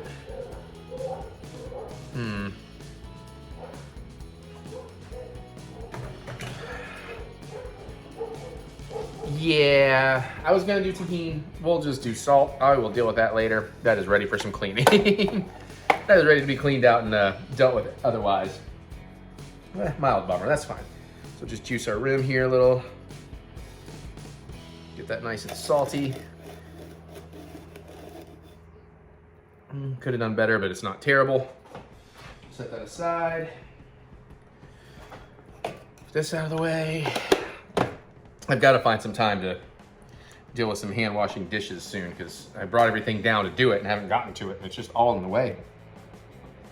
All right, start building our drink here. We need a shaker. I'm not gonna put ice in it yet.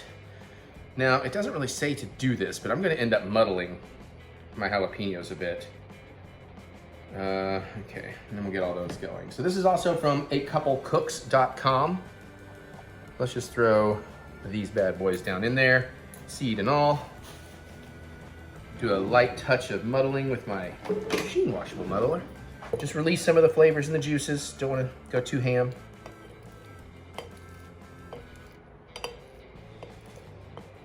That's probably good. It's good to hear that little crunch in there. All right. I believe we put everything in, right? Yeah. Jalapenos, tequila, pineapple juice, cilantro, and lime juice. Okay. Then we're gonna fill it with ice, we're gonna shake and do the normal thing. So we want 1.5 ounces of our tequila.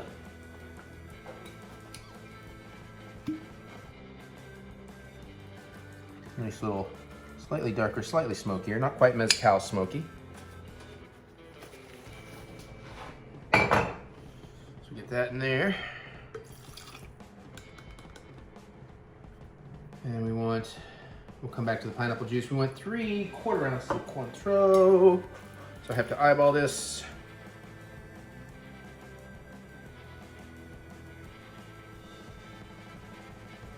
That's about right. And we want 3/4 ounces of lime juice. So I'm just gonna mix this together.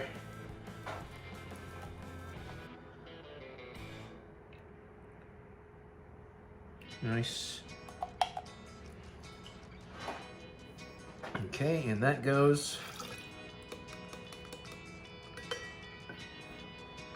And whoops, 2 ounces of pineapple juice. Just got the Dole 100% pineapple juice.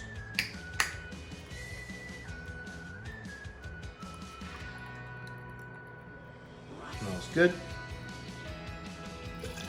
Whoop, in you go. All right, we're gonna get some ice in here. I'm gonna grab about 5 ice cubes. Seems to tend to be right.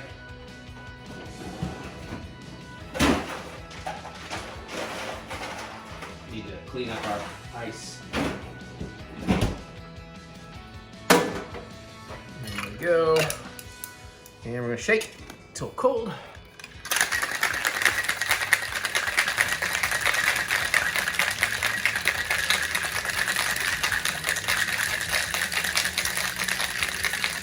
That should be pretty good. We're gonna pour this in, then we're gonna add some ice in, and I'm gonna taste it. Mary will not be tasting this one. It is, spicy, And honestly, this was impromptu. I wasn't intending for this to be like my drink of the week, but I was like, oh, I'm gonna need one soon. Makes a pretty good amount. What, about 5 ounces of liquid. Glad I didn't double it up. Leave that about, because I may rinse it off and have another one. I'll put like 3 ice cubes in there.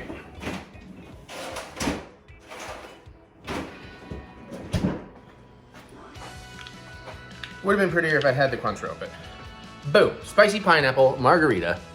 Now for the important part. Yes, I have all the buckets. Looks nice. Smells pretty good.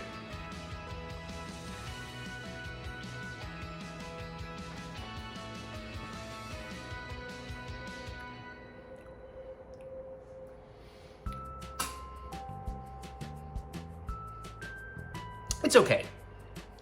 I definitely get the heat from the jalapeno. That's nice.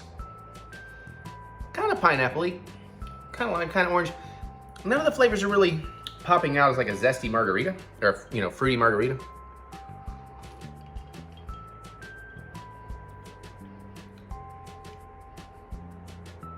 Kind of feel like the lime juice, it might need to be the lime juice, might need to have been fresher.